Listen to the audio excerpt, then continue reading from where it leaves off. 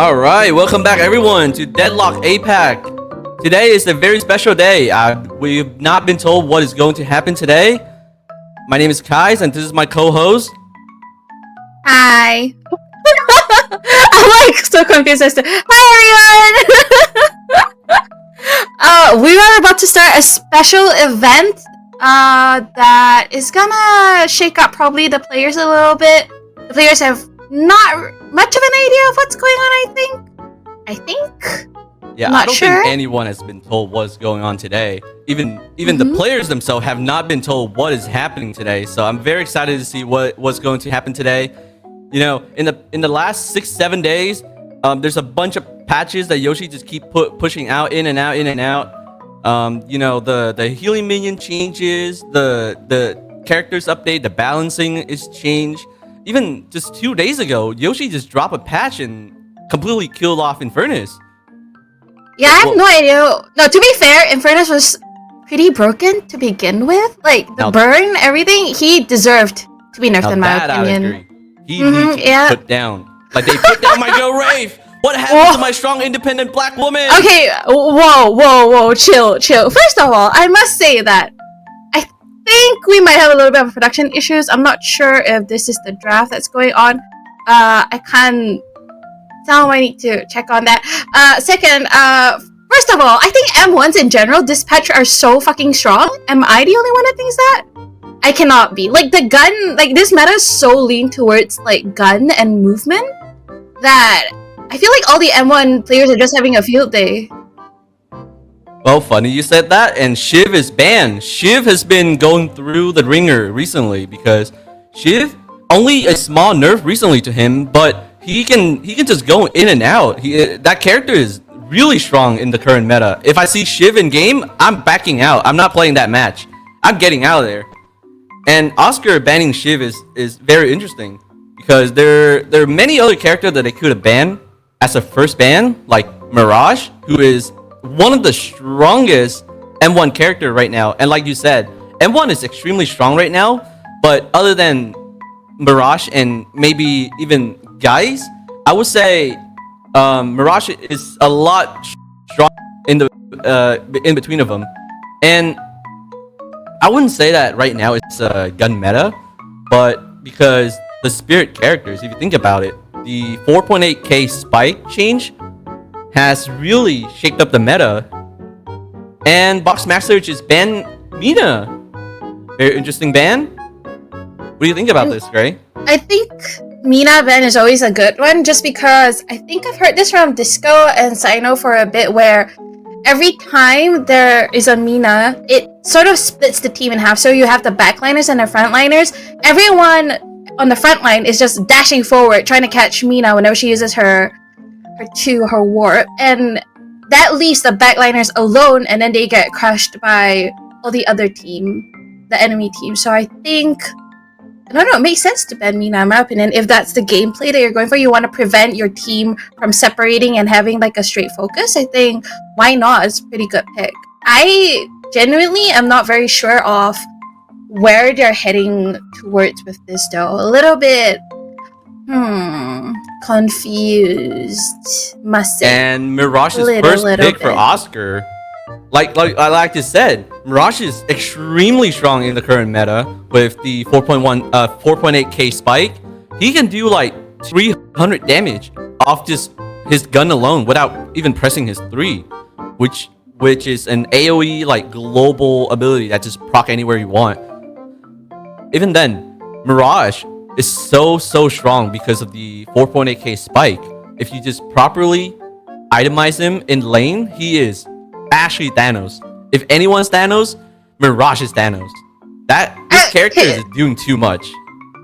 What is this 4.8k spike that you're talking about actually that is going on? So, like, I know a lot of people are trying to say like, oh, invest, make it all even. 4.8k spike is like really good, but like, what exactly is it?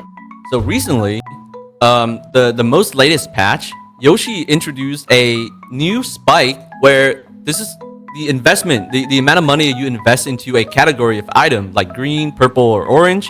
Once you hit 4.8k, it is the strongest spike that you'll get in that moment. So there's a few characters that can benefit from that spike, especially spirit characters like Mirage. But I wouldn't say Mirage is a spirit character. He is a hybrid character. But then now Boxmaster has picked two characters, Billy and Abrams. Oh. Wait. Let me think. Why? Okay. Billy, I think it's good because I know Vishu loves Billy. So, they technically just picked Vishu's like favorite characters, no? Billy and Abrams? Those are like the two that Vishu likes to play a lot or often. Yes, Oscar is Bishu's team, and Bishu is often seen playing Billy and Abram. And right now, Oscar just picked Lash. If you think about it, Billy just got nerfed recently, he is still a very strong hero, but Lash is a great counter pick to these two. Lash is a flying Billy, if you think about it. He is very strong early game, mid game, and late game. His stomp is really strong, and he is one of the few characters in the game I would say a playmaker. And Lady Guys has been picked for Oscar. What did I say earlier in the draft? Mirage, Lady Guys, the two strong gun hero in the meta currently. I'm wondering what will Boxmaster pick, because out of all the N1 heroes, there isn't many to pick from. You know, there's still Wraith, there's still Infernus, there's still Viper, Haze, but they're all not gonna be as strong as Mirage or Geist. What do you think about these picks so far? 悩んでる。わかんない。Oh, Wraith is being picked. わかんない。なんで? Wraith, interesting pick. Very interesting pick. As a Wraith one trick myself, I'm very happy that she's being picked. But compared to what Oscar have right now, I think they missed their opportunity to pick one of the strongest M1 hero in the game. But really? We will have to see. As of 2 days ago, Yoshi took her out back and gave her 28 stab wounds. 28 stab wounds! They nerfed her card, so right now her card is weaker than when she was back in June. But with the 4.8 investment spike, she could be somewhat a contender, but I'm not sure. And Ban has come out. Honestly, though, I'm not very sure about that. To me, in my head, the strongest always forever is probably gonna be like Haze or Infernus. I'm not so sure about Wraith right now. I know that she has an increase in damage, but her card wasn't her kills quite reliant on her card as well? Like her damage overall, isn't it the cards also important? Or like, is it just like a? Yeah, her entire kit depends on card hitting, and that ability is very unreliable. And then they just killed her, which killed they killed her scaling. And let's get back into the draft. Boxmaster has banned Dynamo, and Oscar has banned Pocket. So Shiv and Pocket is out for Oscar, which is interesting because currently Dynamo is one of the strongest hero in the game right now with his stomp scaling. His gun is hitting really hard if you've been playing. Paige! Okay, Paige. Yeah, you know what? Boxmasters might win. That's it. Oh, that's a very early call from you. Yep, Paige. 100% win. Okay, I would say Paige is really strong right now in the current meta. She has such utility, like her. Okay, depends on playstyle though, I must say. Like, I have seen some really, like, aggressive Paige players, but I must say, pure support Paige players as well, they're fucking sick to look at. Like, they are literally, like, just making everyone survive. And can you just imagine with Billy out, Abrams, and Paige out in, like, a mid-boss fight? That's gonna be hard for NASCAR if you think about it. Doorman. Doorman. Okay. Doorman is a very interesting pick. Okay. This character has been untouched in the last patch. He is still a very strong utility hero. I think this was a somewhat of a counter pick to their comp, because Doorman, if you think about it, he just take out the problematic hero on the enemy team. So if Billy's the problem, he can just take him out that fight, kill everyone else and then come back and kill Billy. Or if Wraith become a problem, he can just take Wraith out. Like no more playing for you. Go sit in a corner, you know.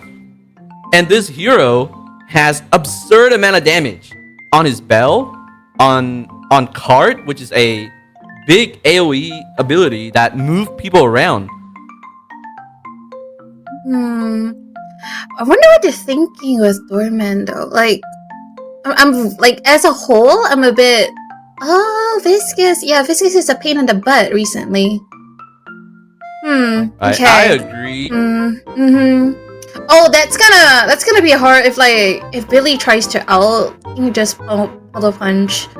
Or like Dorman's out, as you said, you can just take out either Abrams that's mid out or Wraith that's trying to run away. Oh, okay. Right. Okay, Oscar, I see you. Okay. Right, because if we just look at the draft right now, Boxmaster has one legs up compared to the Oscar team, which is Wraith. Wraith is amazing at isolating characters out of position, and she can just capitalize on that and kill them whenever people are out of position, right?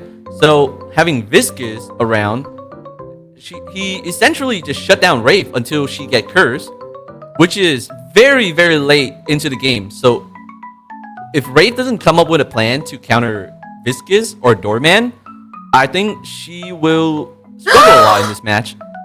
Yamato detta. Yamato is really strong in the meta.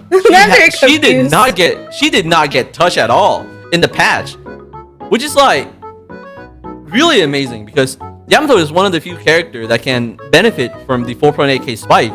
Her power slash, which is her one ability, does a lot of damage if you just let it go all the way through. And I'm not very Boxmaster comp currently. It does look very strong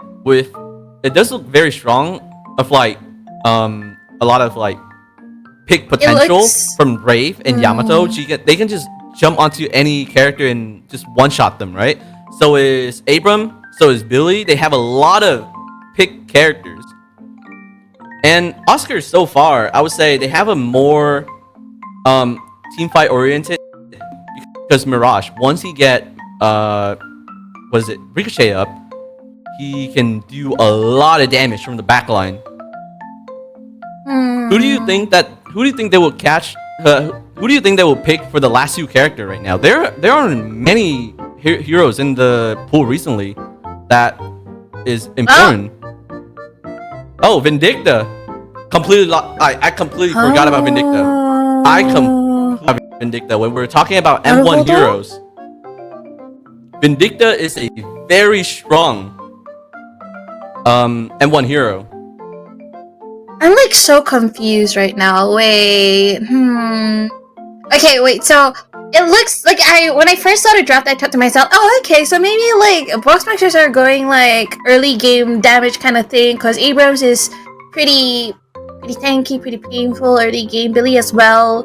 Wraith is Wraith. Paige is like sustain. So are they trying to end the game early? But then Oscar is pitting. Oh, okay. Mo and Krill. This is a hero that I have not seen at all in any stream. Why though? Or any pro play recently. Mo and Krill is a very strong pick hero because you can just ult someone to completely stop them from playing the game. But like, why not play a Holiday? Like Gun Holiday? Huh. Well, Gun Holiday got nerfed recently, so Gun Holiday is pretty much dead. Oh, it's dead? Yeah. Oh, okay. But her ult potential, like her ult caching potential, is still one of the stronger ability in the game. With caching people out of position, just bringing people into your team, like Paradox ult, Billy ult, and those kind of ult, like Lash ult, is very important in these kind of fight because you can just take people out of their team, like take people out of their position, and when your team just jumped that one person who got caught, now the enemy team has a player disadvantage. You know? So it is very interesting to see Mo getting picked right now because Lash is great, Mo is great, but I would love to see how this team will synergize. I guess the Mullen crew would probably just be aiming like Paige and like try to get her out of the game. So it would be like, if possible, a 6v5, and then after that, it's like whoever out damages whoever. Because if Paige is not there to sustain them, it's pretty. Wraith and Yamato. Actually, Yamato's pretty. どうだろうわかんない。わからん。これ難しい。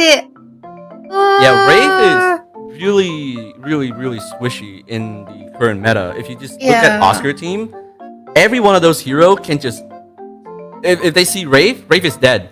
Like she has very little HP compared to every other hero in the roster currently. Even Vindicta has like a free pass for she's just in the air. Like no one's gonna touch her other than Lash. But then that would require Lash to be on his A game and get Vindicta out of the sky all the time. Oh, Mullen Krill catch her before she flies in the air. Huh. That too. That would be amazing to see. I'm very excited to see how technically is gonna play this match. It's because Mullen Krill his ult is like vertical, right? There's no limit on the vertical. Is that correct? Vertical limit for his ult, right? There isn't one. He does have a big ult range, but his problem is he needs to buy either Warp Stone or Phantom Strike. Those two abilities will let Mo catch people in the sky. Because if you think about it, right? All his abilities is only work on the ground. His two is basically burrow. He will burrow into the ground and just, you cannot jump during burrow. So you can't really do much. And his one is an AoE ability that only activate on his feet. So it's not like, I wouldn't say Mo is like a vertical hero compared to the other heroes like Lash. And yeah, I wouldn't say that he's very vertical. I mean, he can still ult people out of the sky with either Warp Stone or Phantom Strike. So I'm very excited to see how this match is going to play out, especially with Boxmaster's composition right now. I love Wraith. Wraith, my favorite hero in the game. Shout out. I love the pick, but they have a lot of pick potential, right? They have Billy ult, which bring a lot of people into the team if he can catch any. And we all know how strong Billy is, even though they just nerf him. They keep nerfing him, but that hero is just not real. At this current point of time, I feel like Billy shouldn't exist, but that's a personal opinion. Billy's just way too broken at this point. And literally, Billy is a character that the player doesn't play him. The character plays himself at this point. Because he's so freaking pain. It's insane. I am excited to see.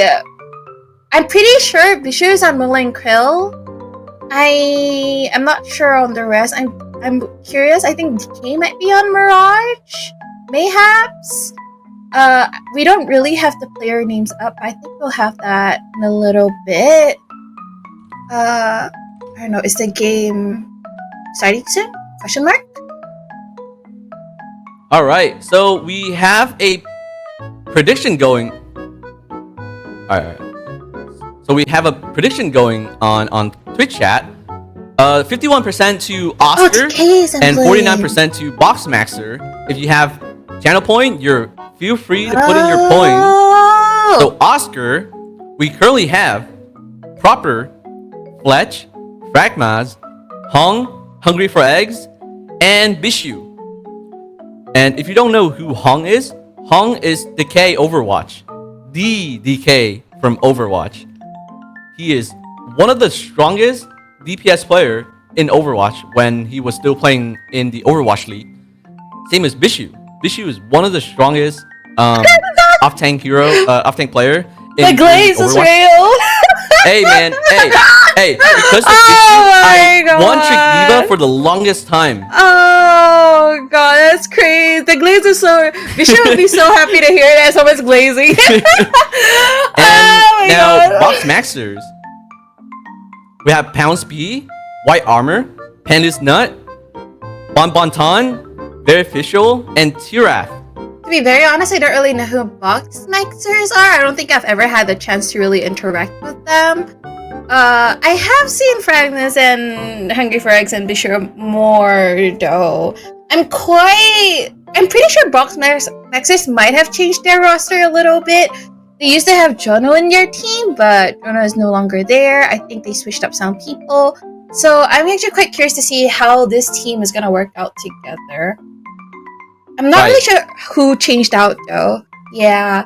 I think for Oscar as well, I think some members couldn't make it, so they have a sub in. I think Fletch is subbing for Oscar right now. Yeah, so I'm gonna be... Do you have any idea who, like, Fletch normally plays? I have no idea, but because he is currently subbing in for Birdring, I think he will be playing a M1 hero. An M1 hero? Yeah. Wouldn't you put...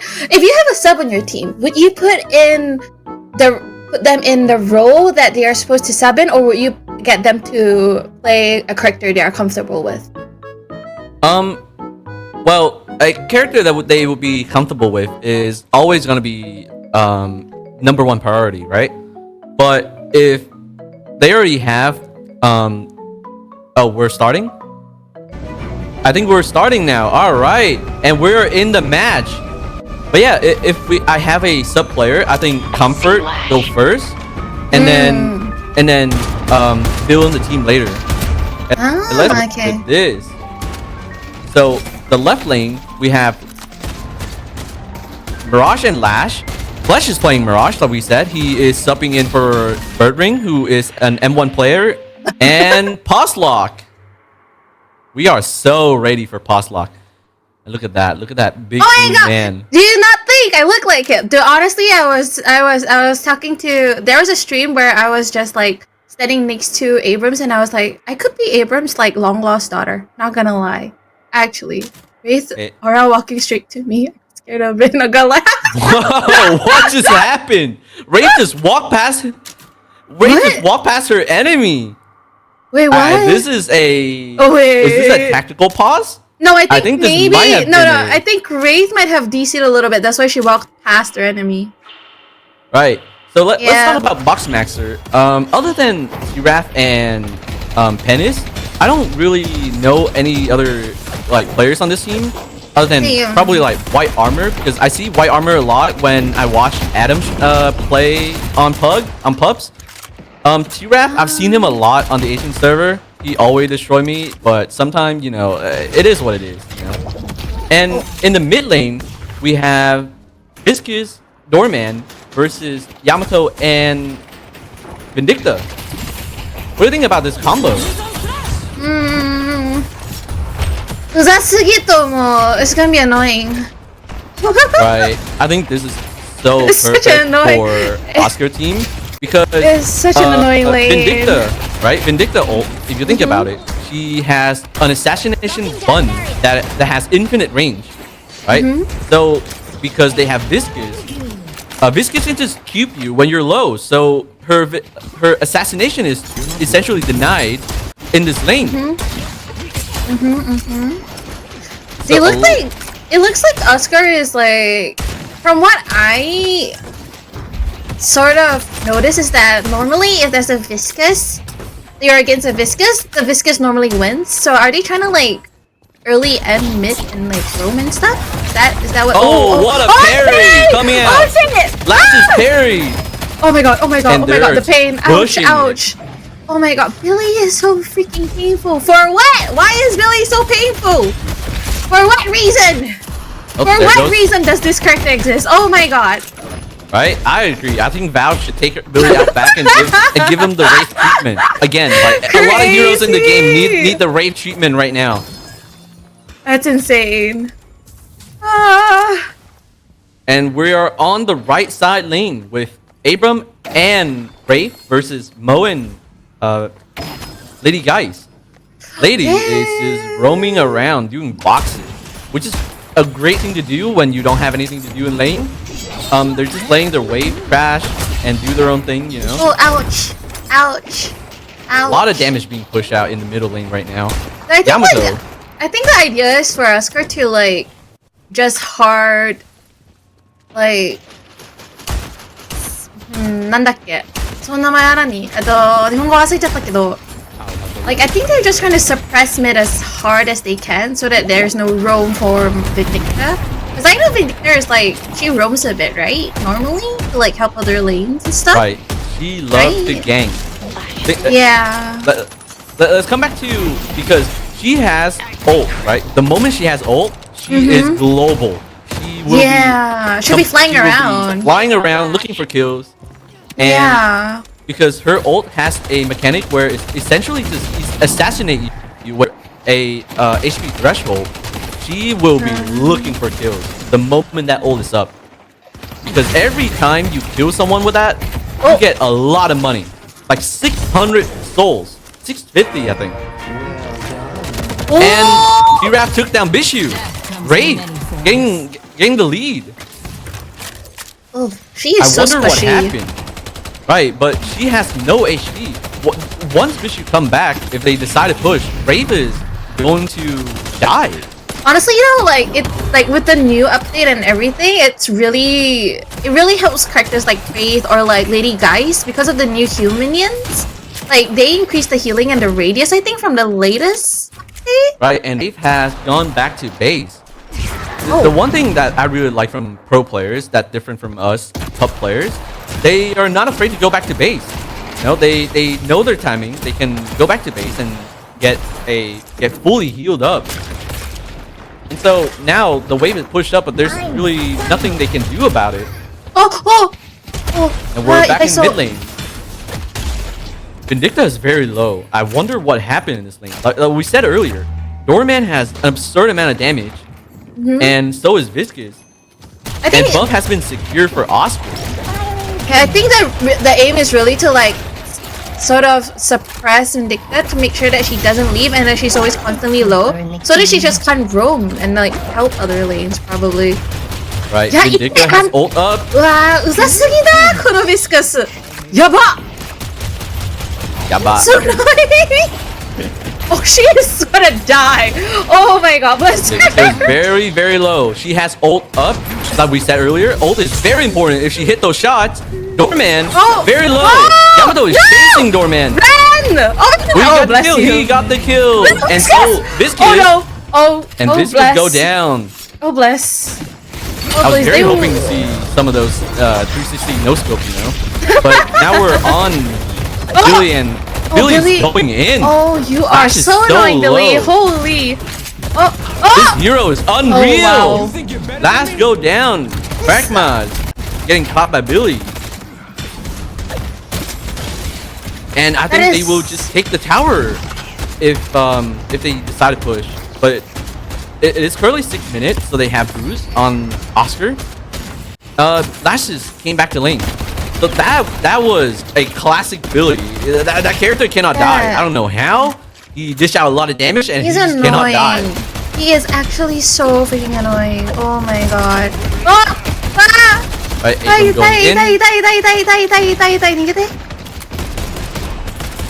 Mo is currently half HP.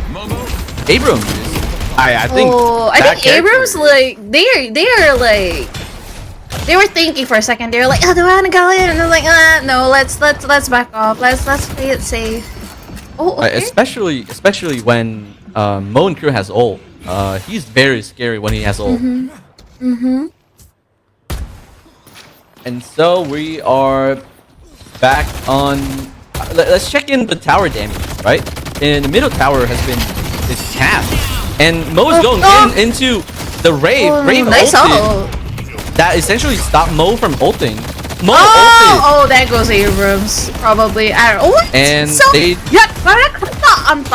why is he have so much health? Well, one big blue guy. Two, Mo does not have any duration items, so he can't really do much other than just, you know, give like back massage, you know. Honestly, yeah, can I just say that watching middle lane, seeing Viscous and Vindicta, honestly though, like, do you not? It's a replay. Oh, okay. Yes, and getting caught here, and Viscous coming down to help Doorman, but then get caught himself. Oh, that was very sad. Very interesting decision going on. And Boxmaster stole Oscar, and Lash Okay. ulted. Wow! Yeah, Paige is very that low shield. HP. That shield is so broken. Holy. Right. Oh. And Billy just going in. Mirage 1 HP. Oh, shit. Oh, Billy shit. go down here. Or Billy go down. Ah! Come on. Mirage has gone down. Oh wait, that's not the key. That's like, well, who's that again? That's Fletch. Fletch. That's Fletch. Wait. Oh my god. Oh, how is White he not armor. dead? Wait, how is Billy not dead? 120 No way. HP. How is he not dead? Oh, the shield. Ooh. The shield is so pain. That is the tease for that Lash. The Lash probably thought, damn, I'm gonna get this kill, and then the freaking shield comes out. Oh! Amazing. 2 kill come out from Oscar. Fletch is Very good. killing Very them good, right now. Fletch. Very good. Did he TP in, right? Did he TP in? Yeah, he used Mirage ult and he just came in. Oof. And Yamato Wait, just oh! took him through the wall. And Oh! Norman go down. That is so sad. Wait, no. Oh, my heart. Oh man. Oh, Wow, yeah. this game is shaping out to be very interesting. The souls are even. The kills nice are pretty switch. much even, going up He and switched down. it, he switched it. And Nice, Brave nice got cat. Mo ulted. Will he kill her here? And no. Oh no, oh no. He is looking to get out, but oh, nice. he still Oh. go down. That's the power of Mo. This hero has too much HP and he just get to do things that you're not allowed to do on other heroes. But I've not seen Bishop play Mo in quite a while actually. Like I've seen him like mostly play Billy and Abram, so it's kind of refreshing seeing him back on Mo and Krill. It is very interesting indeed. Recently, I've been watching Vishu a lot, and he has been only playing Billy. And he Abram. really likes Billy. He really, really likes Billy. I'm so freaking broken. Right. That's why I'm so sad that they didn't get to pick Billy first. We could have seen Vishu playing a very strong Billy. Viscus is 1 HP. He uses ult to ascend. Is he going to get out, or is he looking for a kill here? I'm actually Viscus curious is on. low. Oh, Abram! Oh! Abram coming Bless out your from soul. Narnia. Found the Wait, kill. I'm curious because it feels like from the games it feels like box maxers have more kills, but objective wise, like Oscar is going strong. Like they have not dropped a single tower, even though there's been so much fights going on around the map. Right. The objective Yeah, and almost both side lane objective has gone down. Middle objective Yeah. is always going to be a little bit harder to take due to essentially being in the middle of the map where this is where Yes, most the people will urn. converse.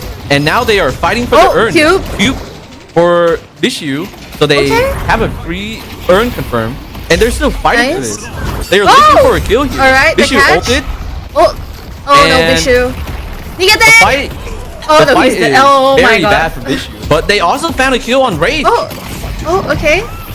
Did you guys with no Woo! ult? That wall jump, oh, movement. Damn. W movement. No, there shall be no movement's so movement sick. fail today. I hope there shall be no movement fails today. Man, that was a very decisive fight. They got earned. They got killed. Oh wait, And- no, Yamato might be catching Viscus here. Okay, there's two here. Are they below? Oh, okay. Oh, Lash to the rescue. Okay. Right. So let's talk about the middle objectives. Right. Being in the middle of the map is where essentially everyone's going to converge. Right. So middle objective is always going to be a little bit harder to take just because this is where everyone's going to converge on. And so this is looking like a very classic match of Deadlock where middle is going to be contested a lot here. Whichever team can get the middle objective first has a very big map control right now. And Yamato is low. She still has ult though.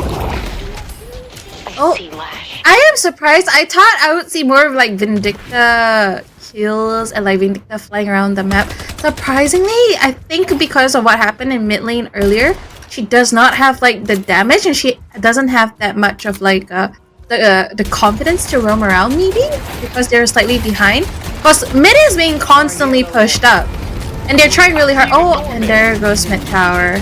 And Oscar get map control. Oscar took down the middle guardian, which will open up the map for them. Left side looking a little bit interesting right now. Mirage is pushing up with no one behind him. And Mo and Shio is coming over. Yamato missed her hook. And that fight is happening. Mirage. Oh, nice Page ult to stun Noah out of his ult. I swear, Page is so freaking good. Right? And now there are Should we pick 3 more? players. Oh, Mirage is 1 HP. This is a very good hit. It's a very, very good kill if Vindicta can find this kill. But I think they will have to give up this tower. There's 3 players here, and Mo is already backing up. Yeah, I think they're Mirage has trying. no ult. They are probably focusing on trying to get objectives because they probably don't have slots right now as well. Right, it is currently 14 minutes into the game. This is where you usually see people will look to get objectives. And Doorman came out. Okay, so Really? Boxmaxers took down middle. Nice, they have their slots open. They probably can buy a little bit more items now. Right. If you didn't know, they recently changed the way that slots work. Guardians no longer give slot. Oh, I did not know Guardians that. no longer give slot. So walkers are the objective that gives slot now. Each walker is 1 slot, right? So probably why they need to take that. Ooh, right, the life, really, the suck, very low. The suck. You get it, Oh, hit aim, no aim. Oh, nice. Somebody gotta hit Kovacs tonight. Lady guys, still very low. Oh my god, you can run. Oh my and god. Lady guys go down. No, she stalled them for so long. The whole team's here now. Oh, ooh, She very stalled big them black for hole. so long. Holy. Yamato's 1 HP, got ulted by Mo. Yamato go down. This fight is very good bad comms. for Good comms across the team. Abram. Oh, that was so close. oh Abram my god, could've Hungry taken- for Eggs. Oh, Hungry for Eggs is so freaking low. Oh no. Vindicta is here. Vindicta is here. She has ult. She has ult, and she got the kill. A classic flash, flying through the air. Getting pushed in by Billy though. This hero is not afraid of anything. He is going in there. Chunky And now they shield have to give up the though. tower. Oh, ouch, ouch, Ita. Oh, the chunky shield is gone. And currently, Oscar is still ahead in terms of money, but the map control has evened out. 19k Mirage though. That's a bit scary. It is very scary. He's like a good 3k above their Yamato. It's pretty scary in my opinion.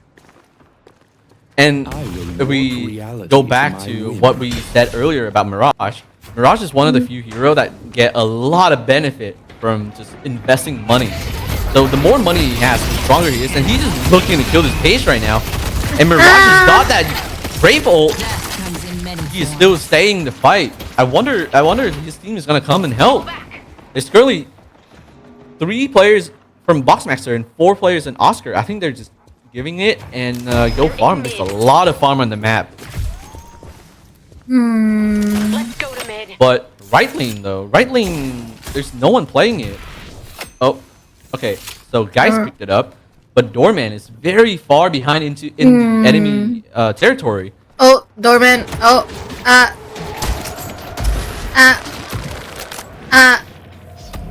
This is okay, well, it looks like guys is about to come and help.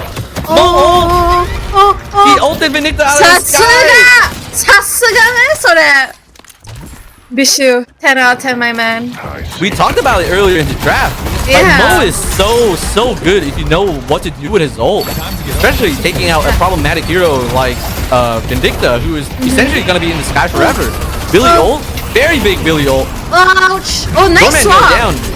Big swap. Right, and Bishu getting The caught sustain here, of this but they is insane. got- Oh, the team's coming. They got the tower, but the team is still fighting here. Oh, It that's is a sustain of 4v3 this- though. It's going to be a 4v3 for a Boxmaster. Oh no. Okay, you know Billy's back. Okay. So is Abrams. They're just Oh, going they're in. out of range. Oh my god, that's so annoying. Oh, Vindicta's back. So there's What are we currently looking for? 4 players from Boxmaster fighting 3 players with Oscar on this right side lane right now.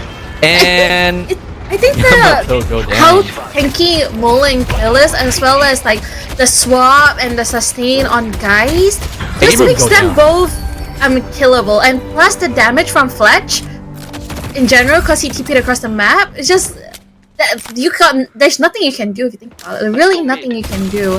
Because you have the 2 frontliners that are so meaty and chunky in front of you, and then you just have the person at the back just shooting you, and then you have to call more teammates, and then at the end of the day, your walker just falls. It's actually very Right. well played out by Oscar, in my opinion.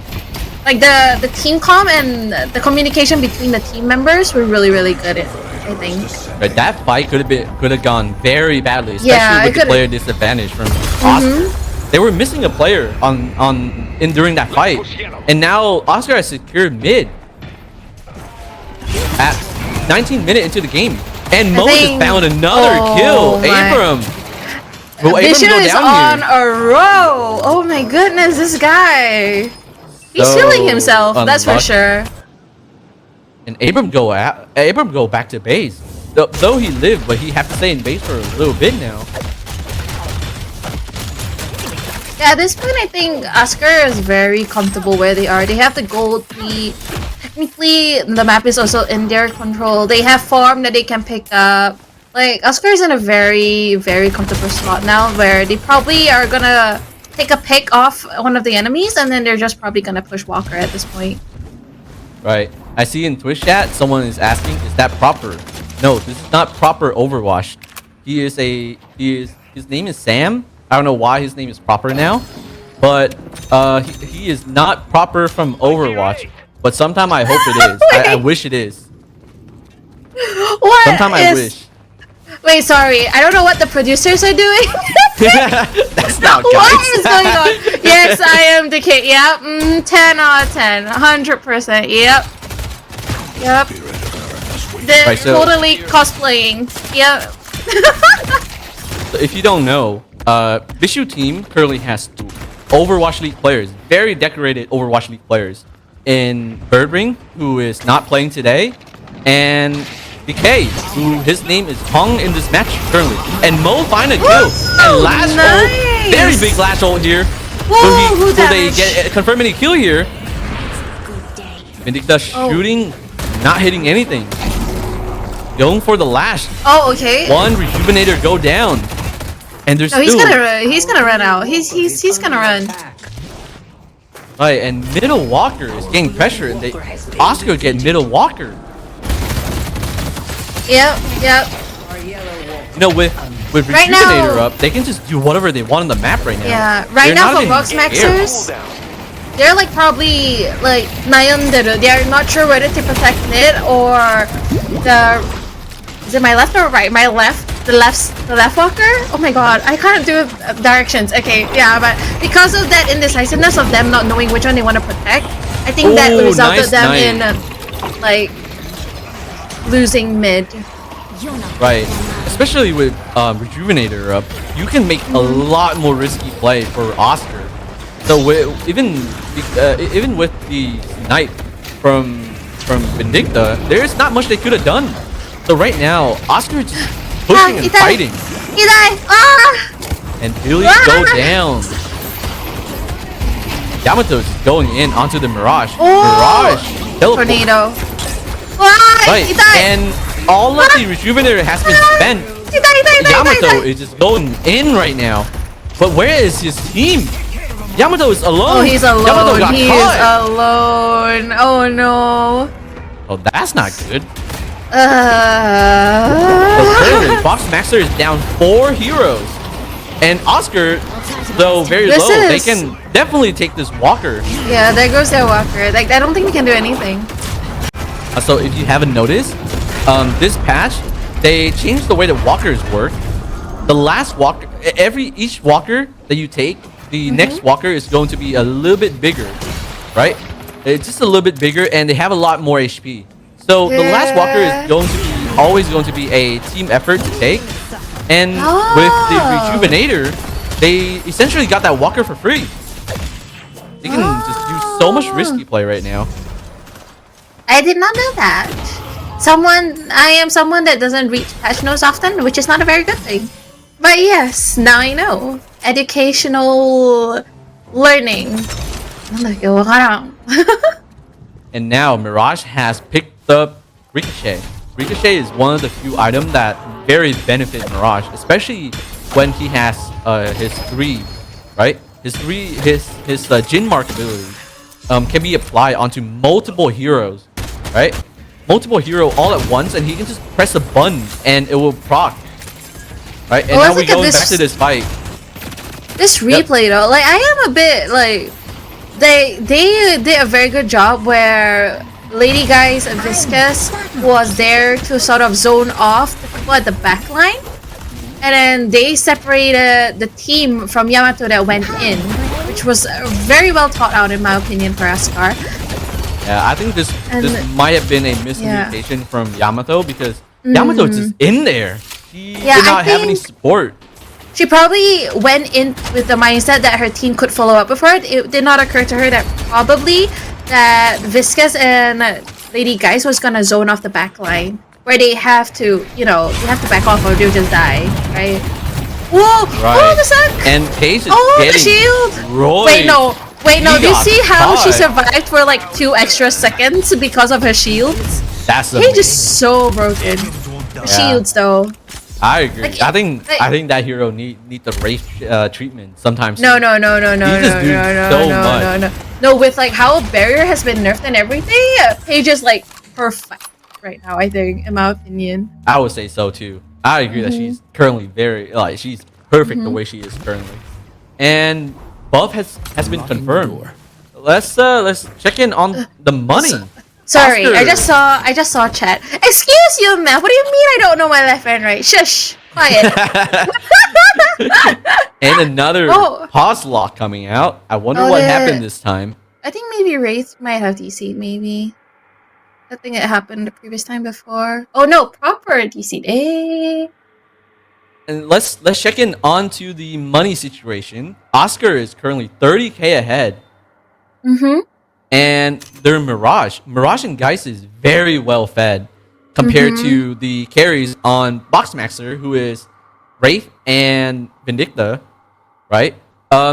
Oscar is currently 12 kills ahead.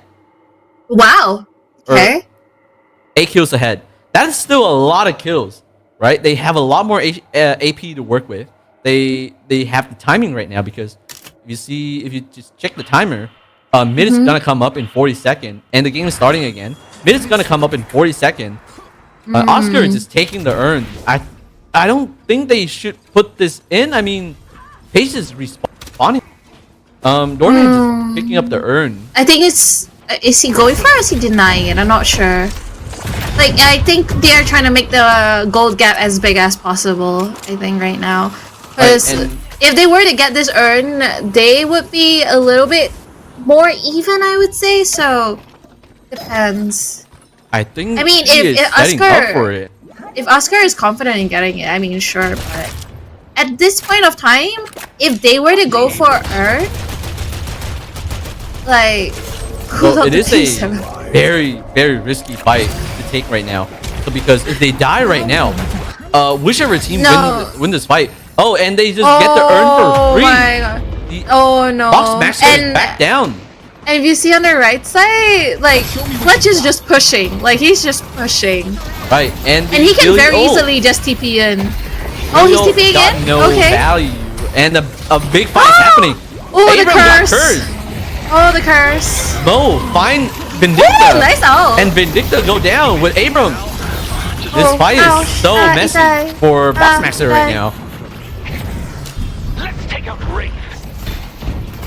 And Yamato is alone. He died again. Yamato go down. I think what's going to happen now is that they either get the tower, they get patient and go mid. But yeah, they're probably gonna get patient in mid, or they might go mid straight. Wraith is knows?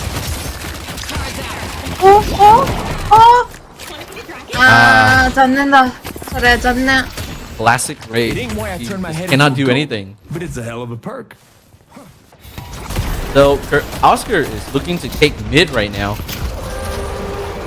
It should Yeah, they be got free. this. Like it's pretty free unless Billy decides he wants to try his luck and go in and do something. I doubt that they can do anything to stop this mid boss. Right, this might be cheap. If you haven't heard, whichever team get mid first has an 85% chance of winning the match entirely. Especially, you know, Oscar got the first mid and now the second mid. That change is shot up by a lot. The money gap right now, they are 30k ahead still for Oscar. The money gap just keeps growing and growing. It's really hard for box makers. I don't know. Is there a way for a comeback at this point? Like, Oscar has to know. make a very big macro mistake for box maxer to come back, especially. like maybe like two people go in and they die, and then maybe there is a chance where they just push the walkers. Because I think right now, I think box maxers are also struggling in terms of money and slots, right? I can't see their. They are struggling with a lot of things, especially those two, money and slot. Yeah, Oscar like I still can. has 3 walkers up. That means box maxer is still 3 slot limited. If they Yeah, they get have just- 1 slot right now, it would be very beneficial for a box maxer. But Mirage, the Ricochet. Wait, where'd the Ricochet go? Oh. Did he sell Ricochet? Wait. Oh, What happened to his Okay. Ricochet? Oh, it's just not showing on stream on the thing. Okay, so he has Ricochet and crippling headshot. yeah. I think right now, if Oscar were, they're just sitting ducks. They have money that they need to spend, but they can't spend it because they don't have the slots for it, and the money Right. gap just keeps growing bigger and bigger because they can't take the farm, and it's not like they can go out. And Brave. Very Brave is Wow! so Wait, hurt. stop! She is not taking damage. What the fuck? Yeah, she has What? 4,400 That is HP. crazy! How is she not taking any damage? Oh, the curse is here. And Oh, Flash go down. That's a very good kill coming out from Boxmaster. Ooh, Because now damage. they're 1 rejuvenator down. But Yamato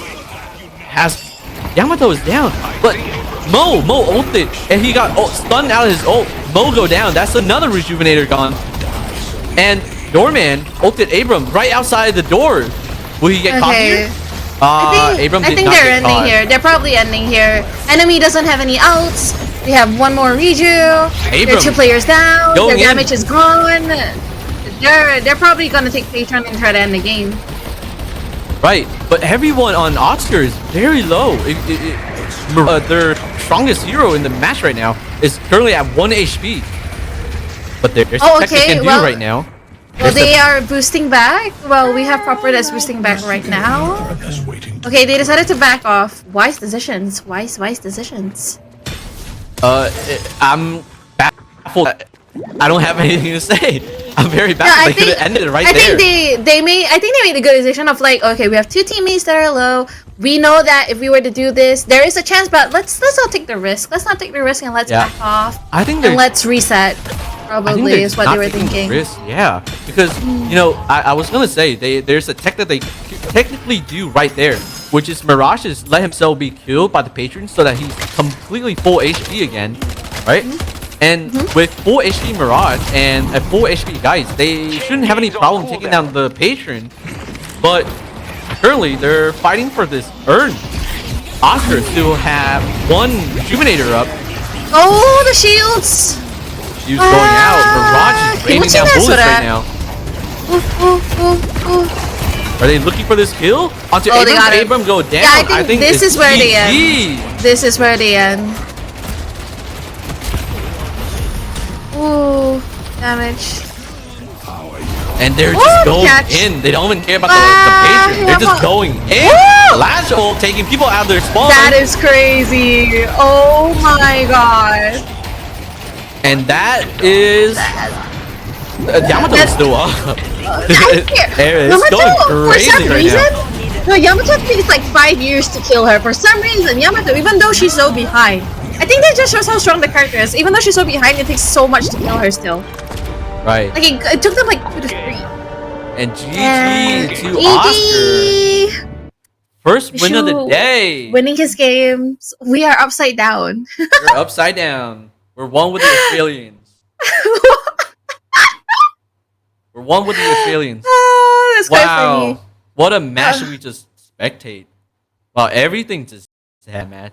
That was everything, interesting. The draft actually happened. The flying mole ult, the Dicta sniping people across the map.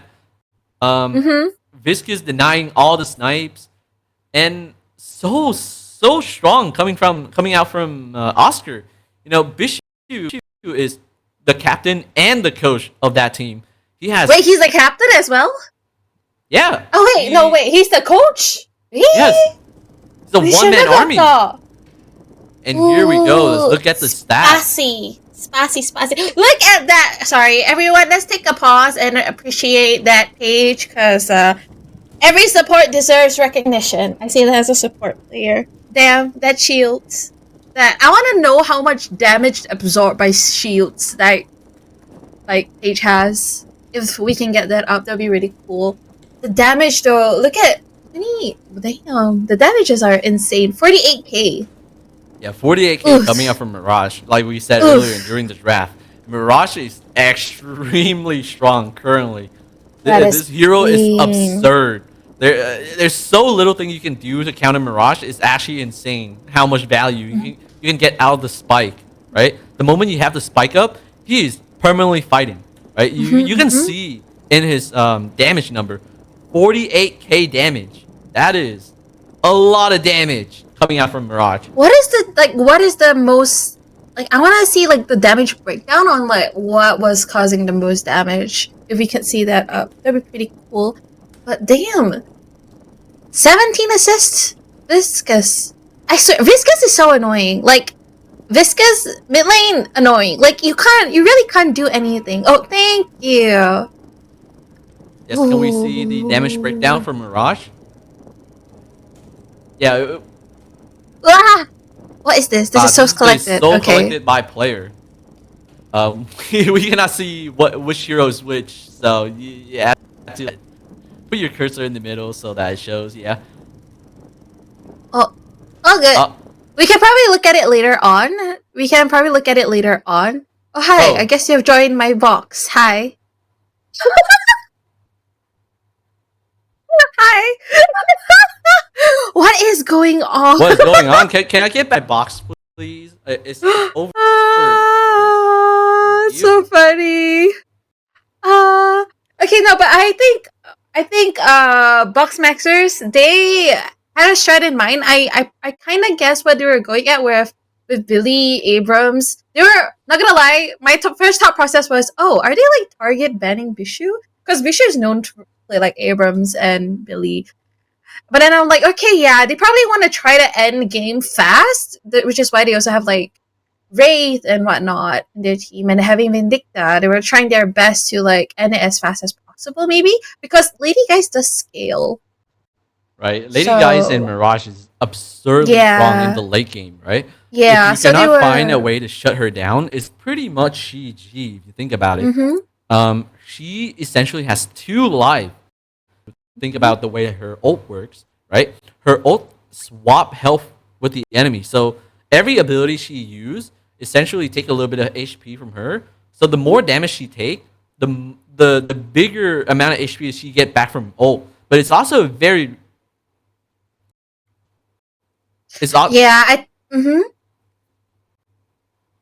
Oh, but yeah, Mirage is very strong. We just saw how Mirage is completely dismantle the enemy team, right? The moment he get Ricochet up, he is Jinmark. Jinmark is so strong. If you just get that's 500-600 damage off it, right? And he can press 3 once again to immediately proc it. And so Boxmaster, I think they might have trolled a little bit during the draft, picking both Abram and Billy. I know Abram and Billy is very strong, but letting Oscar taking the 2 strong M1 hero out of the pool, leaving Wraith and I don't think that was a very good pick from Boxmaster.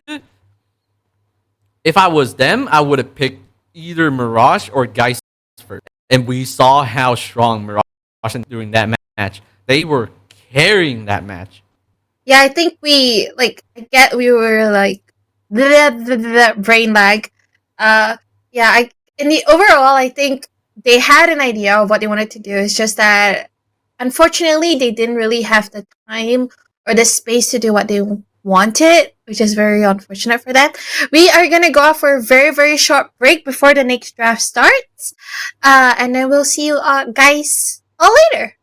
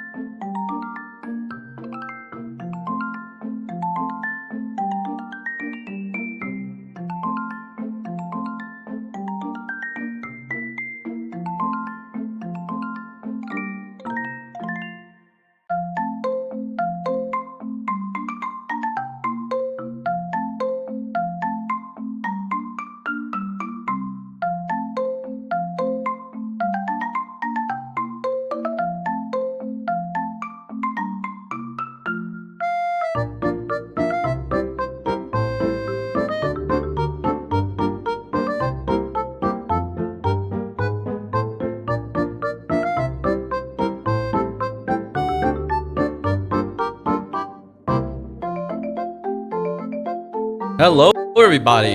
Hello, welcome back. First of all, can I just say thank you to all the nice, kind people in chat that say the music is nice. Can I say I recommended this music? I think it's really cute.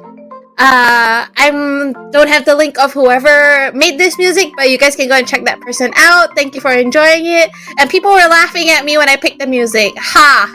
In your face. Okay, just joking. All right, guys. Yes. What We can continue. And what a decisive match that was from Oscar. And I'm very excited to see what they're gonna do next in draft. You know, today is a very special event. We have not been told what is going to happen, but we have some prediction. Currently. Oh, what's going on? Oh, very fancy stuff. And we are in the draft again. I'm very excited to see.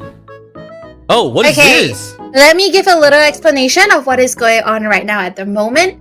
So basically the rules are pretty simple. If a hero gets banned, it is considered banned for the entire best of 3 or best of 5 set.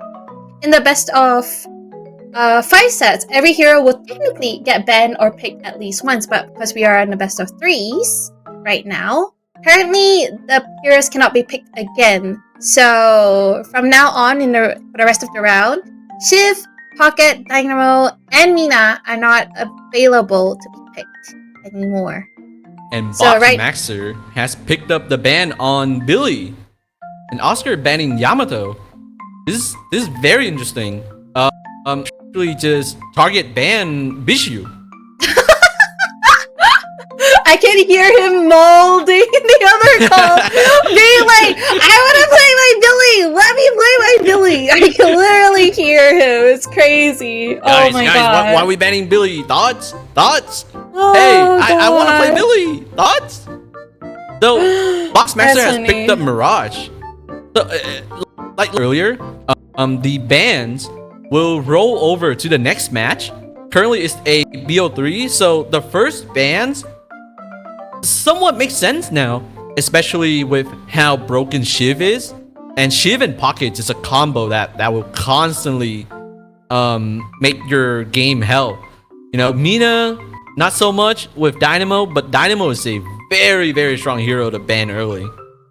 Okay, we have Abrams picked by Oscar. Okay, we know who that going to. Clearly, who else? Clearly. Recommend himself, Clear- Yushu.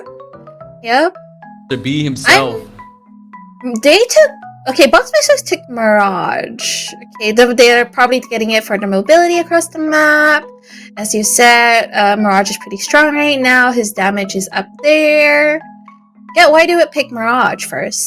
Understood. Lash. Okay. Lash, very interesting pick coming out from Mhm, Oscar. We saw how strong Lash was in the last match. Every time Box Master trying to do something, right? Lash just ult them out. That Lash just take them out of their position and throw him into the, you know, have you seen Jurassic Park where like they throw, like they were just stuck in the dinosaur cage? I think that's what Lash does, right? Lash just throw people into the dinosaur cage and they just get eaten alive. They trap people in what? I don't Is this- remember. It's been a while since I watched Jurassic Park, but that's essentially how I feel like every time I see Lash in the server.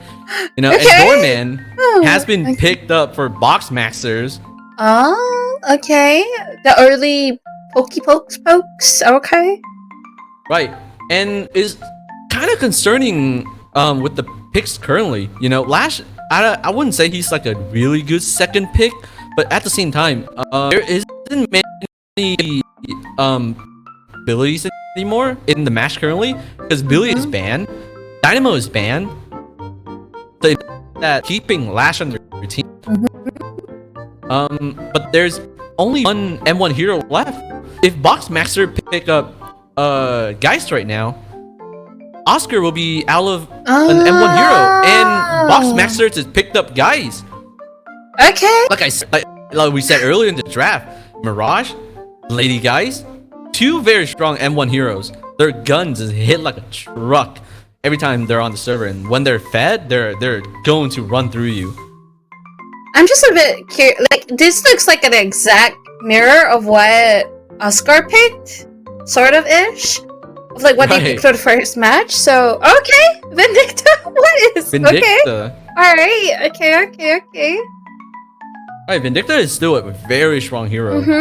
She can get a lot of value when she has her ult up, but like we saw in the last match, the last match, Vindicta didn't really get to do much, right? Yeah, Going because into a match where essentially Lady Guys cannot die, right? Lady Guys cannot die. She has an ability that will literally give her all of her HP back, and Doorman will just ult you so that you cannot play the game anymore. So I'm excited to see how this match is gonna come out. I wonder Vindicta- if they're gonna pick Viscous. Right, Viscous is a great pick against Vindicta. Yeah. Boxmaster right now. Yeah, I wonder if they're gonna pick it. If they do, this is gonna be a very hard match for Oscar because essentially Viscous Q will stop you from playing the game, and Calico has been banned for Oscar. Yeah. I wonder why, because Calico is one of the other hero that very strong in the game currently, but you know with really good comms, I wasn't that like strong.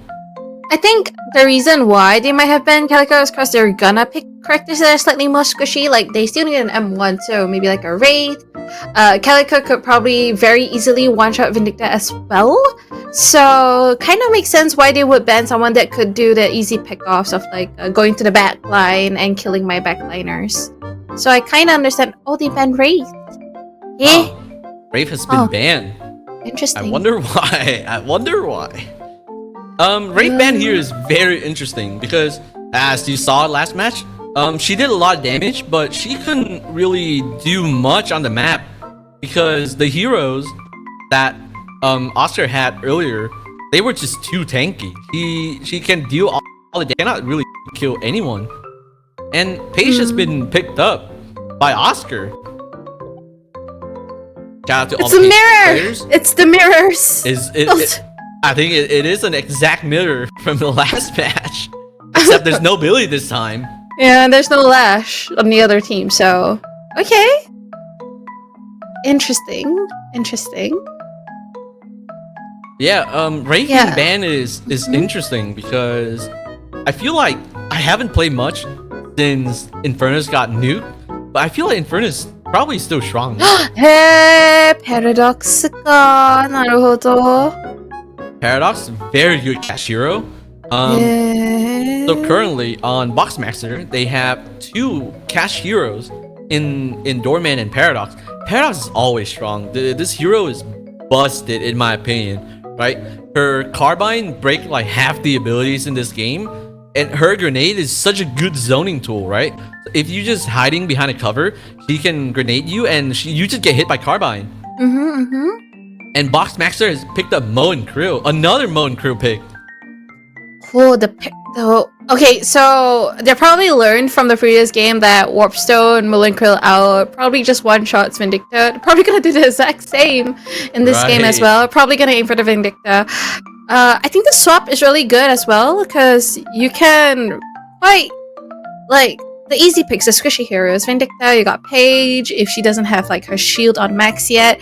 Really easy to pick those 2 off on Paradox as well. You don't really need a lot of people with you for that pick-offs. So... Yeah, I agree. Paradox is one of the few heroes in this game who can completely shut you down if you're caught out of position, right? Her swap essentially is a forced ability, an ability that forces you to get out of position. And Paige has been picked up by Oscar. Very interesting pick. Paige in the current meta doesn't really do much, right? And the way that the game is going right now, every hero on Boxmaster is very tanky, if you think about it, right? If Haze ult, she can be ulted by Mo. She can be ulted by Doorman, just taking out the game completely. And I'm wondering why the Haze pick, because there isn't much that Haze can do the moment the enemy get plated armor. Plated armor is the one item that completely shut down Haze, right? So I'm excited to see if they're gonna go out the traditional. Oh, and play detta. Ah, Got more than Warden! detta. Okay, I completely forgot that Warden is a gun hero now. Warden is a gun hero now. I am biased. I still believe that Warden should be Spirit. I I'm think like a he should be person. Spirit too. Like, okay, this is interesting. Let me think about this. How does this work? Warden. Well, why Warden in this case? How does this benefit the team? Warden, I saw, so basically there's 3 ways to play Warden right now. There's the hybrid cage, where you build Mystic Expansion into his cage during lane, so that his cage is so big that you have to spend more than 2 stamina to get out. So in lane, right, if you hit somebody with flask, it is a guaranteed cage, right? And when they're standing still, you can hit a lot of headshot on them, especially on Warden, where his bullet scaling is so big. Every time he hit a headshot, that's like a freaking truck going through your head. So is it safe to say that Warden is like a catch hero right now? I wouldn't say so, but at the same time, I haven't seen a lot of Warden doing this kind of build. But Drifter has been picked up. This is the first Drifter of the day. Oh, okay. It's a very interesting pickup for Boxmaster because they buff Drifter recently, but then they also clip his nails and put him back to where. Oh wait, what? What? Oh. Thank you for the raid, Crayon. Thank you so much. Viewers. Oh my god. Thank you, Mr. Crayon FPS. Mr. Dip Guy. Thank you so much. I hope you had a great stream. I hope you were having a great time before this. Thank you for joining us. For those new, welcome to APAC Deadlock. We host games that are within the APAC region, so Australia, Japan, Korea, Malaysia, Singapore. So thank you so much for joining us, and thank you for supporting the people on the other side of the world that enjoy Deadlock as well. Thank you. Thank you, Mr. Dip Guy. Thank you, Crayon. Thank you so much. We are about to start watching Boxmasters and Askar's match. We are doing a little bit of a twist, which is we have what's it called again? Something draft. Fearless draft. Yes. We're doing Fearless draft right now, so it's a little bit different. So thank you so much for joining us. Thank you. So yeah, essentially what Fearless draft is, and like get banned the earlier match will stay banned in the upcoming matches, right? So earlier we have banned Shiv, Pocket, Dynamo, and Mina. This match, it was. Oh my god, I'm trying to remember who got banned this match. This match we have Billy, Wraith, Calico, and Yamato. Yep. Yes, sir. So let's check in on our players. In the left lane, Paradox and Mo. It makes a lot of sense. Paradox can ult someone and then Mo just catch him immediately. And their Abram is going in. We have Decay on Haze. Okay, that's gonna be fun to watch. Decay on Haze. He is a very good aimer. Like I said earlier, he is very well known in the Overwatch League for his aim and his DPS playstyle. On the right lane is Haze, Lash, Drifter, and Geist. I'm very interested to see how Drifter will perform this match. Itaiso. Right, like I said earlier, Drifter, he got buffed and then he got nerfed again immediately. So Drifter is currently half health, while the enemy is still very healthy. I am like, can I just say Decay is so freaking painful. He's on the other side of the map, but he does so much damage with his shooting. That is actually crazy. Oh, classic production. It is not Decay playing Haze. Oh, Decay really? is playing Warden. Wow. Okay, I was not expecting it. Wait, Fletch is on. So I was right. Fletch is doing so much damage. Fletch is doing insane damage. Yeah, Mirage, the cage from Warden. I think he is probably going the Mystic Expansion route. Because do you see, like they have to spend 2 stamina to get out of the cage, and he didn't even get out. And so Norman is low, very low. He's currently in the kill range. Ooh. Mr. Decay is going in.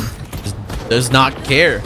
Okay, but we can see like this is what I was saying about Viscous. It's like Viscous is not in the game anymore, right? But Vindicta is doing a lot more as compared to the previous game, where she's actually like she can go forward and like actually do something and actually shoot them. Well, in the previous game with Viscous, it's like impossible, like actually impossible to physically walk out because of all the puddle punches that come through. And Vindicta doesn't have a lot of health as well, so it's nice to see that Vindicta can play this game. Yeah, I wonder why Boxmaster didn't pick up Viscous. Because like we saw earlier, when Viscous in the game, Vindicta is very much useless. You think about it, right? That hero, Viscous has shut down Vindicta completely. Especially with her snipe. You cannot snipe someone who is in cube, right? Yeah. So even when they're out of cube, they will have more HP than the assassination range. So you can't really do much about it. Oh, a very strong start from Lash and Haze here on the left lane. They're just pushing the wave up. And first kill has been found. Bishu find the kill on Drifter. Ooh, the heal back from the minion. Man, I love the new minion, like the new heal mechanic from the minion. It lets you stay in lane. Oh diving. Wow, they Bishu are diving. Bishu is confident. Oh, that could have gone bad. He was missing every shot, but he still find the kill. Looks like someone got a hit Kovacs tonight. But Drifter, he's getting poked out right now. And the one... Oh, this is a very tough lane for the Mullen Krill and Paradox, I must say. I would say so too. Lash is always going to be in the air, so her Paradox Grenade is not going to do much against these two. Mo too. Mo, first ability, right? He spawned an AoE aura around him to heal himself. But if the enemy is not going to be around him, what is he going to do? It's not much he can do in this lane right now, other than just targeting the Haze until they get both ults up. And Haze got Carbine, but nothing comes out of it. Haze is running. Haze is 1 HP. What's this? He nearly got out. The catch. Woo, the stun. And Abram. Oh, I swear. Paige is so good. Like, Paige deserves more credit. Like, she needs to be seen more. Oh, ouch. I agree. Ouch. A good Paige player is always so good. And that is the left lane completely dismantled by Bishu. And I think they will be taking this tower. Insane. Tower by 5 minutes is so good. But Drifter has come back. And he has Mark onto Abram. I don't think he will be... Oh my god, he's doing the annoying thing where he parries the minions. Oh my god. Thing, by the way. it pulls the minions, so like you can wait until your partner comes back and then you can both get the gold, basically. Yeah. Which is good if you really think about it in the long run. It helps with like gold management of the game. And we're checking in onto the right lane. Haze, very low HP again. I don't know what happened here. Vindicta's alive and healthy. Wow. Mid lane is looking very, very strong for Vindicta. She has ult up. She has all her ability up.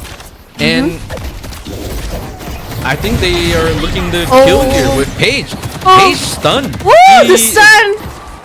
Guys has been rooted in place. I don't think they can confirm this kill right now. But this right lane is so dominant with Haze. He's doing a lot in this lane. That is insane damage done by Haze. Right, I wonder if they did the combo where it's essentially Paradox swap into Mo ult, but I don't think that has happened yet. Oh, those are very interesting abilities. Thank you, production.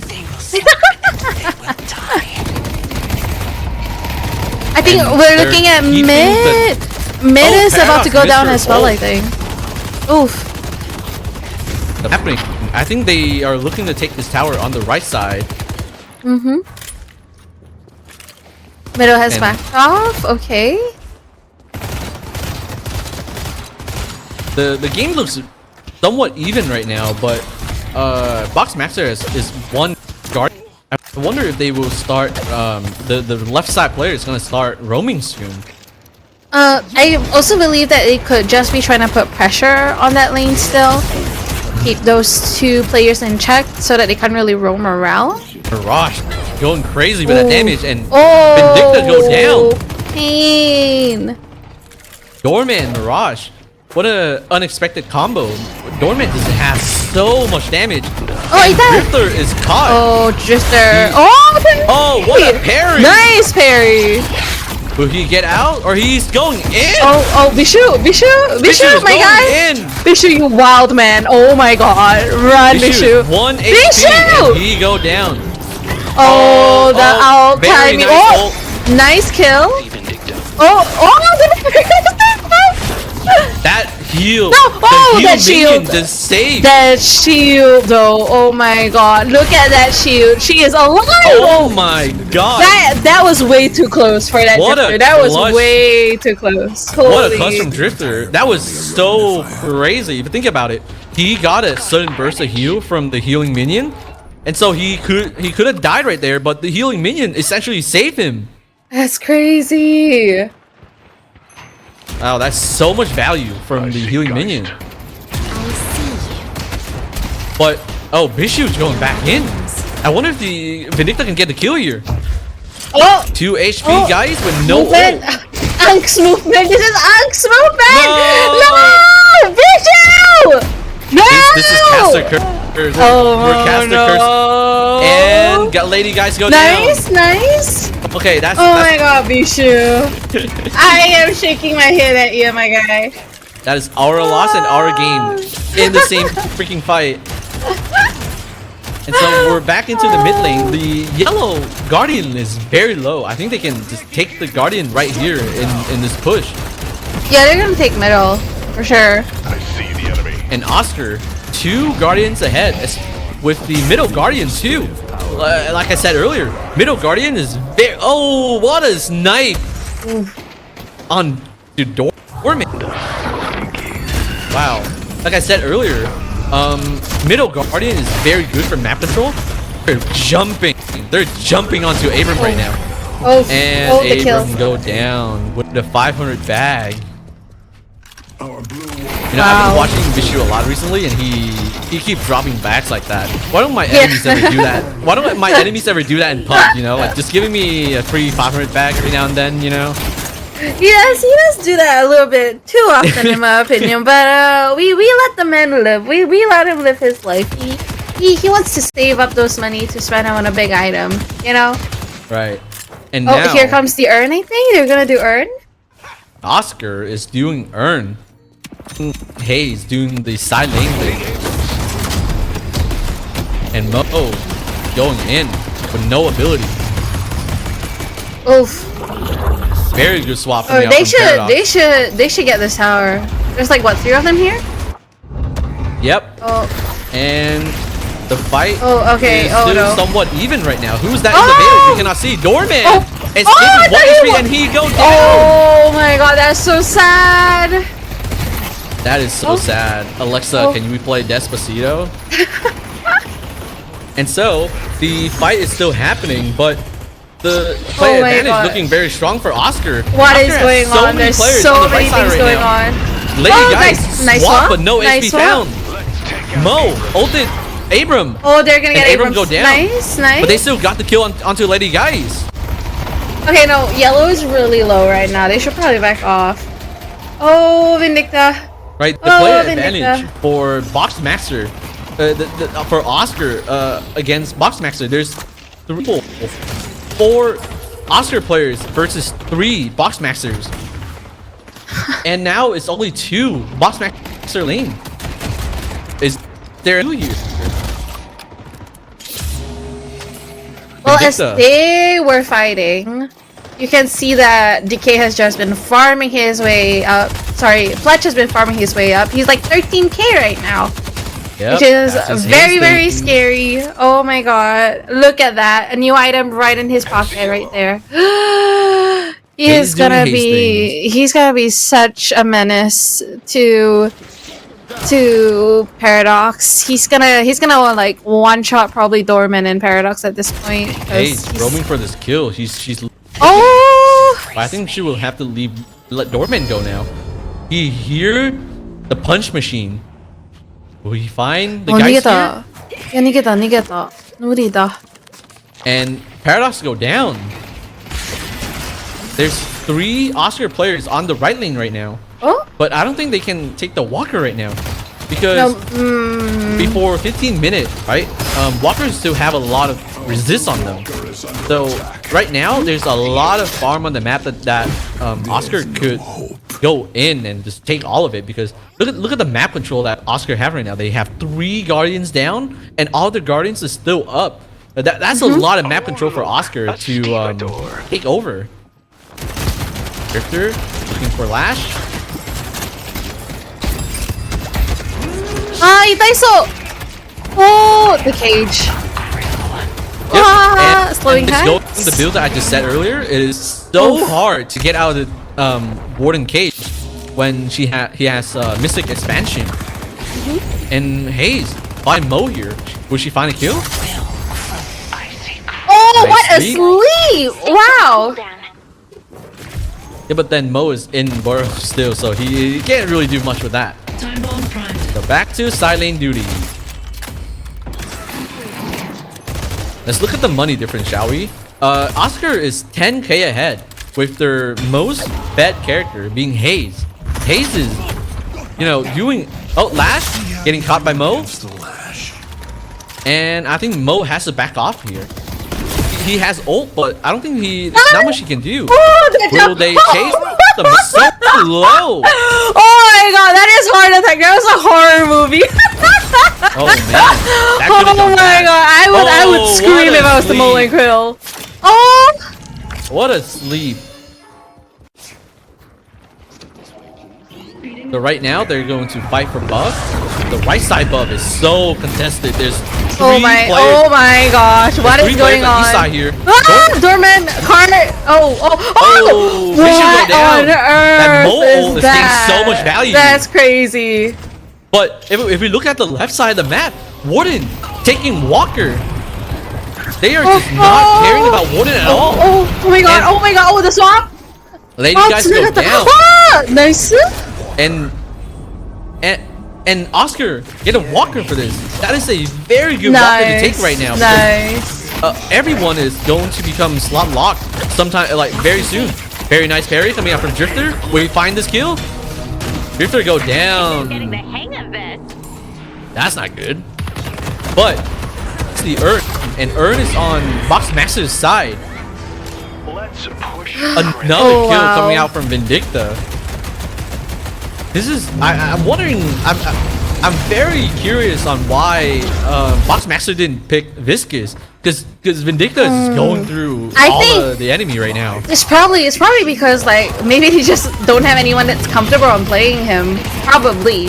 I think would that say Viscous is not something that everyone can just pick up very easily. Like the movements and everything on Viscous. Oh, if you want to be oh really my good, God. it's Haze gonna be is tough. so low. Itaso! Drifter going in. 야바. And 와! Vindicta go down. ita! 何やこのドゥした와! Lash moving his way Dude. out of the Drifter. Oh, the And damage. he is Oh getting my caught here. god. Will he go down? Lash, 1 逃げた。 HP. あ、守り大丈夫痛い逃げ And た Lash got out. ran away. W movement. Actually If we were That- he's spectating one Lash, I health. think we would have cursed him. that is crazy. that was Actual such crazy. an amazing escape. Mo coming into an ult. Abram sees him, and they let him go. I wonder why. So currently on the map, Oscar is 2 walkers up. Walker is so important right now, and Boxmaster is 2 walkers down, which means they don't have a lot of map control, and like, there's so much.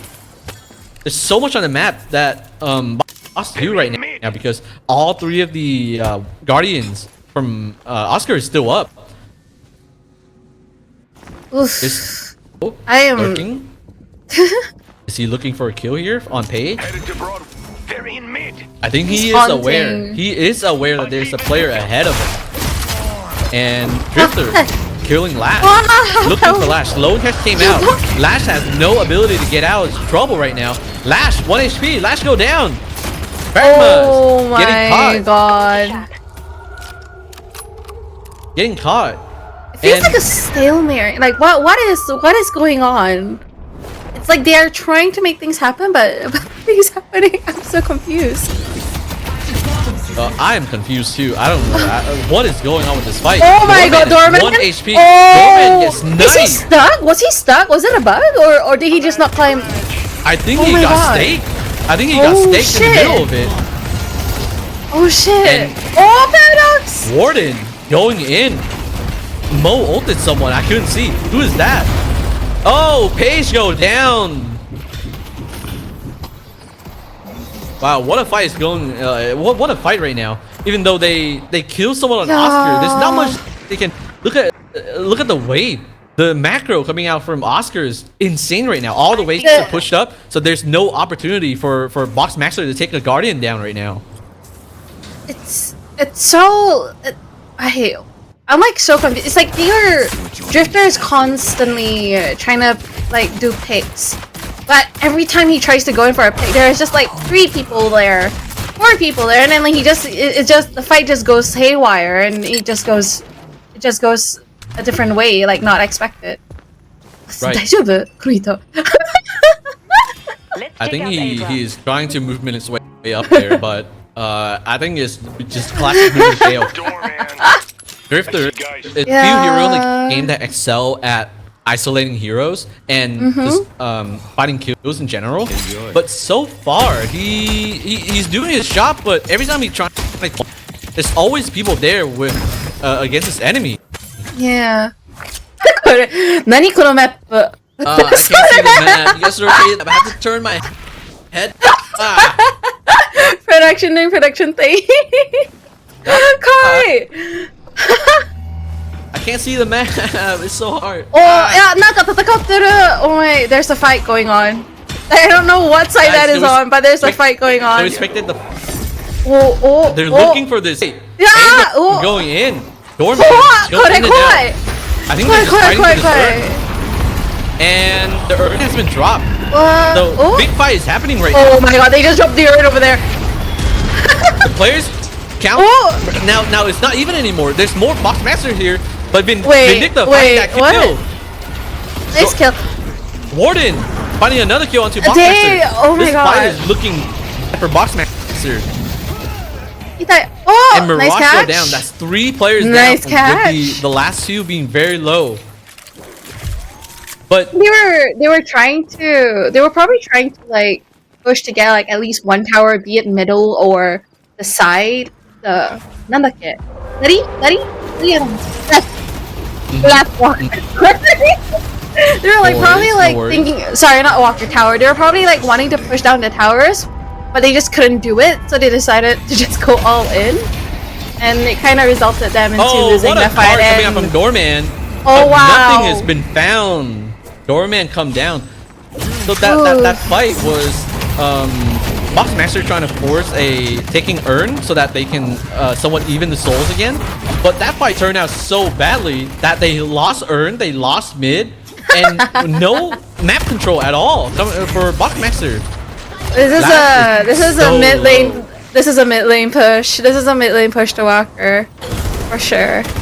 Right, but there's so much they can do on the map right now.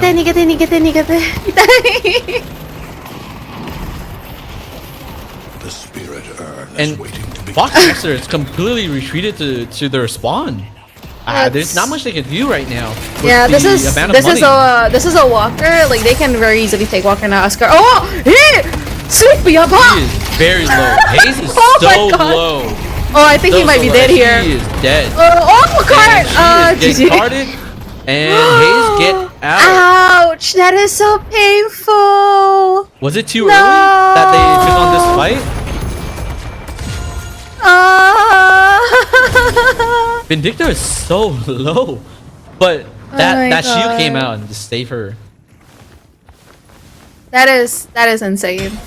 Wow, what a fight this happened! And now the urn is on Oscar. This is running the urn currently. Yeah, they are just denying any chance for them to get a gold comeback. They are just denying it right now. I don't think they will put this in. Oscar is down a player right now. No, everyone is there. I don't think they can put it in. No. Right. And Lash. Nice ult. In. Two people. Oh. Very nice counter spell coming from Paradox. Oh, Saved his ass. And this fight is looking very bad for Oscar. Oh, they got a tower? They're gonna get the tower. Nice. Go down. Nice tower. Oh, the kill. Oh, can he? Oh my god. The doorman out. The doorman out on Haze. Doorman got the cart pushing. The cart pushing Abrams back. Looking very nice favorable for Oscar. 3 players go down for Boxmaster. Looking very dominant here. Nice. Oh. Yep, now it is the now Walker it's a Walker. time. Yep. Wow, what a dominant fight coming from Oscar. Oof. It makes sense because there's a lot of money ahead. I'm the mid walker. I'm the mid boss now. Hi guys. And Mo is taking down this Guardian. Guardian. They need the slots. They need the slots. They're way behind on slots. They need to get them slot anymore, Gray. Oh yeah. They changed no, it. not the bowling kill taking down blue tower because they need the slots earlier. Guardian probably doesn't right. give you slot. No. No, Guardian they does not don't. give you slot. No. Wait, I'm They changed it this patch. Oh yeah. So, yeah. Oh my god, I forgot. So the only way to get slot now is taking down walkers. Oh god, the pain. They're in perma. What's it? They're in perma deficit then. Right. So currently, Oscar is 30k ahead of Boxmaster, and the left side walker for Oscar is half HP because they were in middle. Right here, Hayes getting caught by Paradox ult and getting caught. Hayes go down. Drifter getting a lot of value out of that Paradox swap. Money, money. Another urn has come up. I think they will have to run this urn or else they will not come back to this game. I'm not leaving this. If they can run 1 or 2 urns, I think they will come back into this game. Yeah, for they will go. Yeah, they'll probably be even out if that's the case. Yep. The urn is on Boxmaster's side. Very good urn to take right now if they successfully take it, because this is their only way to get back into the game. But it's so dangerous for this. Guys, getting caught. I don't think they can. Guys, 4 people on him. What is happening with guys? What is going on? Please, observer, can we see guys? There's 4 people on him. What? Nani? Oh, Warden. They're trying to kill Warden right now. Yeah, they're after the K right guys now. Go down. Oh, okay, and wow. Paradox swap the Warden. Warden's so low. Will they find this kill right here? Boxmaxers just took urn as well, so it was a successful urn for them. Oh, that's not good. Doorman and Geist go down. They're leaving their base wide open. I think they would just take the patient now. They probably are. 3 players down with very little chance to come back. They only have 1 shrine left. Oh, I think they're probably gonna take patient, prepare for mid, or they might just go all in. I think they will end here. What a kill on Paradox. No, I don't. They are ending it. Oh my god. Yeah, Oscar has all their outs up as well. Boxmaxers. Oh, Boxmaxers have their outs out as well. Yeah, but Lash is the decider here. They got Lash. Right Mullen could have caught Lash. Oh! Lash ulted and get out of that pit. Oh, GG. And Oscar get the win. GG's. Very well played on both teams. Damn. Victory. Oscar. Wow. What a match. Oh, it's confusions all around. What a I decisive win from Oscar from both match. it was that was towards the end. I was a bit confused as to what was going on. So many things was happening all at once. I was like, "Oh, they're getting split apart. They're picking they're picking people across the map. What is going on?" But I guess Oscar just have like the team communication. I think was just really really well, where they were able to cohesively decide on what steps needed to be done before actually doing anything. So congrats to Oscar for the win. Wow.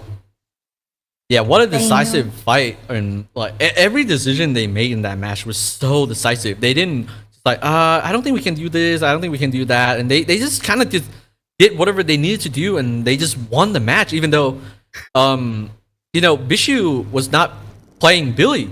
Bishu was playing Abram, one of his other strong hero, and he got a lot of value out of that. And look at the stat. Bishu's probably crying that he didn't get to play Billy. You're not gonna lie, he's probably crying right now. It's like, why didn't I get to play Billy? I would have loved to see Bishu on Billy. Even though that hero got nerfed, he is still getting so much value out of Billy. And let's take a look at the stats. Hungry for eggs. 8 kills on Paige. That is a very, very rare thing to see on Paige. Paige is insane. Paige is actually insane. It's crazy. She has more damage than Lash. More damage than Abram. Oh. Wow. What a hero. What a hero. It's crazy. Hey, we appreciate a good Paige player here. We do indeed. I think some really good Paige players I've seen is like Hungry for Eggs is one of them. Another person is Eden Orange.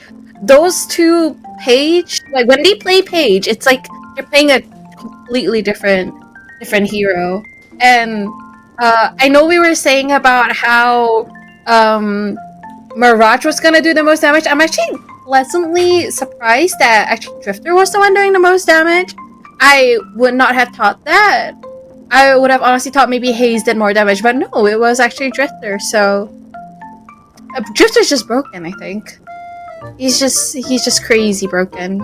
Yeah, Drifter is very, very good at isolating players, but in organized play like this tournament, I think Drifter is essentially not greatest hero to pick, because no one's going to be isolated other than the side hero like Hayes, right?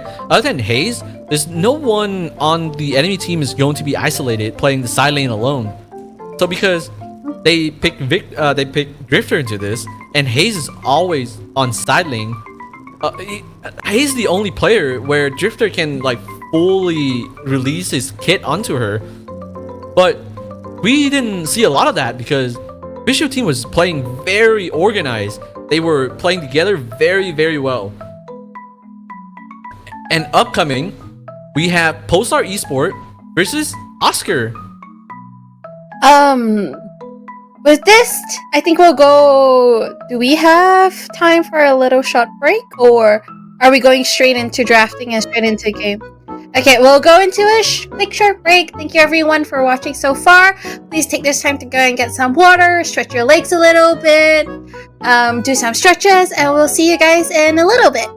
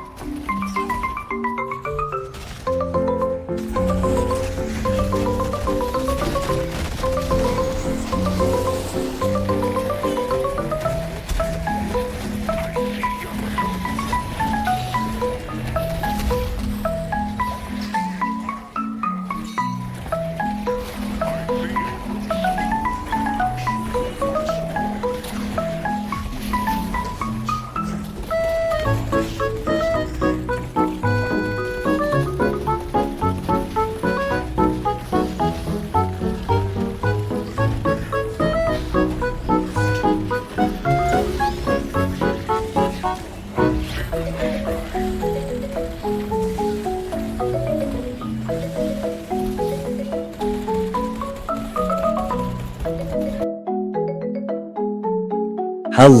everybody, and welcome back to Deadlock APAC. As we have Pulsar up against Oscar, I am Atro, joined by Kai's. Hello, Kai's. How are you doing? Hello. I'm doing very good. How about you? I am doing well. We had a good match in the first round. I believe it was Oscar versus BKB.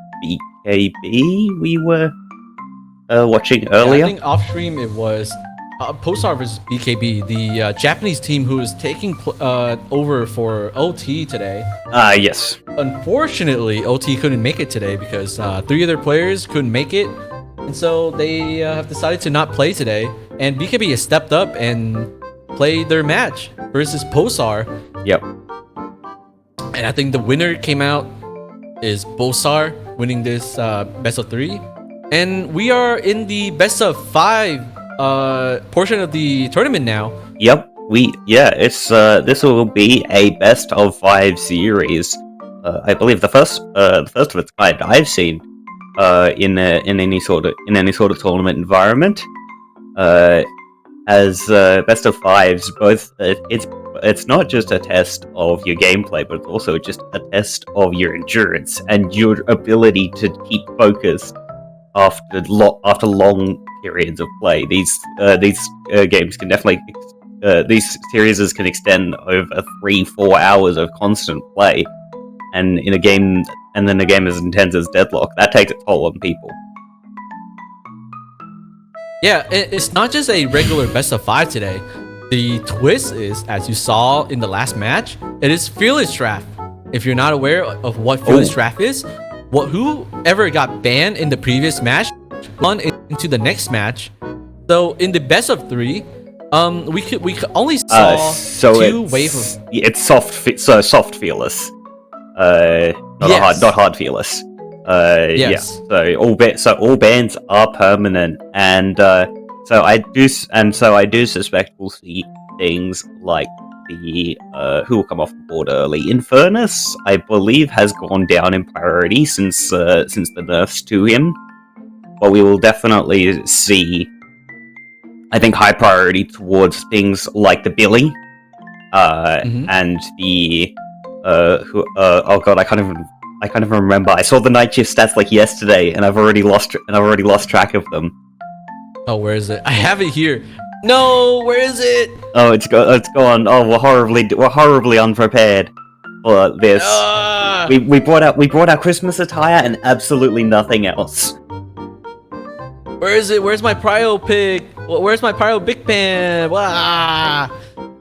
It'll be interesting to see what teams want to take off the board. Whether they're just going to take out those sort of priority picks, or whether they will try and almost revenge ban in the as you move through the series. As if we do manage to make it to that game 5, it's going to be 8 characters off of the board altogether. And while that doesn't sound like a lot, you have to remember that Deadlock only has a roster of, 32 heroes. Yes, 32 at this stage. So that is a quarter of the hero pool that is just gone. So teams are definitely going to have to dig deep in this series, as we should hopefully be getting into the draft of Game 1 soon. Yeah, I'm very, very excited to see who and why what they're gonna ban next.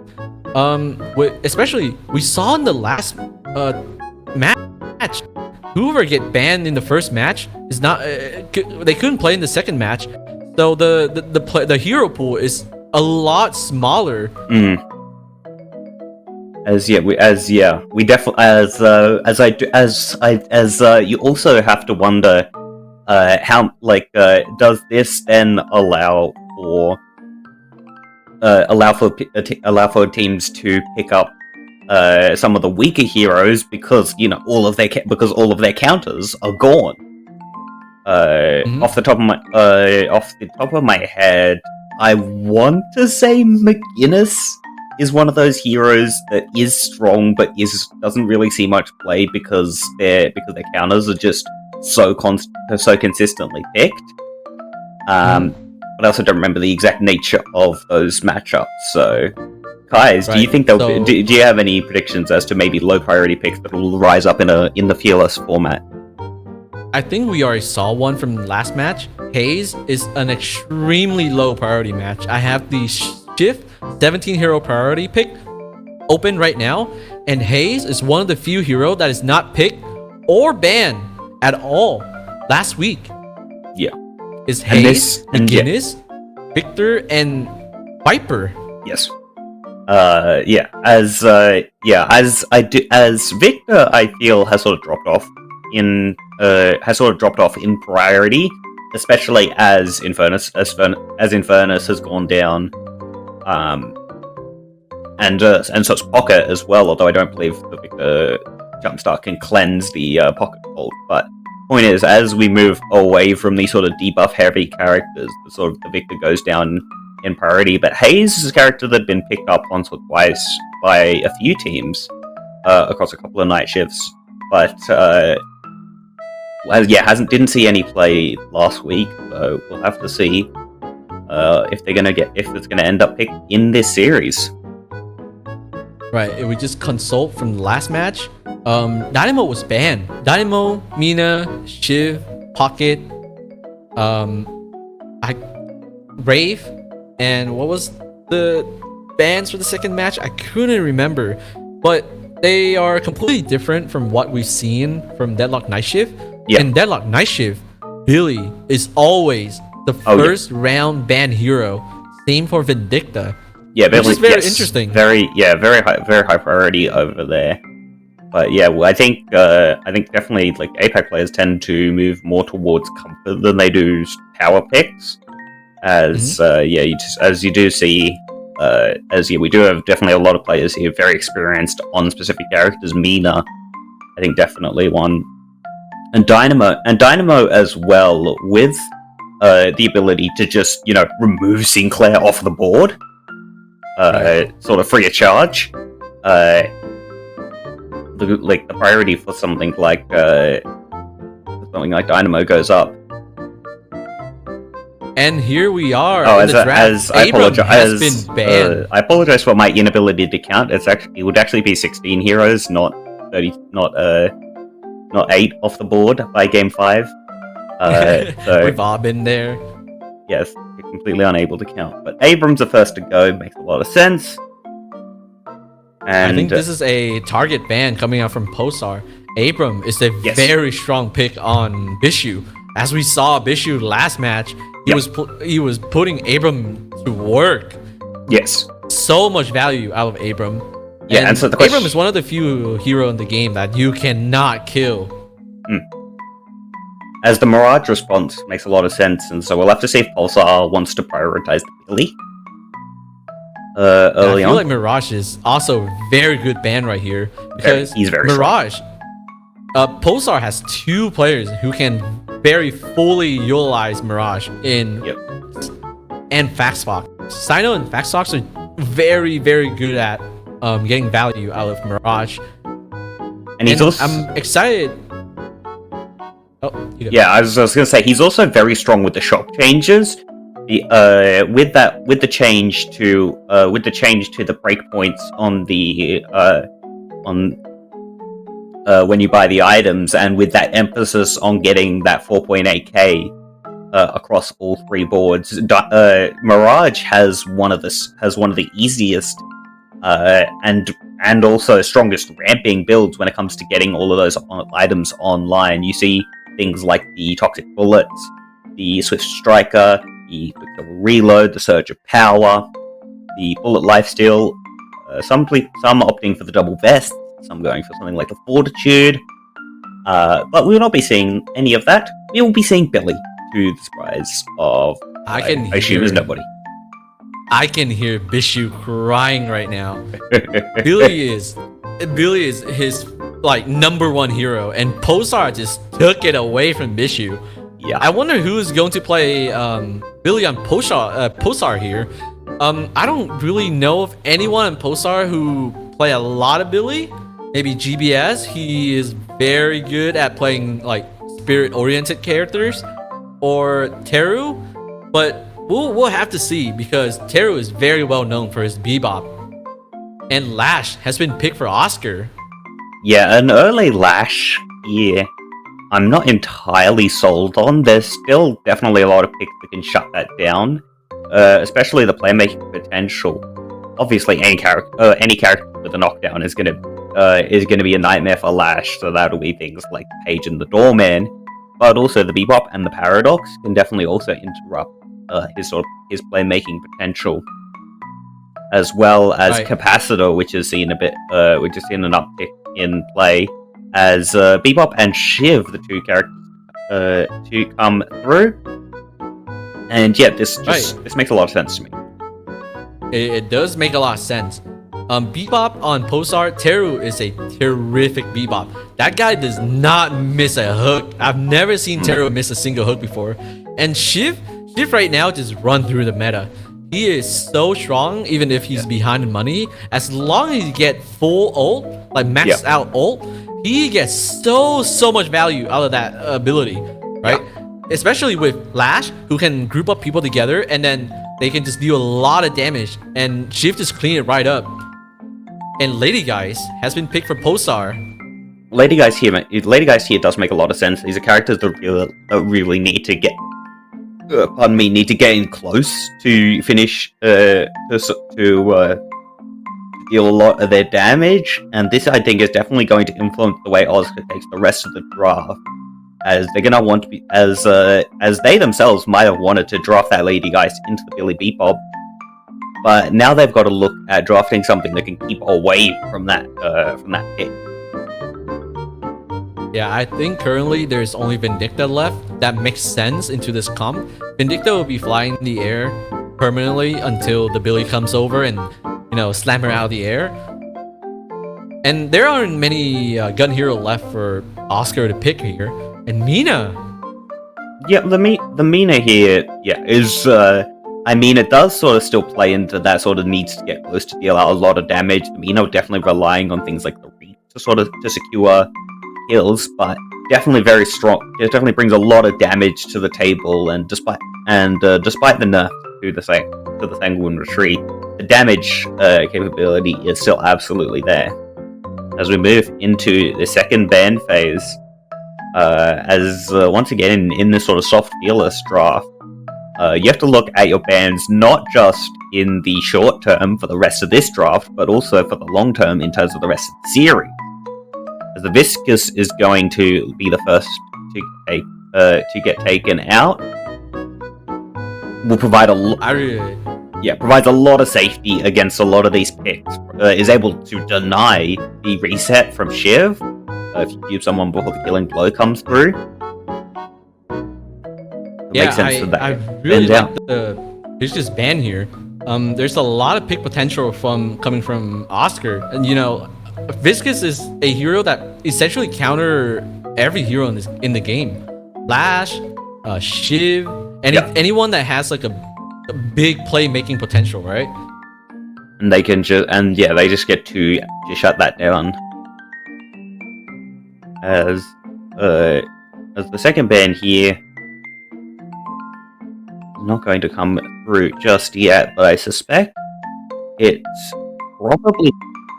probably going to be something like the Paradox.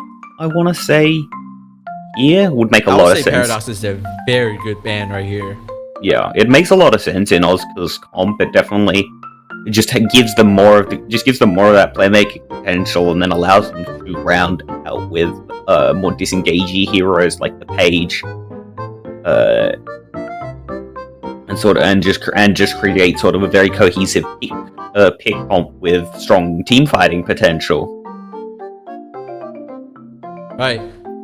We just heard from production the pick ban draft has been bugged, so we are in the dark, and we cannot see who is banned, but Doorman has been picked up from Oscar. Calico. Calico. Calico comes through for Pulsar. Now, Doorman, Calico. I don't mean to pat myself on the back, but I'm gonna divine that means the Paradox was in fact the band to come through. Right. As we're trying to get it through, but nope, we're not quite. It's a Mo and Krill instead. It's Mo and Krill. Mo and Krill is instead the band. That also again plays into sort of Oscar's pick potential there, while also just providing a lot of frontline. Not that they were lacking in that department before this. Calico here definitely going to be a problem for picks like the Mina and the Doorman, perhaps trying to force out that hotel guest before he can use it on a target like Billy, so that he can take over the fight. Right, Calico is a very interesting pick. I have not seen a lot of Calico recently, even in Deadlock Night Shift. He was only picked twice in the last night shift. And so this is a very interesting pick. Even recently in scrims, I don't think I've seen a lot of Calico going around in scrims. And Calico is a very strong hero. Even with the new spike, I think she's one of the few heroes that very benefited from the big 4.8k spike. And it makes a lot of sense for Pulsar to pick up Calico here.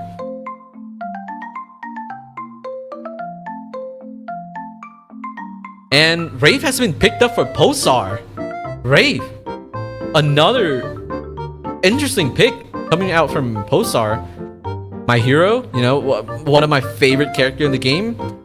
And against the enemy comp, I think Wraith is a really good pick. He can find kills. He can people from fights. And she scales really well into the late game. Okay, we're back.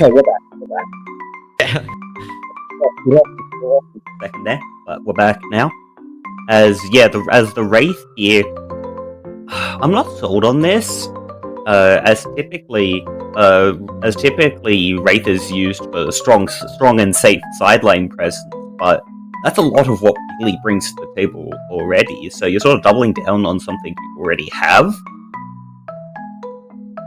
which I think definitely can work out, because they're definitely Oscar are definitely going to struggle to find answers to this sort of like strong side lane pressure. Warden definitely is one of those answers that can come through, but you're really going to need a second one here. Not quite sure where they'll look just yet.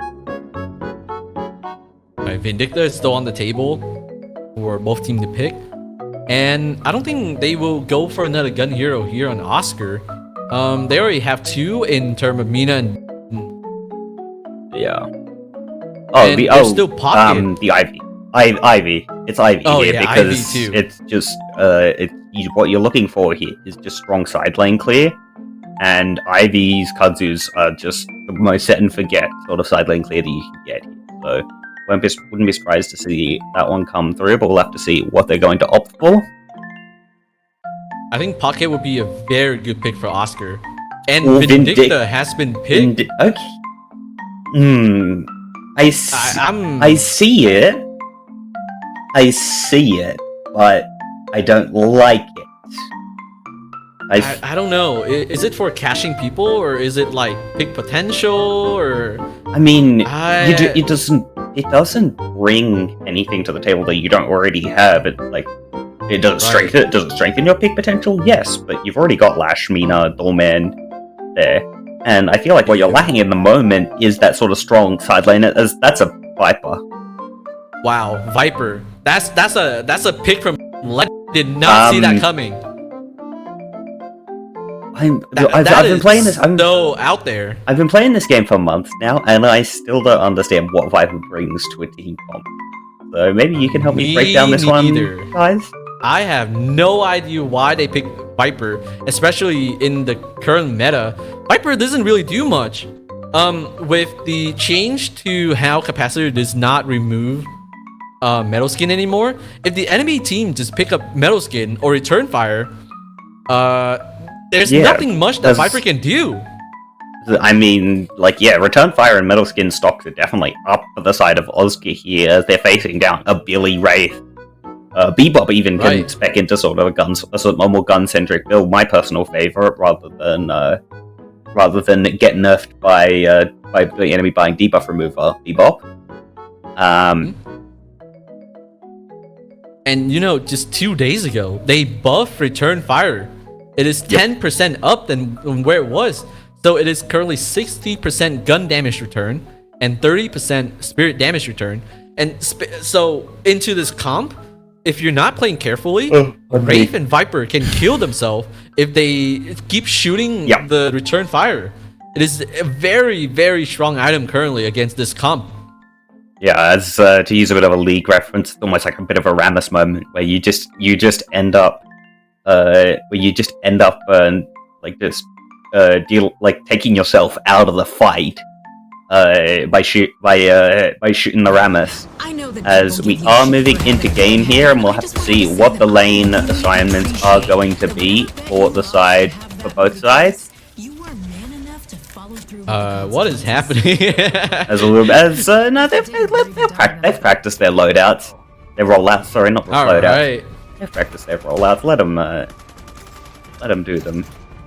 As it will be the Bebop, as it will be Teru on the Bebop alongside Faxfox on the Wraith, GBS. Faxfox on Wraith. Yeah, GBS on the Calico, as the bomb is going to now come through. Going to be set off against Proper on this Doorman. The Bell Poke, though, is going to be quite strong here. As Warden Doorman is definitely a lane that I expect to get a lot of poke in early, trying to deny away a few of those souls. Right, Bebop is already in his first item is extra regen.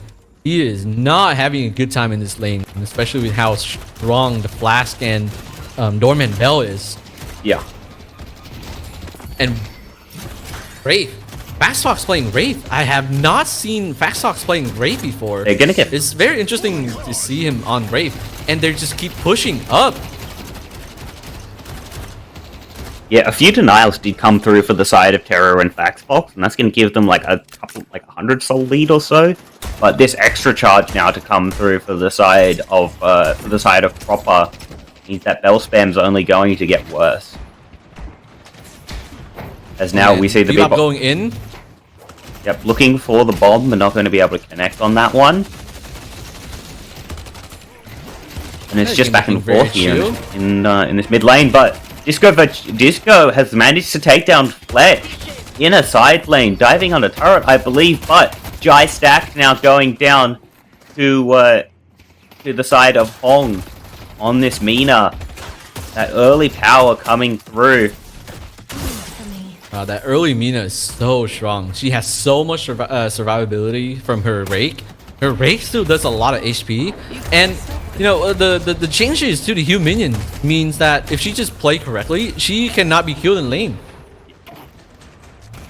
And the lane looks even again. I see Wraith. The lead that you get from the kill has been evened out. So now there's nothing much happening in the lane. Billy going in. Looking at that kill on the Mina. Mina is low. She lived. Yeah, no, she can just whiff the lethal venom damage with the Sanguine Retreat. She is completely untargetable while that is active. And now we see the side of GBS and Jai Stack getting very low, getting pushed back very far. And Hong is just right as rain, able to continue poking down. Mina is going in, found a kill onto Viper. Billy trying to find something here. He has to fall back. I think they're putting a lot of pressure onto this lane. Yeah, and credit has to go to the side of Fragmaz here, who is just able to just help keep up this beatdown. A Viper Billy is not a lane that doesn't really have a lot of sustain, especially if you don't let them get onto you. And Lash and Mina are definitely the two of the best characters in terms of accomplishing that particular goal. As the hook's going to go wide, but so is the alchemical flask. Reactive barrier picked up early, and Hong has taken down a roaming Sino, and this Mina finally goes down. The Billy's blasted and is hunting for more, but I don't think he's going to be able to find anything back, as Fragmaz has managed to make his retreat. And lady guys, Viper go down. Shiv and Vindicta have found the kill onto Viper. I'm still questioning the Viper pick here. Especially, Viper is one of the few hero in the game where you kind of need to get close onto the enemy, but Vindicta is going to be in the sky. Yeah, there's just not a lot of good targets for the Viper to jump towards this game, and Right. and well, you already have the Calico fulfilling that role, and we're seeing Jai Stack not getting a lot of work done in this lane. He's only on 2.6k souls when all the rest of his team was already unlocked their ultimates. Right. And so Dino and Disco is very low right now. They secure the left side buff, and right side buff is getting taken too here for Postart Esport. I've had a thought as Hong is just going to go down to that chain gang, just unable to be sanguine retreated away from, as Fragmaz is also going to be brought low now, and he's going to be taken down. As it did occur to me that possibly the Viper was a misclick pick, which sounds kind of terrible to say all characters, should be viable, but I'm just not seeing the vision here. Me neither. I'm just not seeing anything can be done on Viper here. Especially, Shiv is... You don't want to get close to Shiv. Because he can stack his knife on you and you just get taken out. Jai, very low on Viper. But fortunately, Vindicta does not have a second snipe here to take out Jai. He is healing up right now. There's not much he can do in lane as Viper. This is a very, very bad lane for Viper. Yeah, no, he's just going to use that healing right to regain as much HP as he can, but that means the pressure is still going to be on towards the turret. Thank you, production, for the graphic on Jai Stack. Shout out. And Disco find a kill onto Shiv. As the Calico, they're going to be able to take down the Shiv, and this Calico might start becoming a problem as she's starting to get that snowball rolling very, very quickly. Right. They're not looking to pressure the Walker, but Billy's getting Mina ulted. And will they find the kill on Billy here? Billy go down. Yeah, no, just a Mina. a good Mina ult, and the follow up by Fragmaz. Once again, these two characters working together really, really well. And I like the early Mina build. Yeah, the Spirit Sap, the Extreme Spirit, the Mystic Burst. It's all about that burst damage from the Love Fight. Just trying to take full advantage of of that early power of the ability. As Sainu is going to be able to just live, but Hong is now the one being dived. He's down on double digits HP. He's 1 HP and go down. Wow, what that was? I don't know what just happened there. This is the reparations of giving over the build, is what's happening here. Yeah. He's just kind of do that. He's going to dive you underneath your Guardian. And as we see Jai stacked here, looking to try to get work done, but he's just getting charged down by the Shiv. Lethal Venom, but he's not going to do much damage as the Shiv's health is going to be very high. Viper is in assassination zone for Shiv. He's looking for the kill. Shiv, get this kill. Viper go down. Jai. I'm really starting to question why the Viper has been picked here. Yeah, no, I think just greed there from Jai Stack is what's come through. As Fox is going to be found by the side of Proper, as now the Death Slam is going to come through, but the Deadlock has been banished to the hotel. Billy is now coming in, and Fragmaz gets taken down by the side of GBS. Now, Bishu Desperately trying to get away from the play, but that Billy just keeps on chasing. The binding word comes through, but he's just going to be able to run out of that one. The help of Crimp Boot. And now just slides through. And he's got help here from his Bebop. As now the doorman just going to get grabbed from Teru. And Proper goes down to the side of Pulsar. And at the end of it all, despite the Viper not being able to get off to a too hot start, and Hong able to get work done in these side lanes, it is still Pulsar who are up by about 7,000 souls this early on. As now the Return to Shadows coming through, Lethal Venom going to be put down, that huge amount of damage, and Jai Stack is going to grab the kill there, and he's going to finally get on the board here and look to try and recover in this game. Right, Viper, she's crawling back into the match, and she got staked by Vindicta. Vindicta looking for a kill here, I think, but the tower is being pressured by the wave, and they're looking to kill Lash. Calico and Doorman go down. Yeah, and Lash is hanging out onto the left lane. Yeah, Proper's going to be taken down in back play there. As we're gonna see the side of Teru just moving across the map, just looking for picks here on this Bebop. You see a bit more spirit heavy to come through, and the binding word is going to be escaped from, as Jai Stack picked up another one onto Fragmaz. As he is able to get some work done, another huge hook comes through, and Hungry for Eggs is the next to go down. Teru here, putting Teru the Bebop does not to work. miss. He does not miss a single hook so far.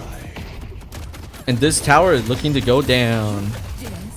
Yeah, as we see Hong goes 1-for-1 in back play, but the Billy here is going to be taken down by the side of Fletch. As he's Pulsar looking through the urn. Yeah, as Fletch has managed to connect that to get that 4.8k breakpoint onto the side of the Shiv. That's going to give him a lot of spirit power early on, and as the member of Ozka with the most souls, now we'll be looking towards what he can get done. The Fragmaz as well got that 4.8k in hand. The reactive barrier to come out from the side of Pulsar, not wanting to get picked off by that Bebop. As we see the doors getting set up. They're looking to jump onto this guy's right here. Every ability is being used. Guys, ulted. She's full HP again, but this fight is still happening. The urn is very close. Are they gonna put this in?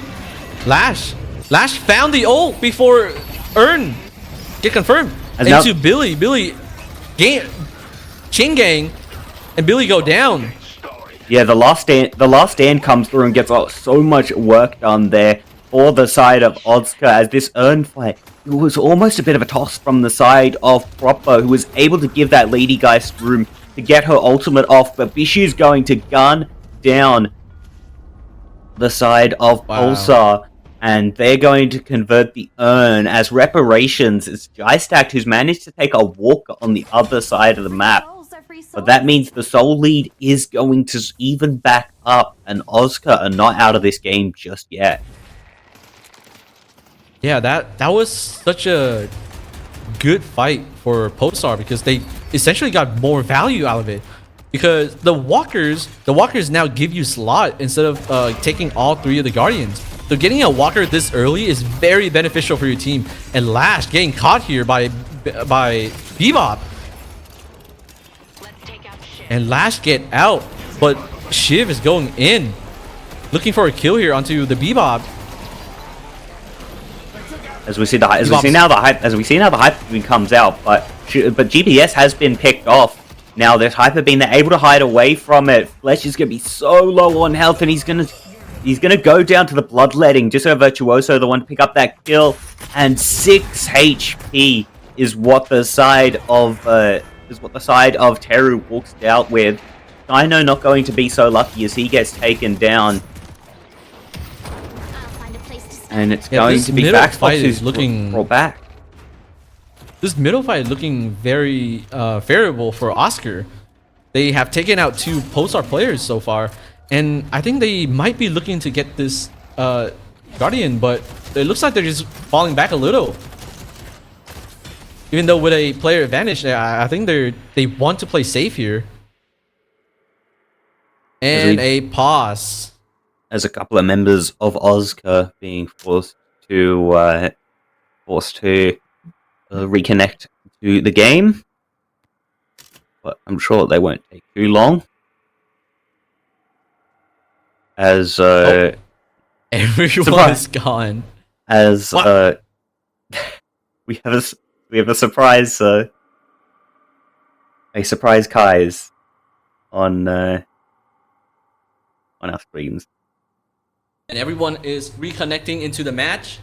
Let's talk about the game state. Pulsar still 1 Guardian up, and they've taken a Walker from Oscar. It is very beneficial for Pulsar right now. There's a lot of map control that they can take. There's a lot of farm they can take on the left side of the map, essentially because the Walker is down, so they have to be defending that left side farm a lot more so that Pulsar cannot get a lead here. Yeah, as I do think it's going to come down to that next urn, as it is going to be running the opposite way, and so it's gonna come down to can Pulsar leverage that sort of map route, the map space that's been bought by this push, to be able to secure the next urn, because that's really going to be what swings the soul lead in this game more so than the fights, is just those extra sources of souls, because the kills have just been going back and forth.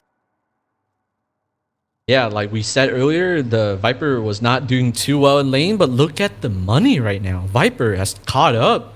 He has even than Billy, who's been just getting killed and killed and killed over and over.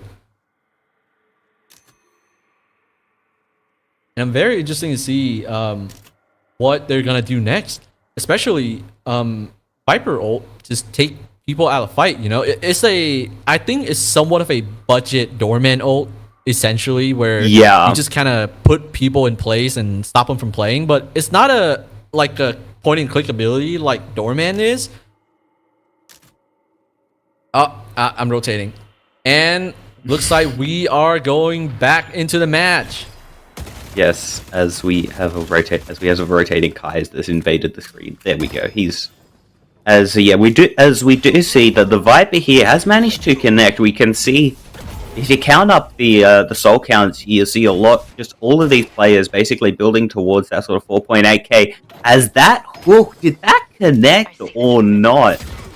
As Bishu is going to be lucky to be alive, but the doorman here going to be caught out by the side of Billy. Now the last stand to come through. And doorman go down. Doorman goes down. Dino here going to be quite low. Guy Stacks is going to have no problems exiting. Fragmaz is going to pick up Backbox, and he's going to go down. Now that gets pulled in by the Billy. As Bishu going to be traded out. And here comes Calico with the help of Ava. And Fragmaz is going to be taken down as Pulsar Esports punch back. And the snipes fly out. There's no kills to be found as Pulsar once again take a lead. You can find a kill onto Viper right here. Viper is still in the mid lane. He still has... Oh, Viper is getting the heal buff, which essentially means she is going to be full HP again. No more assassination found. Indeed. And Bebop taking the urn. This has to be a free urn for Pulsar. The left side of the map is completely pushed up. Bebop is walking over. Left side of the map is still pushed up. I don't know if Oscar is going to fight for this urn. Guys that go down. Really strong performance coming from Mina right now. Yeah, as Jystack is going to go down, but that's just going to be traded here for the urn, and that's definitely a positive trade in the direction of Pulsar. As now Hungry for Eggs going to be found out, the Wraith ult come through from the side of Faxbox. Mr. Virtuoso finding Hong, and it's just these isolated picks that are helping out Pulsar so much. Scoreman can't going to prevent another one, but the chase is still on, and GBS grabs another kill, and Ozco just getting picked off across the map, looking very disorganized. They'll be punished for that, as the Guardian will be traded out, but still a huge lead here for the side of Pulsar. Yeah, Pulsar was looking for the right walker here, but they noticed that there's no one showing on the map, and so people came to defend the walker. It's a really good call to back off here. But Vindicta and Calico, they're looking at each other. The map control that Pulsar has right now is so big. Headed to blue. Mina and Guys is fighting. And Mina, Calico, everyone, Oscar is going onto the right side to support that Mina, and Mina go down. Yeah, as hungry for eggs, he's going to have the Flying Hex put onto him. That card's going to go wide, and the card trick going to get the Wraith out of there. As Bishu now comes through on this Warden. And may just be his last. As Fragmaz now takes down the side of Sino, but it's going to be two traded back, and Fletch might just be in danger. He gets brought low very quickly, and Teru is going to be the one to gun him down and finish him off. The Toxic Bullets now complete from the Bebop, and that's going to give him a lot of M1 damage to influence these fights. As I'm sensing a theme across a lot of the players here. There's a lot of toxicity in the bullet of this game. Yeah, with the recent update to the extra HP that all the characters get, Toxic Bullet has become a very meta item to run right now. It's just because the scaling on it is super strong.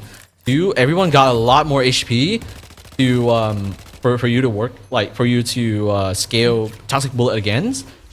And yeah, essentially, if you buy Toxic Bullet, right, you have to force the enemy to buy debuff remover, which is money spent onto countering what you have, what you're going to do in this match.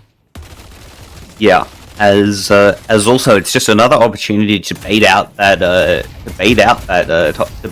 debuff remover. As once they do remove it, it's basically going to go on cooldown to the rest of the fight. As we see, it's a counter spell here for the side of Hong. Just want to keep that safety. Right. Because now the last stand comes through, but Bishu. That lash ult was so beautiful. Sorry, it's a I did not notice the replay symbol. I am a goose. But we see Fragmaz here just looking to poke down. GBS. Yeah, this lead is so dominant. Look at Viper. Viper is going into Oscar base. What is happening on the map right now? Have we been mistaken for Viper? Viper is taking attention away from the big fight in the middle right now. As it's just pressure on all fronts from the side of Pulsar here. That lead with the good fight that Pulsar was able to take has ballooned out to 40k, and it appears that Faxbox is wise to the fact that there is in fact somebody here. Fragmaz is going to try and get out, but he's going to go down to the Bebop bomb. And I think it might just be all over, but the crying is now Hong gets taken out, and the third walker going to be under siege for the side of Oscar. That Viper value, that Viper is getting so much value out of that left side push. She took all the attention away from the Walker fights, and they have to respond to the Viper, or else they would just lose their shrine, lose their guardian, and you know, if no one responds to her, they will like just lose everything. And Faxfox has said that mid boss bait. I don't think that's what's happening, but they are taking this mid boss for free. There's no answer coming out from Oscar. As we will see the urn get picked up for the side of by the side of Bishu here, as it is going to be on Pulsar Esports side, but I think they're definitely going to be able to contest this, as now Proper is going to be sent into, is going to send someone into the hotel, but he's going to be sent to the death chamber swiftly after. Telekinesis gets deployed, and look at this, and look at this Wraith go, just zipping around the map, Zooming. just pouring Now, out I'm very damage interested- here. The Nox Nostra, he might get a little bit of work done, and Terry's going to be forced into the res, as the two-man Death Slam now Beautiful going lash to come ult. through. Disco Virtuoso desperately trying to dive onto someone, anyone. Terry's going to pick up the owner and he's going to be able to deliver it now as the members of Oscar are slowly falling. Pulsar picking up the pieces of this fight. The Sanguine retreat, but he can't retreat far enough. He's in his base and there's just not much room, more room left to run. He's going to get chased down by the card trick as Hong And going to now Nina go has down. come down.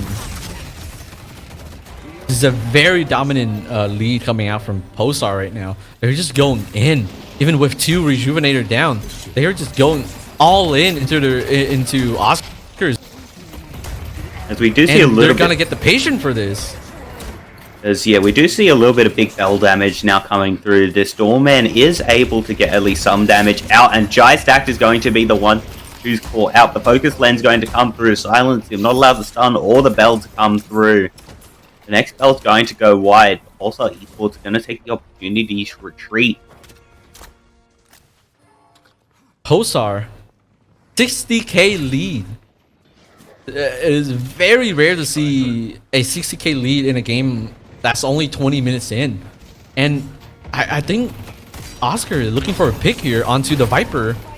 The Viper is 1 HP. But he just takes Oscar is still going. But like you But said earlier, the Ledge- petrifying bowler just completely shuts down the fight. As now Faxfox is going to come through, is going to claim one onto the side of Proper. As Fletch is now the original pick target, is going to go down. That laser beaming down from above as 2 more members of Oscar go down. Hungry for eggs. Is And I also- think it's GG. Everyone on Oscar is down. Yeah, as I think this is going to be the victory march into the base. Try as he might, Hong, he's got a 1v6 ahead of him, or Dry Stack may be low. I think he's going to be able to go back and get healed up for the rest of this fight. The slowing Hex to come through means that Hong doesn't have a chance in the world. Also, Esports go up 1-0 in this series. 1-0 for Posar. That is such a strong and dominant fight coming from Posar. Wait, what? that was very dominant from Posar. They know their limit. They know what they're doing. We questioned the Viper pick, but we saw a lot of value out of that Viper, and that was really strong performance coming out from Posar. They got the lead and they just kept that lead up. Indeed they did, as they are going to be the ones to come out on top, and if they can win with that Viper pick, it doesn't bode well for the side of Oscar as we move forward into the series. But once again, I will remind us it is a soft fearless draft here. The bans of the previous game going to carry through to the rest of the series. And so they're going to be able to take more picks off. They're going to be able to take some more picks off the board. As I suspect we won't see that Billy again. Yeah, I'm very excited to see who they are going to ban next. I don't think Bishu will be banning Billy because I think he would love to play that hero right now.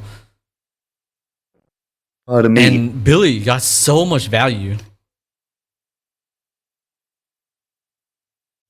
Okay. As right, everybody.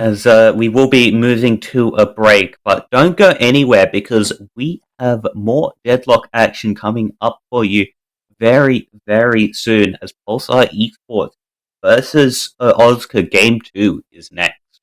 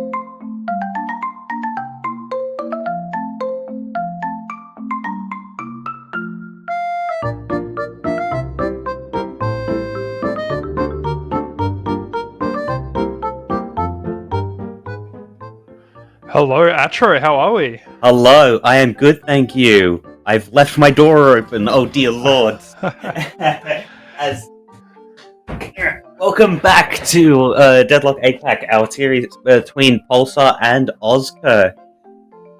As Pulsar confidently takes the first game over Oscar and Kellogg's. What do you think we're gonna see in the series moving forwards? Look, we've seen a lot of these Oscar versus Pulsar games. Our last series, I believe, was concluded with Oscar. Sorry, not series. Group of games was Oscar versus Pulsar again. Pulsar did clutch it up then. I believe it was 2-1. Oscar came in with the game 2, but in the LAN scrims, Oscar has been doing really well against Pulsar, and they've definitely been improving. But I think Pulsar is just they've got that experience, and it'll be difficult to overcome that for Oscar, I think. Yeah, as I definitely think that that experience definitely showed in the matches earlier, where you saw this. I mean, what do you make of the Viper pick from the side of J-Stack? Despite getting behind early, he still was able to have a fair amount of impact in that side lane. I think there is a lot of movement available, even after some of the the sprint speed nerfs that we saw with this last patch. And Viper just loves to go fast. It just really opens up the ability to split push really easily and apply pressure to those side lanes that can be pretty difficult to react to. I do expect to see probably a couple of more split push picks. The Wraith, the Viper, just highly mobile tower pushes, basically. Yeah. What do you expect to see taken off the board here as we move into game 2 is my question. I consider that Shiv might be banned, or at the very least first picked. He's really strong with the threshold changes that they've made. It's really, really easy for him to get a lot of value out of that, just purely based off the fact that his dash and his dagger scale quite nicely with that extra spirit. Indeed they do. And they have tried to curb it a little bit. We do see the B-bot pick banned first. Yeah, this makes a lot of sense to me because Bebop was basically Oscar's worst nightmare that game. Teru was an absolute menace helping to get picks. Yeah. And so I do wonder what if there is going to be something of the Shiv response, because I feel like that was what was giving Pulsar the most trouble last game. Yeah, look, he's just really hard to put down. Bloodletting and obviously with Rage means you can put out so much damage with honestly relatively little investment into damage. You can build a lot of green items that just keep you alive. We do see the Billy ban. Yeah, the Billy ban. Yep. he's just so hard to put down. He builds a lot of items that have just innate resists on them. Difficult to put him down just with Blasted being as strong as it is right now. This is the Deadlock equivalent of pulling up the ladder behind you. Pulsar's taken that first game largely off the back of that Billy, alongside the Bebop, and so now they're just pulling up the ladder behind them and saying, you don't get a free game to abuse the Billy. We're taking that off the board permanently now. As the first pick Shiv, it makes a lot of sense. I feel like out of Billy and Shiv, whatever didn't get banned gets banned. Yeah, look, like I said, they're both just like these insane bruisers that can just subsist in a fight and just sustain themselves so well through it. And the sheer value of just being able to say, no, your tank has 25% less health is just so good. Yeah. As we'll have to see what the response to come through is. The Lash does make the Lash trademark has been quite high priority in these last couple of games. As we did see Fragmaz, they're able to combine it with Side Hong's Mina and just get so much pressure down onto that lane. Yeah, with that high burst damage, and as well as the playmaking potential as you move further into the game. He's also great for baiting out things like Counterspell and like E-Shift, and those evasive abilities that can make it difficult to do other things, like Geist Ult, for instance. He's such a presence that it sort of forces plays to be made just him being there, let alone using his abilities.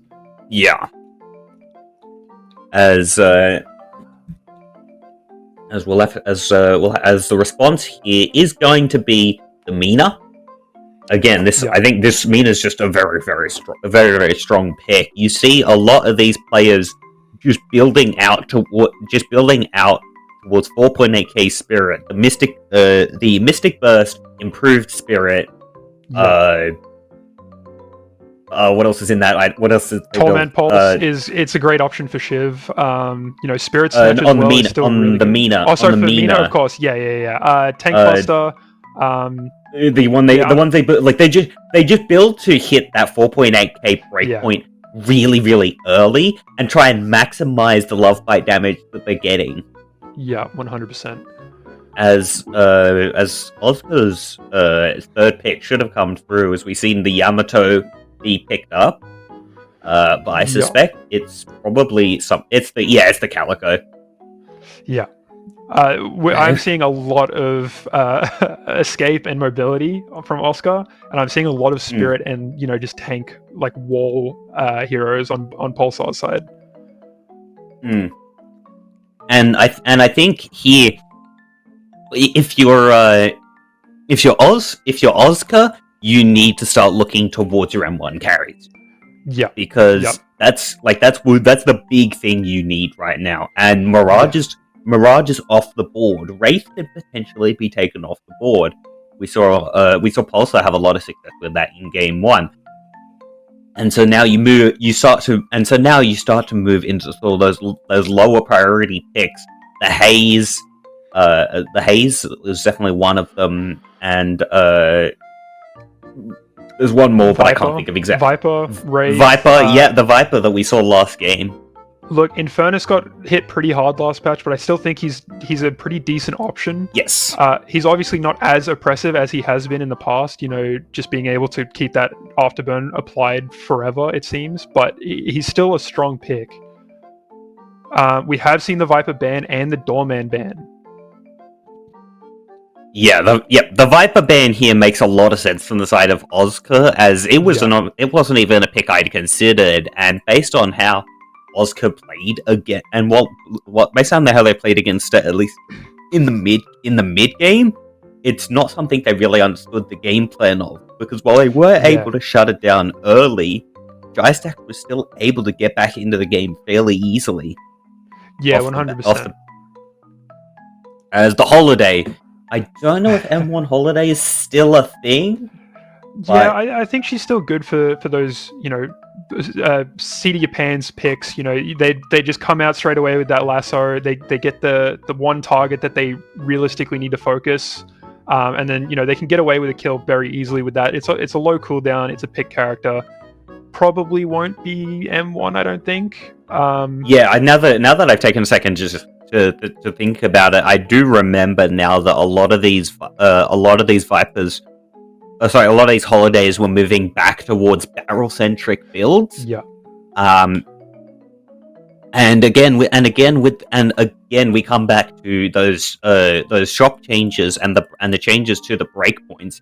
Rapid recharge plus a tier 2 is just such a strong power spike. Yeah. Well, seeing things like Spirit Sap and improved Spirit, Mystic Vulnerability available, and then you combine it with something like Torment Pulse or Rapid Recharge or Decay even. I know it's not as popular these days because it's very easy to counter, but they're still good pickups and they fill that threshold so quickly that there's so much value available just for that alone. Indeed. And also speaking of Rapid Recharge, the Vindicta is still available for either side to pick up here. Oscar, I believe, are the ones to pick it up, but we did see them not really get that much work done with it, as the Paradox here is going to be the pick to come through, and this is probably going to be followed up with. This is a sort of pseudo M1 carries, but it wouldn't surprise me if I see this followed up by a sort of true M1 carry like Infernus, who's able to sort of provide the initiation provide also a lot of the initiation here with the help of the combustive combustion. Yeah, or the Wraith with the telekinesis. Yeah, she's really, really benefiting from this the thresholds. She can just rush either gun or spirit depending on the game and just do so much damage. Tesla bullets, Quicksilver reload, search, and also especially for these M1 characters, the combination of Quicksilver reload and surge of power is a small investment that both gets you to that spirit breakpoint, but also gives you just almost just as much power in your gun with the fire rate and the reloading from these abilities. Yeah, and speaking of Quicksilver reload and surge of power, there's the Haze pick from Pulsar. Yep, it's so much value being able to invest in spirit while still not really losing anything in your gun. And Wraith and Haze, they both have that sort of spirit scaling that you want, without the need for strictly gun scaling items. They love fire rate for sure, and Wraith definitely wants some gun damage late game, but they benefit more from the fire rate aspect of the gun tree rather than the raw damage like characters like Billy or Abrams might. Yeah. And also a lot of race damage. Also, you also have to remember that a lot of race damage is going to be coming from her cards. Yes. And how do you get more cards? You do more fire rate and bullet damage. More fire rate, because it doesn't matter how much damage those bullets do. As long as there are bullets connecting, you're gaining card rate. As the Grey Talon here, this was something I was going to raise last game for the side of Oscar actually to pull out, rather than something like the Vindicta. Talon here is able to provide a lot of utility on the side lane. He can just ICBM a wave from half the map away. Yes, and especially even in the early game, as soon as he hits that ult threshold, you're pretty much playing your side lanes with 2.5 people because he can just send that owl, apply pressure. It's another 300 damage and potentially scaling spirit that he just gets almost for free. But the Sinclair pick is not bad. I think there's a lot of ults that Pulsar have that Sinclair can really take advantage of. Yes. Like while there's no what's it called there is no singularity is the first one that comes to mind in terms of really, really good ults. The killing blow is already on the side of Oscar, so that's but even being able to mimic things like Lash ult or Grey Talon ult, even Holiday the Death ult, Slam, Guided Owl, and Spirit Lasso, those are the three you're going to be looking at. And Geist ult can be really valuable as well. In very particular situations, Geist ult can be super clutch. Yeah. So we'll have to see what works. I really like this pick for Sinclair. They, like I said, they've got a lot of utility ults on Pulsar that he would just love to have. But also just the bunny, being able to combo that with Wraith's just pure DPS, Calico's burst, Shiv's ability to just get in range at that point. Even Mina ult can benefit really nicely from that, just them not being able to move. Yeah. As also it like as their comp also, the thing is with the bunnies is that players do gain move speed while they are transformed. Yeah. But this Oscar side definitely has the tools to sort of slow them down. The telekinesis, the kinetic carbine, as well. The Calico, once she gets the Calico, if she does opt into Life Strike, which I believe is what they tend to go into, that's a 60% slow if he's able to land that too.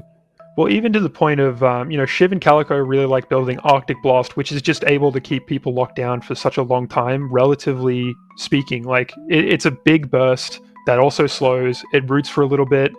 You can combo that very, very easily with Bunny. But that's not to say that Pulsar's picks are bad either. They've got a very strong team. They've got a strong core. Maybe their mobility might be a little bit more on the front end rather than their raw damage in fights. But if it gets to late game, that haze can still be a problem. Same with the Grey Talon, just peppering arrows from a mile away. It'll be a very interesting game for sure. Indeed, it will be, as we should be getting into game very, very soon here. As we will probably once again, I think we will see a lot of these same players on the pick that they were on before. Yeah, but my question is, when you look towards things, towards things like the Wraith, the Sinclair, picks we haven't typically seen from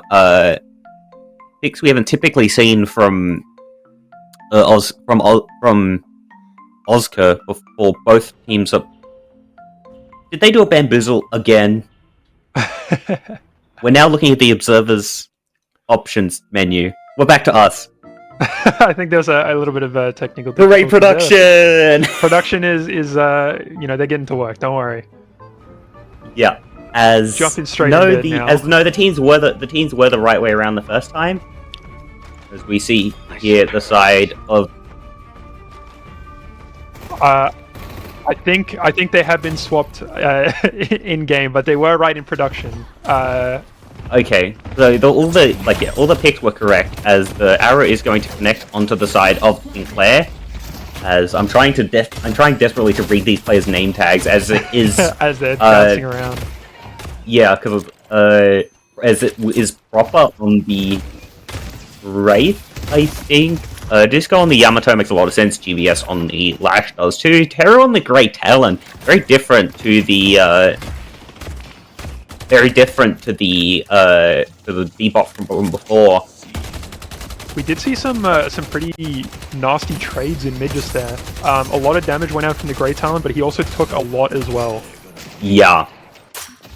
A big trade there, but the haze has been brought low. Sino, he's desperately trying to get away, but the Mina is chasing him down, and he's gonna be able to pick up the kill. Sino goes down before the third wave even arrives. that's going to be a lot of momentum that that Oscar can just keep pushing. I think. You know, early picks like that, they don't seem like a lot, but they can snowball pretty quickly if it continues to happen too much. Yeah, as he is going to, it's not going to be like one of those picks you hate to see it, like 2.5k souls, where suddenly their team has ultimates and your team doesn't, and then it starts snowballing out of control. But the early pick definitely still going to hurt for the side of Pulsar Esports there, and Sino just not respecting the damage that Hong is able to put out, and he's using this Mina to its fullest. Yeah, she's got a lot of lane pressure right now. You know, the Love Bites and the Rake combo can just be so much, and combining that with the Calico's Gloom Bombs is going to be really hard for Sino and GBS to be able to do much without taking a lot of damage.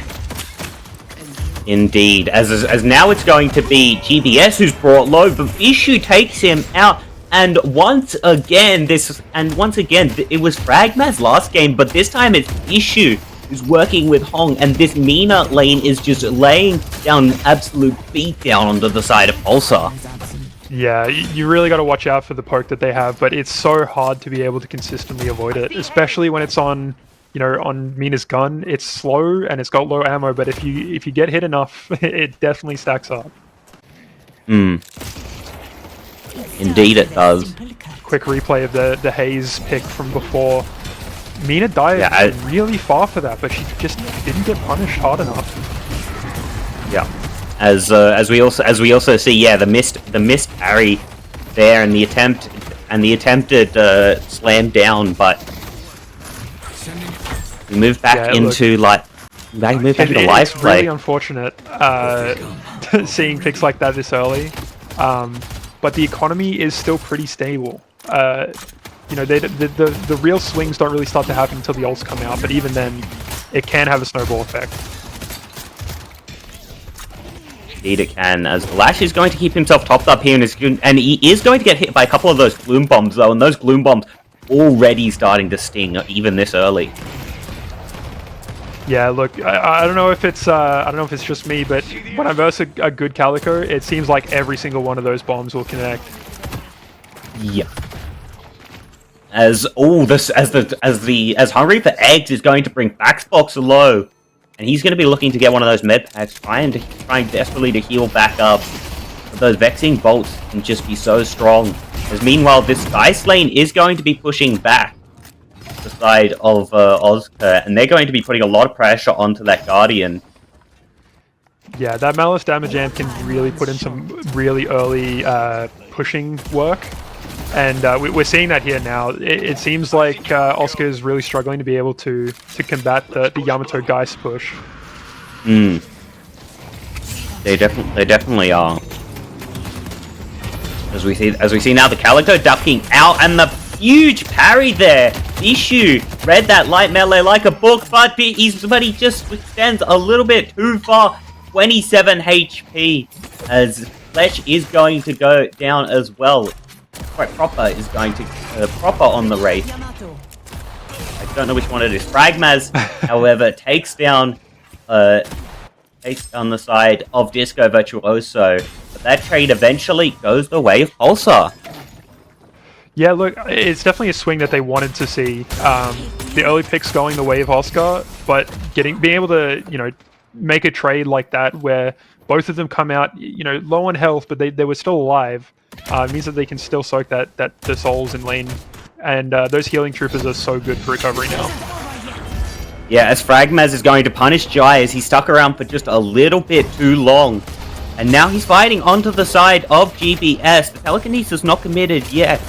I don't believe that cooldown is up just yet, but it might not matter as Disco it's GBS on the Yamato, as the HUD is lying to me once more. As Issue takes down Sino, as Fleck, I believe it is, takes down GBS on the Yamato.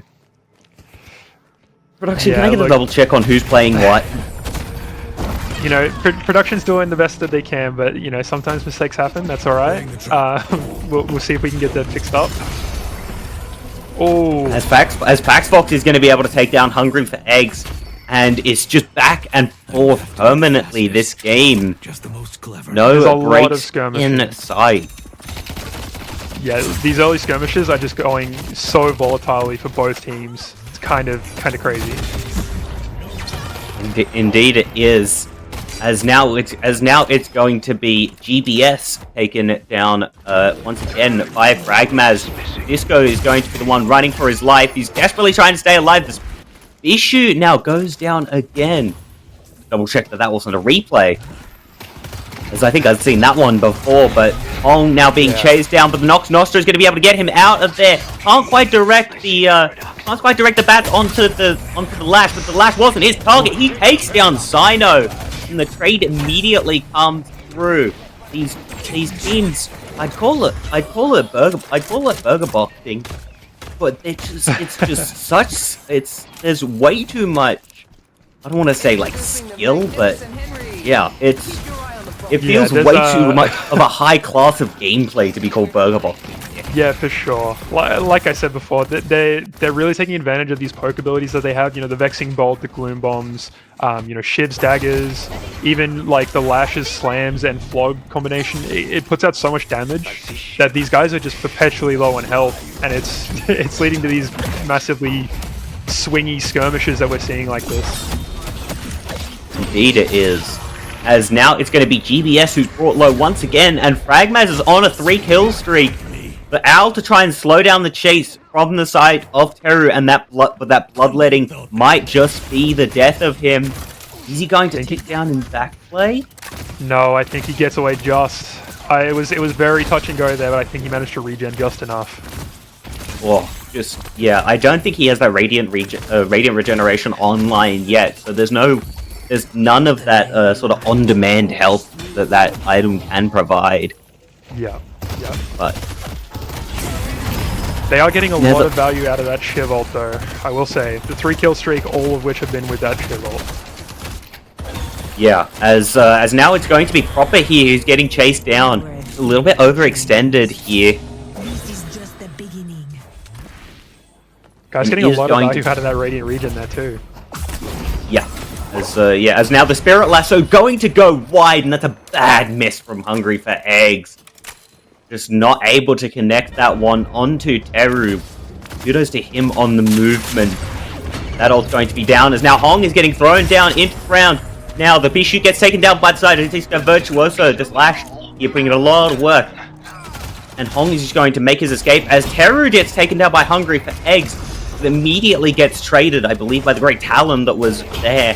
And Fragmaz is just trying to pressure on, but it's Proper who has managed to find Faxbox. These teams continuing to trade blows back and forth again. But it's Polestar who are coming off with a very, very small lead. But now it's Hong who might have something to say about that, as he nearly knocks the Lash off of the zip line. And there's no breaks in this game. Yeah, we're already seeing how much those early kills can sometimes. Oh, the interrupt onto the line though, and the Reaper's going to come back quite soon, but he wants to try and get that execute ready for a little bit more damage. But Disco managed to dance his way out. Yeah, look, don't let him get on the dance floor. You will not be able to catch him. Now as the Spirit Lasso, that one's going to connect, and GBS going to be forced into the Shadow Fall, and the Vexing Bolts come through. Doesn't put a lot of damage down through those resistances, as the Shiv is going to be stunned up and taken down. The Vexing Bolt's going to connect onto the side of Terror, and Bishu is the one to finish off the kill. Technical assistance now coming in as the Paradoxical Swap is going to put Paradox so far out of position. He's frantically dashing, trying to use that stamina of Great Talon to get back out. He can't make it, as GBS now has taken 2 kills. And we can't have a single fight that's not completely even here. Yeah, it's these teams are really showing us why they are the pros. A lot of these fights are very touch and go, but they just make it work. Yeah. You'll have to excuse me as I have to take a second to get my breath. Yeah, take a breather, man. Take a breather. I get a feeling that you're gonna need the action does not stop here. As the teams are fighting again, Disco Virtuoso trying to dive down onto the side of Fragmaz. and he's just going to go down. And there's just not enough players in the area to get anything back. But Hong now going to find a kill onto Sino. As this haze has just sort of been almost, what do I say, invisible in this game. You'll also pardon the pun there. But yeah, this haze has just been trying to get that side lane pressure in. Meanwhile, Fletch now goes down to the side of GBS. This Yamato now online. And still not a lot of spirit to her name, so once that starts coming in, it's going to be very difficult to slow this Yamato down. The urn going to be abandoned now as GBS comes in, is looking for the pick onto Bishu. Power Slash to come through, but the target ends up being Fragmaz. But GBS has been brought low, and with no Shadow form available, he's just going to get taken down. Meanwhile, an attempted chase onto Disco Virtuoso, but like we said before, this man is so slippery on this Lash. Can dive kick down. As Faxfox has been taken down in backplay, but Proper also gets taken down.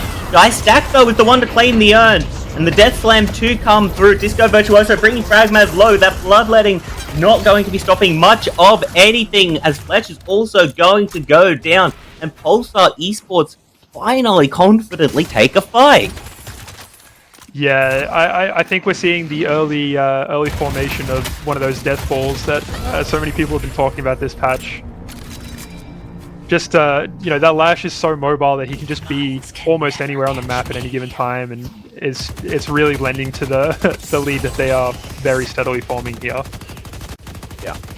As we do see, actually, the Haze here, rather than opting for the more traditional Silver reload build, has opted to go towards the Flowing Hex to counter the Mina, but I don't believe that's been of much help in that sort of side lane fight. He does have 14k souls to his name, still keeping pace with the game in terms of that soul count, but it's Disco Virtuoso with the massive lead and the massive impact here. Majestic lead now finished, and this just ups his mobility around the map so much more. Yeah, he's really making use of those rotates, and he's just creating so much space for Sino and for his team to be able to get ahead. As Hungry for Eggs going to be dived on Teru there with the help of the Spirit Lasso, but now the Geist is being brought low, but Fletch also going down. The Paradoxical Swap going to come through, as Proper is going to bail out his Ray. Now he's got to make his escape as well, as Fletch gets hunted down by Faxbox's bird, and now Proper is between a rock and a hard place, and he's not going to be able to escape that one. Fragmaz here desperately trying to trade back, is going to find one on Teru. But I don't know how he's going to be favored in that fight against the guys. No ultimate to his name, though, as the knives get stuck in, and Bishu comes in to help finish it off. GBS now in backplay has managed to find Hong, as it's also going to be Faxbox joining the fight. But I think these players are just going to lick their wounds, collect their bags, and look to back off. And now, it's going to be Sino who's diving in onto the side of Fragmaz. He's going to absolutely burn him down. We're definitely seeing absolutely nowhere. We're definitely seeing that space created for Sino coming into play here.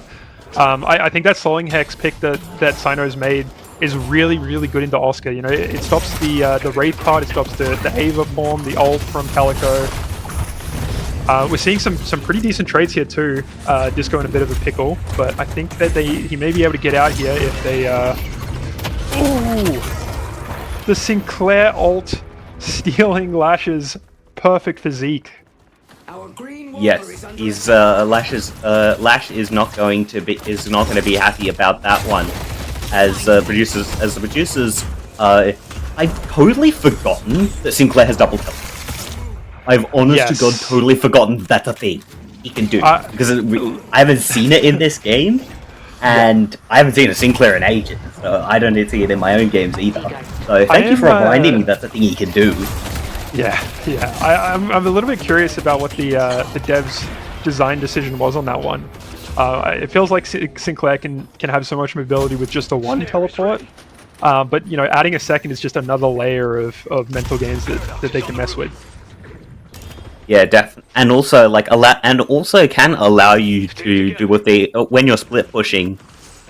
It'll buy you a few extra seconds as you come in. And I'm going to have to hold that thought, as I do believe there's going to be a fight breaking out over this urn. Disco Virtuoso, the first target, but Proper is going to be the first to go down.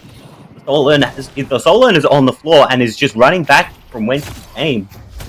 As now the Lash going to be stunned up very temporarily, but I don't think Hungry for Eggs wants to particularly to be here. That big flog coming through. And Disco Virtuoso is going to take his chance to leave. As now we see Bishu, I believe, attempting to be dived on here. He's actually going to manage to grab Backbox now, as GBS is going to return that urn. Disco Virtuoso takes down the side of Fragmaz as Hungry for Eggs and Bishu also go down, and Pulsar once again. These fights were for so long, but they're just finding what they need. That telekinesis though, but the flog is going to finish him off, and Disco Virtuoso dances away from that fight. Yeah, he's the combination of that Mystic Shot and Headhunter is such a good, out of pocket burst that people just do not expect when they're versing a Lash. They see the fog, they see the slam come out, and they think they're safe. But the Mystic Shot Headhunter proc, I think it did like 400 damage just then. Yeah, although it would be more out of Lash burst and out of pocket. Yes. Not Sorry. But we see now an attempted escape here by the side of Hong, a successful escape. Now it has become as Sino's not going to be able to chase onto that one, but GBS is going to be the one to follow in, but doesn't find anything else. Yeah, we're seeing a lot of Oscar congregate around this right lane here. I'm worried that we're going to see another one of these tentative fights. As now we see the Sinclair backing off, and Bishu here, he's rushed over towards that Arctic Blast. He's going to dash in, trying to find Disco Virtuoso, but Fletcher's the one who has been taken down early on in this fight, and Sino now is just looking to free fire onto the side of Bishu. He's going to go into that smoke bomb. He's going to see if he can try and grab that pick. The dagger comes out, the bullets come through, but he has the protection of the Walker. Meanwhile, Hong and Proper have gone down in backplay as we've been watching the split push come through from Sino. The Arctic Blast not going to connect as I do believe the fight does. But look who's arrived on the scene. I do want to point out some of the incredible games that we just saw from Sino there. Obviously they couldn't see that Bishu was around that corner to the same extent that he was, but they were still able to read the situation and manage to dodge both the Arctic Blast and a majority of that damage. Indeed. Getting away with only getting hit by either the Gloom Bombs or the Swipe. I'm not sure which one it was, but there definitely wasn't enough damage for it to be both. Yeah, no, I believe it was the Swipe, but like the spacing that we just saw from Sino really shows why he is in the position that he is. Yeah. As we have cat cam. We love cat cam. Give us more cat cam observers. But we see now Proper here. Look, Bishu's looking for the pick. This paradoxical swap to come through, but Disco Virtuoso with the ult. But now Sino is getting lasered down by that Nox Nostra. Disco now looking for trade back, and that's a huge amount of damage out of the Lash. As he's going to take down Hong. And they get Sino, but they lose 2 and potentially 3 for it. As Proper is desperately trying to escape. But a huge dive kick comes in. Fragmaz just gets absolutely bursted down. And this Lash is just putting out so much damage for the side of Pulsar. Yeah, it's always a treat getting to watch Disco really just get ahead like this. Make the space that he's making, and the space that he's making is definitely helping them out. Indeed it is. As the mid-boss will be started up here by the side of Pulsar, I don't think there's going to be able to be much of a contest. As it's now 40k lead to the side of Pulsar Esports. And if you're Oscar, now you've got to look at, well, what are we looking at for game 3? How do we start to get this comeback going again as Bishu just gets caught out? Yeah, it's unfortunate when those sort of picks happen, but if I'm Oscar, I'm feeling pretty demoralized with this lead that Pulsar has. It's a 40k lead. We're seeing Geist with 33k here, almost a 10k lead on the next person that Oscar has on their team. Indeed. the writing is somewhat on the wall here for Oscar, unfortunately. Yeah, as I think now they just got to be looking for picks, basically. Yeah. That's their path back into the game, is just finding someone out, or is catching someone out in the side lane. Finding someone who's just a little bit overextended. But now the guy that's out going to come through, he's looking for Hungry for Eggs, but it's going to be blocked by the side of Proper. Nothing more to come of that. Yeah, look, I was thinking it during the pick phase. Oscar has a really like singular pick heavy team. You know, they've got the Shiv, they've got the Calico, they've got the Mina and the Wraith, but Pulsar has these AOE pick capabilities with the GT ult, you know, the Lash ult. Even Holiday can sort of force these really uneven fights. You know, just being able to completely take someone out of a fight and forcing the 1v1 in a situation where, you know, you're already at a disadvantage is really underrated. Yeah, as Jai Stack is going to be the one who's called out on, but the huge life transference, and Bishu just gets taken from 100 to 0 in less than a second, as now Hungry for Eggs is trying to play games here on the side of Disco, but I don't think this magic trick is going to fool him. He takes down Hungry for Eggs. Is now the guided owl going to go out looking for either Hong or Fletch, as he's actually just trying to drive by.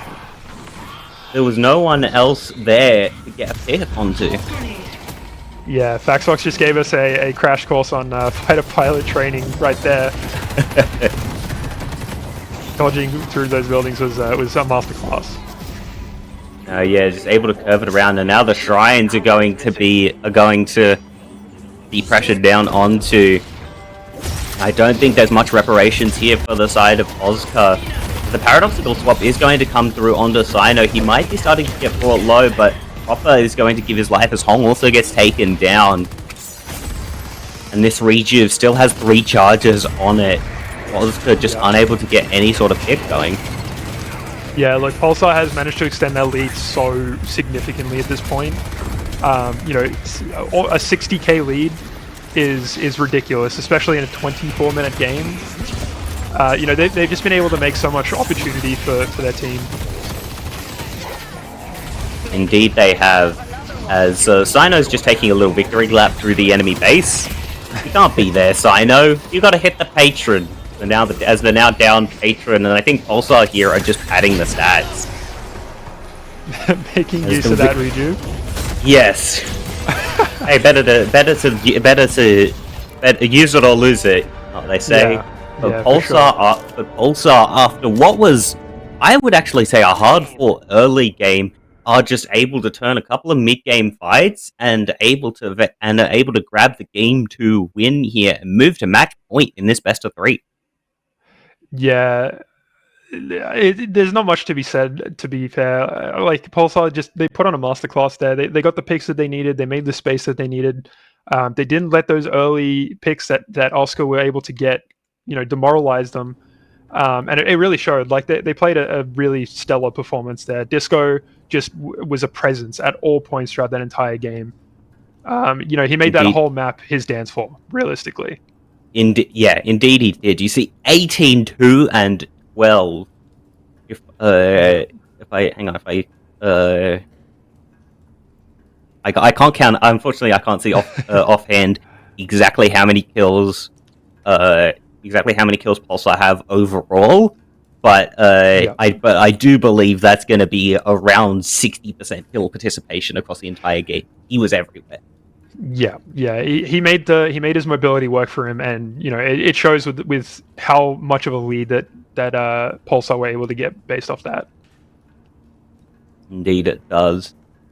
As we will now be moving on to a break, but don't go anywhere because we have Game 3 of this series coming up next.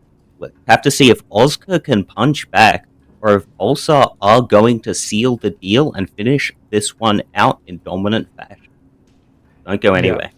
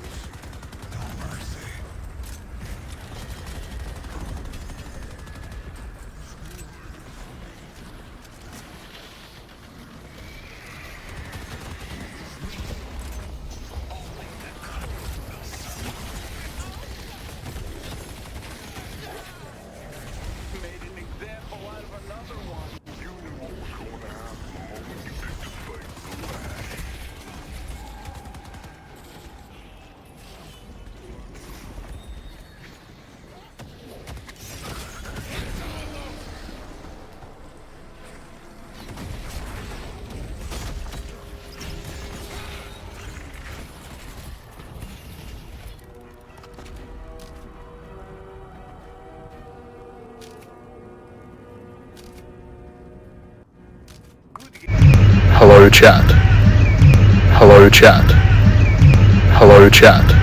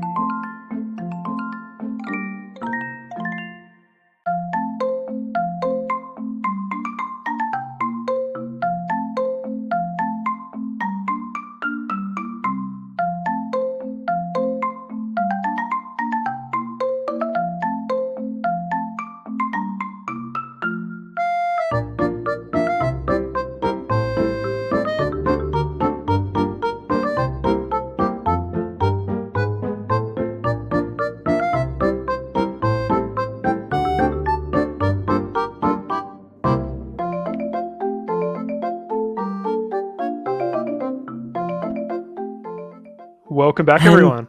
Welcome back. It was a very scrappy game there, but I feel like I feel like we say this a lot when these two teams match off, especially when you get compositions like the ones that came in, where it's a very scrappy early game, and then eventually Pulsar manages to convert a few fights in their favor, and then the game is ended. Yeah, I definitely think the first team that can convert those, scrappy, they could go either way fights to be definitively theirs. That's the turning point in those situations. And I really think that once you can identify that as a player, you can sort of reassess how you're supposed to play in general. Like instead of forcing those fights and trying to come out on top, you can start to change to be more pick oriented, split push oriented. You can try and just make the space. And it's not to say that, Oscar weren't able to find that point. I think it's more so that Pulsar was able to just force those fights out, especially with the comp that they had. GT always had a presence with that ult. Disco was able to just make the whole game, play at his tempo. And I've just been told that we do have a special guest here. Have we got them? I was not informed of this. Hello, chat. Hello, chat. There is our special guest. Is that Carpin? I think that's Kakacho. Oh, that's Kakacho. Seemingly on vacation, having a good time there. Yes. Yeah. Hello, Kakacho. I mean, yeah. With the heatwave we've been having in Sydney, oh my god, so many people would get me. It has been obscene. Yeah. Down in Sydney. I'm a little bit annoyed that we don't have very many good beaches in Brisbane, because it's been just as hot, and it's been, the weather's been great for a beach day, but we'd have to go down to the Gold Coast, drop to the Sunshine Coast to be able to do that. Yeah, as we will move into the draft of this next game, and as we do see 8 heroes now off the board for both teams. Abrams, Moenkrill, Viscous, Mirage, Viper, Bebop, Doorman, and Billy, all not available. And once again, any champion banned in any game is not available for the rest of the series. If this one does end up getting pushed to Game 5, there will be 16 heroes, half the roster not available to play. Yeah, it's really going to come down to who's got the most variance in their gameplay, like who's able to make use of those lower tier picks. Because I think if the games go too much further, if Oscar's able to pull this one as a victory, we're going to start seeing some of those the high tier picks, and we've already seen a few of them. The Billy, I think Abrams and Mirage are both pretty high tier at the moment. We're going to see the Calico getting taken away, and let me think. Probably the Lash in response, based on what Disco did last game, is my guess. Yeah, taking Lash away from Disco is probably a smart call from Oscar. He's like I've been saying. Call me a Disco Glazer, but he was able to make that last game work for him so well. Indeed. There it is. Yeah, it is. Unsurprising. There it is. Unfortunate that we're not going to be able to see him, dancing around, but unsurprising nonetheless. Yeah, as I think Pulsar here are probably just going to first pick the Shiv. That's the power pick I'm looking at, and I'm now also looking at the Shiv Pocket, because Pocket sort of is a pick that has gone down in popularity, but I think with things like the Abrams, the Moenkrill, the Billy off the board, that can really just dive on this Pocket and shut him down. You might be able to just buy just enough safety to be able to pull out that pick, but as we suspected, is the Shiv to come out. Yeah, as you were saying, there's a lot of crowd control that Pocket absolutely hates to deal with off the board right now. I wouldn't be surprised if we see it. The vitality improvement that a lot of people have, a lot of heroes have now, it makes it harder for Pocket to really get off the ground. But I think he might be one of those picks that we see that's a little bit lower tier that might make his way into this draft here. Indeed. As we'll have to see what the response is going to be. The Lady Geist pick. The Lady Geist come through. A pick that's been exchanged, that's sort of exchanged hands both ways, but it does make sense. Sure. It does make sense into the Shiv. It's definitely the Lady Geist, one of the few characters that can keep up with that Shiv in terms of the amount of regeneration that she's able to put out. Yeah. And it's sort of an interesting matchup. As a Shiv player myself, being able to get the correct ranging on the Shiv ult, if you do it too close to Geist, she can just ult you, and then your ult's gone, and she's got all of your health. Bloodletting's great, but it's not going to be able to sustain you through that as much as not getting hit by it. Yep. And we've picked Geist into Geist's biggest fan. As Mina going to be picked up here as Hong here. I think Oscar here are just looking to secure comfort for Hong. He's been able to get a lot of work done. I believe 2v2, like straight 2v2 kills very early on in both games so far. As the Yamato in response. Yeah, these picks are very, very predictable in my eyes. Even if they don't want to ban Geist, Oscar picking Geist to prevent Jai from getting it. We saw how much of a lead that Jai was able to get. I think I mentioned it. They were 10k up at one point on Oscar's most farmed player. And the Vindicta pick as well. She's one of those. I wouldn't say exactly she's an execute hero, but she's sort of a pseudo execute. Yes, the assassinate, not a true execute, but does do more damage to heroes that are already low, but also works great as a chunking tool. As 100%. Well. Yeah, I have seen quite a few rapid recharge rushes, even Surge of Power, just early pickups for Vindicta to hit that spirit threshold and really just make those ults chunk. Indeed. As we'll have to look at the response from the side of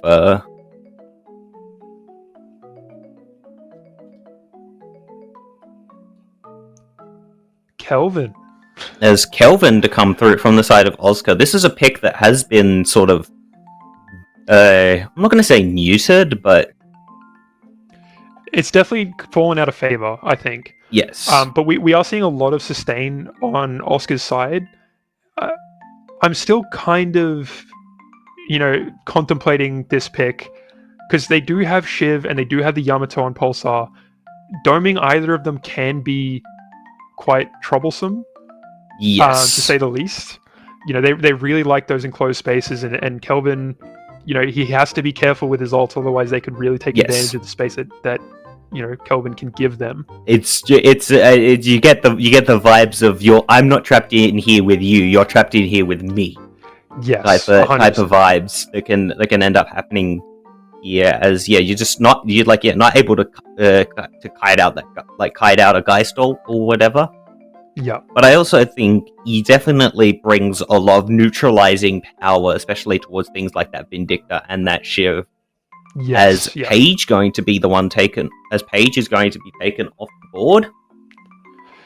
Yeah, she is a really strong pick. I think it's kind of difficult to say right now because we don't really see what Pulsar's planning.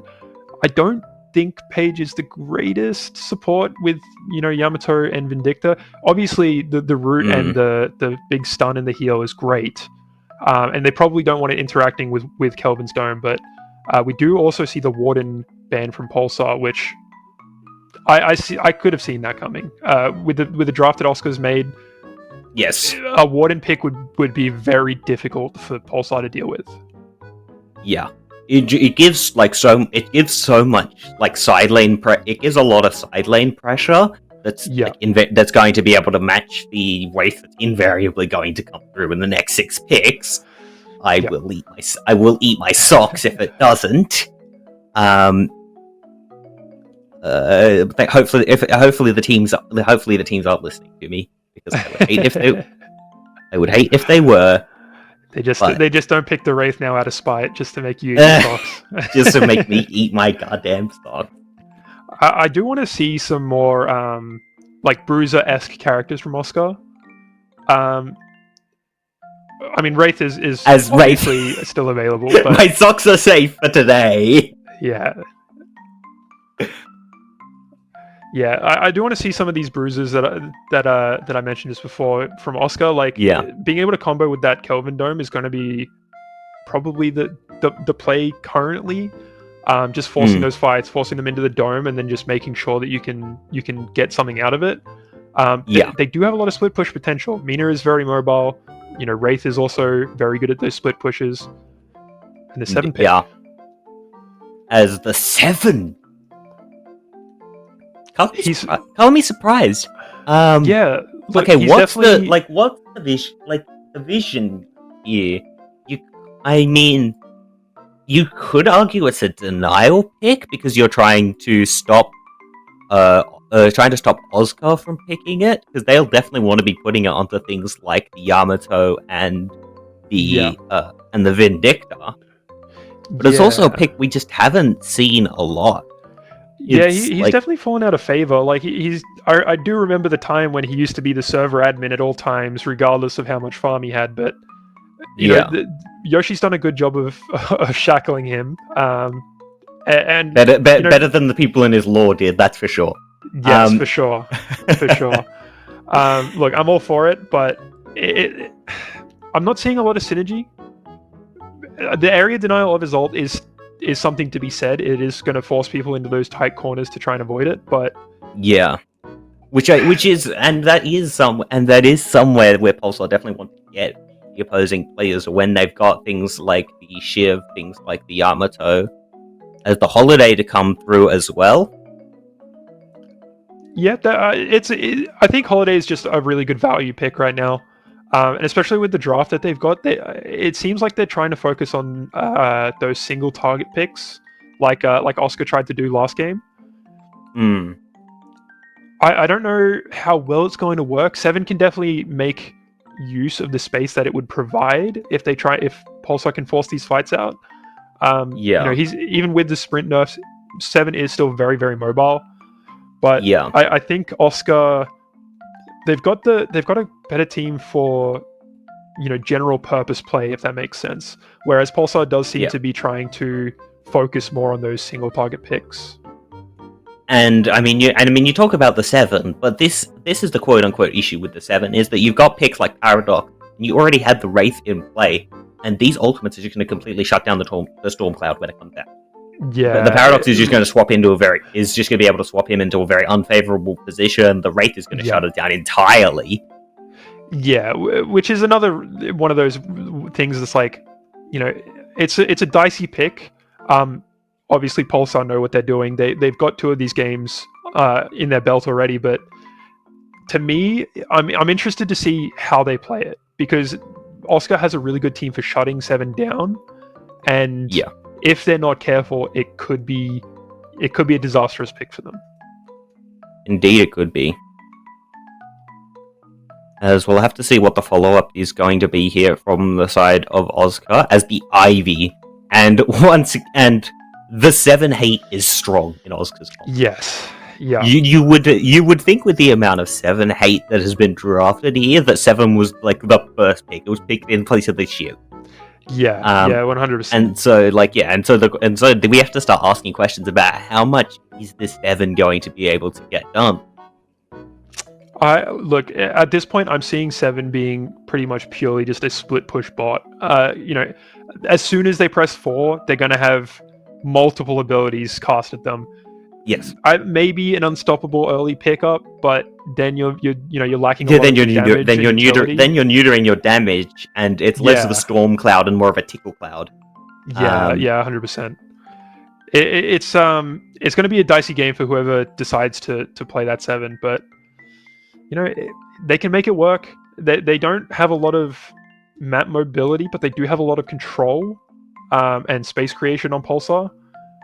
Maybe the 7 can capitalize on the space that they make, but Oscar has just such a mobile and map presence oriented team. Ivy and Kelvin, they can be in another lane in an instant. Paradox is incredibly quick to rotate. Wraith is insane at split pushing. It's going to be very difficult for Pulsar. I think Oscar so far has the better draft, but maybe this last pick will be able to bring it all together and make us see Pulsar's vision. Yeah. As you talk about those Kelvin rotations, I do remember the other day I was on Kelvin, and that's a McGinnis. That is a McGinnis. I mean, I'm happy. I like me some Maggie. I'm gonna have to hold that thought from earlier. Yeah, I don't. I like seeing that Maggie. I mean, it's Eric. That is what the character does. I am struggling to see the vision here, though. Yeah, I mean, it makes it a lot easier to fight in the Kelvin Dome because once that spectral medicinal spectre gets online, it's going to be the size of the Kelvin Dome, and it's going to be providing almost as much regen as the dome, unless that dome is maxed out. The rockets as well. Like when you combine the 7 Stormcloud plus the McGinnis rockets plus the threat of the Vindicta, just Vindicta as a whole, you stick as a third threat here, and Pulsar Esports are going to have so much area denial. And so it's going to be up to picks like the Holiday, the Yamato, and the Shiv to take advantage of that area denial to try and get work done. Yeah, I am concerned a little bit at the lack of, M1 pure damage. 7, if they build into Power Surge, 7 can do a lot. Vindicta also with that flight and the new thresholds can do a lot. McGinnis can do a lot, but all of these are but also if you're using McGinnis specking into the McGinnis build, I believe they call it, you're losing out on a lot of that sort of area control that the character brings, what we believe that they're drafting this character for. Yeah, it's going to be interesting to see, how it all shakes out. I think Oscar has the more straightforward draft. It's a lot easier to see what they plan to do, but maybe Pulsar knows something we don't. The thresholds shake up a lot of the meta, so it'll be interesting to see what happens here. Yes. As we do see the quirk of Maggie's gun that you don't actually see a lot, which is because you don't see a lot of this character, which is the ramp up. This character gets faster fire rate shooting her gun until she stops shooting it. A certain heavy weapons guy. The aspect about her gun as well that I don't see a lot of people talk about is that she has innately one of the worst bloom effects on her gun once it does start spinning up. I think the only one that is worse is Viper. I could be wrong with that. That definitely sounds right. The Viper's aiming sort of style is more just a slide next to someone and use the fact that you're close to them, do all the work rather than the fact that you're shooting, rather than actually aiming at them. Yeah, definitely. As stop me if you've heard this one before, but Hong is this is Fragmaz now on the Mina. But Oscar just getting a lot of pressure out with that Mina. That is what this character has done for this team. Basically this entire series. As now the Shiv's going to be brought low, but the Mina's going to be bound up. Ivy chasing down onto the side of the Shiv. But I believe he's going to be able to make his way out of there. Getting hunted down. The Reed not able to finish off that kill. As he's frantically shooting, getting pressured down by this Vindicta. 100 health to his name. That knife connect onto the side. Fragmaz. And both the Mina and the Shiv are one ability away. One ability away from that first blood. Mina's definitely able to recover a lot better than Shiv can with Break. But, you know, if he can land his daggers, it could still be disastrous for them. Indeed, it would be. As now we're gonna see the Shiv coming through, but the Mina's able to connect the pillars, gets the ability there, and is able to use that newly gained Sanguine Retreat to make his great escape. And now we're gonna see him just trying to heal up off of the small minion. Set that one up earlier. Yeah. And I think as well, like the amount of sustain that this lane has from Oscar, you know, Hungry for Eggs combining with Fragmaz's ability to heal, it's going to be so hard for Pulsar to be able to get the kills in this lane once they get off the ground, unless they're just getting them in one go. Because, you know, the Rake sustain, the Ivy can help sustain with that tether. It's going to be very, very difficult for these long drawn-out fights to actually benefit Shiv rather than hinder him. Yeah, as we see now the Comedic Carbine coming through onto Faxbox. They're just getting brought low, but they're going to be able to heal. They're going to be able to get that Medicinal Spectre down unless the chase comes on from the side of Proper. But Faxbox is going to stay alive for now. Yeah, I think these drafts that we've seen have really emphasized those early fights, and I think it's sort of telling with the current meta. You know, once those thresholds get met, it's just pretty much non-stop fighting. The space, obviously, the idea is to make space for those M1s to really get off the ground. But I think in some cases we just don't really get to see it happen. No, we don't. As we see a bit of pressure here being applied by the. This is part of what you draft this McGinnis. It's another one of those punish picked onto the Raze. The Wraith, because the Wraith laning is actually pretty weak when you put it in perspective with a lot of the other sort of highly picked characters. Yeah. And so the McGinnis Holiday is just going to be able to basically bully out the as Fragmaz gets another one. No, sorry. That's a replay. That's a replay. I was like, hang on, that looks way too familiar with Fragmaz to be getting another one. I think we're seeing some technical difficulties here. I think our observer might be dealing with some connectivity issues. Yes, as we are losing so many packets right now. As we get a dynamic pose of Kelvin. Yeah. What are your predictions for this game? What do you think we're going to see while we try and reconnect to the game here? Oh, Faxbox is gone. I think Faxbox is going to have died while we're paused. We are going to eventually return to live play. I do believe that was the only kill that happened while we were off air. But you talk about predictions for this game. I think that Fragmaz is probably if not going to actually grab one, is definitely going to come close to grabbing another solo kill here. The Guardian on Broadway for the side of Oscar is just going to be pressured down within the next like minute or two. The nature of these lanes you see the Spectral Barrage coming through, and the Holiday attempted there by Proper is the pick, but not going to find anything. Meanwhile, Fletch goes down, but Fragmaz has found J-Stack, and that's the pick I was talking about. Proper gets traded by Teru. Yeah, look, I was going to mention it. The Paradox was there on such little health for such little time. You know, Proper was really playing with fire, and the Vindicta snipe onto the Ivy as well. Yeah, no, this one is swinging over to the side of Pulsar very, very quickly. Taking the shot. As the chunk out there onto Fragmaz. That's the thing with this Mina, is she's got low health. Yeah. She's definitely going to be feeling the fact that Disco has managed to get that spirit threshold.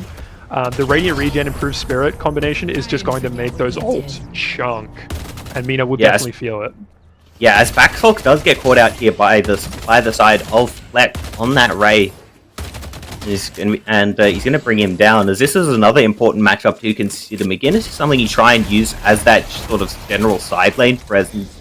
Wraith is able to just jump over the wall that McGinnis places down. As Sino here, we saw him on the Haze last game, now we see him on the 7, that Mystic Slow picked up early. And the Guardian pressured down by this pair. Yeah, I definitely think that that sevens these days are building a little bit more utility with, you know, suppressors and such like stuff like that. I think it's going to be very very important that they manage to get those out to be able to take advantage of that. Even, you know, a single tick from 7 ult can apply, you know, Mystic Slow, Lightning Scroll, Suppressor, you know, all the things that Oscar really doesn't want to see with their drop. Yeah. As the Assassinate comes through and Fragmaz just gets sniped out by Disco. Those ults are already chunking for so much. I saw 850 there, and I'm pretty sure that the only reason it was that low is because it was enough to kill. And there it goes again. Yeah. Disco is just making a playground out of this game once again. I do believe he has that snipe maxed out early. I do believe he saved the. He's also going to get compressed cooldown onto that. He's also going to get compressed cooldown onto it as well. As now Fragmaz gets taken down by Disco Virtuoso once more. That's not a replay. That's really happened. As Proper is going to get the trade out onto J-Stack, but he's got to avoid the snipes from the side of Disco. As the telekinesis is going to come through and the cards to come in. And Fletch does manage to shut down Disco Virtuoso. It's still a 6k lead for Pulsar. I do think something interesting happened there. I don't know if it was connectivity issues or not, but it didn't look like Disco got lifted very high by that telekinesis there. It might have just been a little bit of a visual bug. I think it might have been an observer latency thing. Yeah, as our struggling. Yeah. But yeah. Technical difficulties aside, it does seem like Oscar is struggling to defend this early game by Pulsar. You know, the space is being made. Disco has a pretty significant lead already. The souls that he's getting from the Vindicta ults are putting in a lot of work here. Indeed they are. But you see Fletch able to chase him down, and he's been on this Wraith, I believe, 3 games in a row now, but he hasn't been able to get a lot of work done. As Faxfox is going to be caught out by the side of Hong, we see that Kelvin Dome get deployed, and Disco is forced to just watch on as his McGinnis goes down. But now he's looking for those snipes again. The first one though going to go wide, and he's only got 1 left to his name. Looking to try and get onto Hungry for eggs. These players are able to hide away as the 7 ult now going to come down onto the side of Hong. J-Stack takes down Proper as Fragmaz in backplay has been able to take down a Guardian. But Fletch has grabbed a kill onto the side of J-Stack, and Oscar slowly but surely are pulling this one back.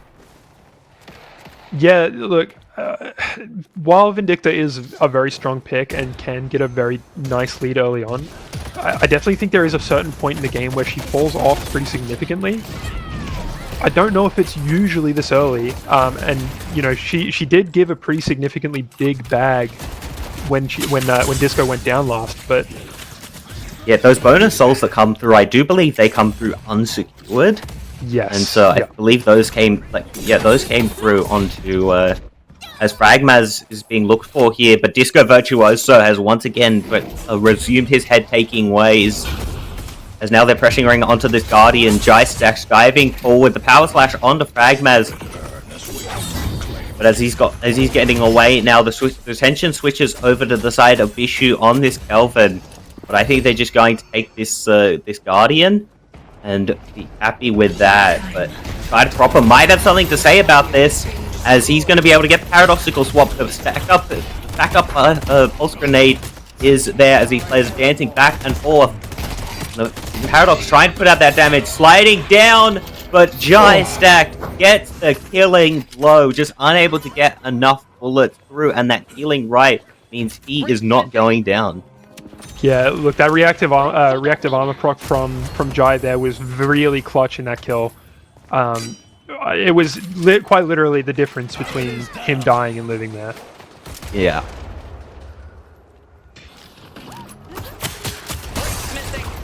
Disco looking for another snipe there. I don't think there was a target in range though, unfortunately.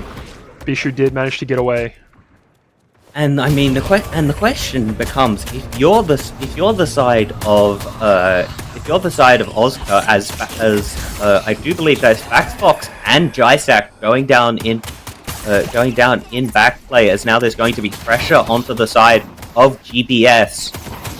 As suddenly this game seems to have been flipped on its head. The Shadow Form coming through and hungry for eggs, just going to try and gun him down. But now we see the dash forward from the side of Fragmaz, looking to try and get onto GBS. As he's desperately trying to run away, but the Reap is going to cut that short. A big chunk onto the side of the Mina, but he's going to be able to dash away for now. The heal attempting to come through as the Assassinate. That laser beam so deadly. They're able to duck away from it. I would be thinking twice about staying here if I were Disco. But now we see the dome coming in, and this is one of those targets that just can't run away. But he snipes Fragmaz. Fragmaz, I think, must have got greedy there, and Disco dancing away, traps another onto Hungry for Egg. They overstay for just a second, and Disco punishes Oscar for their hubris. Yeah, look, I said that Disco needed to be a bit careful, but it definitely seemed like Oscar was the one that needed to be careful in that situation.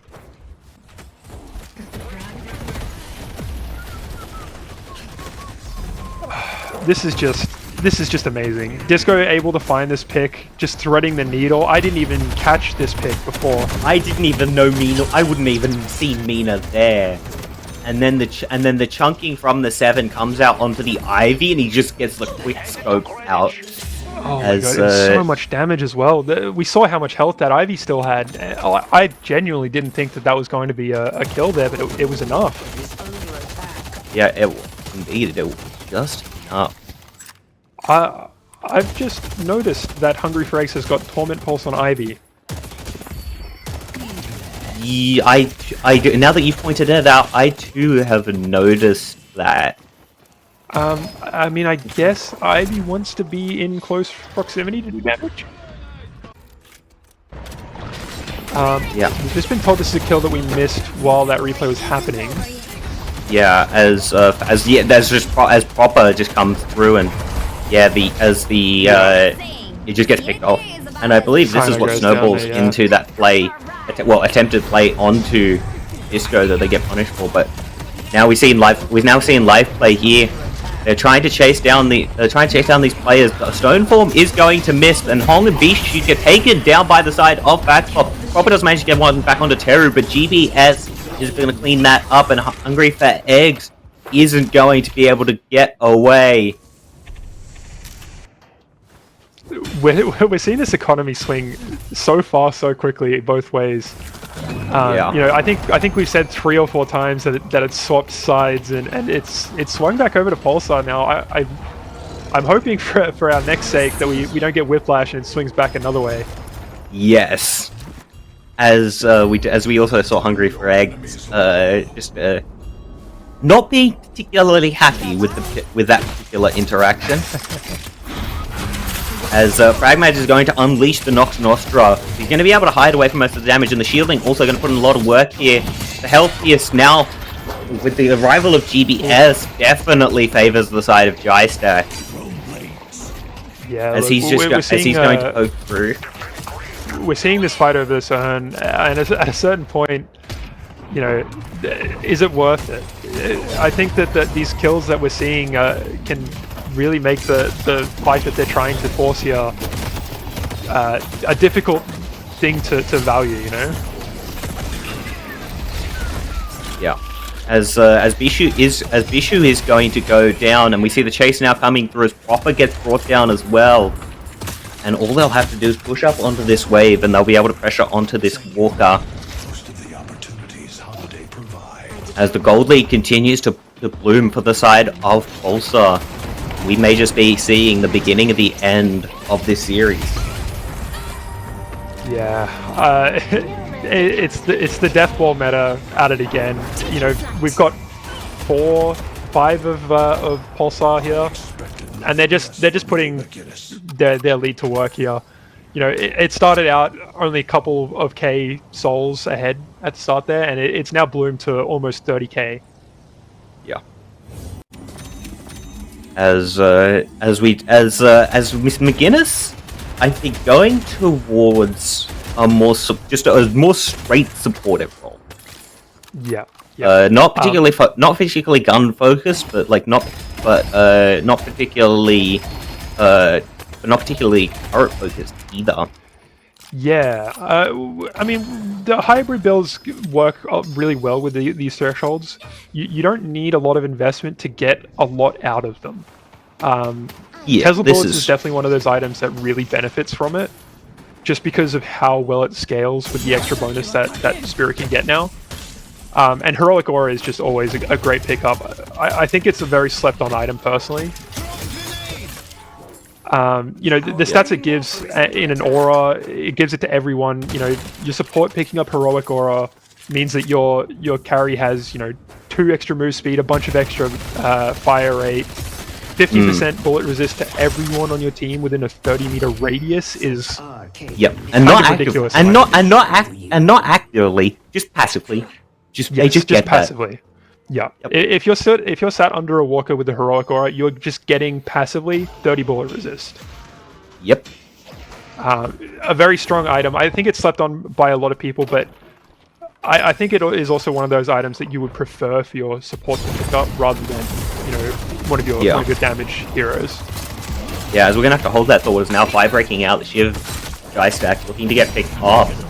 Here the cavalry might just be arriving as he's not willing to give up this fight just yet. The slice and dice come through. Bishu looking for this kill, 100 health to his name, but he's going to get taken down. Faxlux though takes out Backcloth.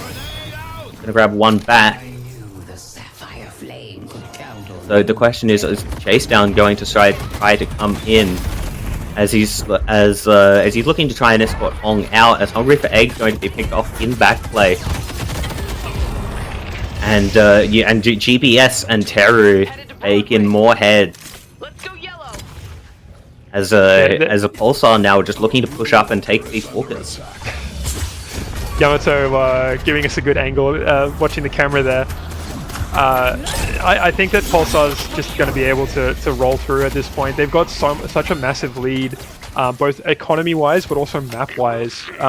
You know, they've taken 2 of those walkers already, and they've barely had a scratch put on any of theirs except for blue.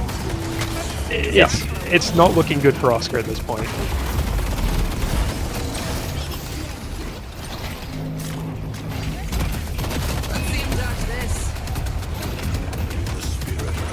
The Heverage going to come through, and while it's not dealing any damage towards the Guardian, it is just there for the pressure. And pressure it will apply as the Ice Beam to come through, but he's going to be able to dash away from that one. The wall to block him off. Flesh is unable to keep up the chase, and Oscar are throwing everything and the kitchen sink at this particular fight. They do not want to see this Walker go down. Yeah. We are seeing GBS away from this fight. The 7-ult going down as well. You know, applying those debuffs. Suppressor was an early pickup, so it's going to be felt by Oscar here. But Flesh now going down in the fight, and Bishu might not be long for this world, as Proper also goes down, and the attempted engage is foiled just as quickly as it started. And Pulsar, now the dive key coming through. Fragmaz brought low by the side of GBS, and he wanted to pop the Shadow Form and chase that, but not going to be able to do so. Meanwhile, the urn going to be delivered across the map with no one to contest it. Bit of a drive-by melee, I think, there from the side of the Holiday, but now we see this mid-boss deciding to get absolutely shredded down, and it's Pulsar who are going to pick it up. Yeah, we're getting to see the carousel that Seven's on there as well. Nice little treat for our viewing experience.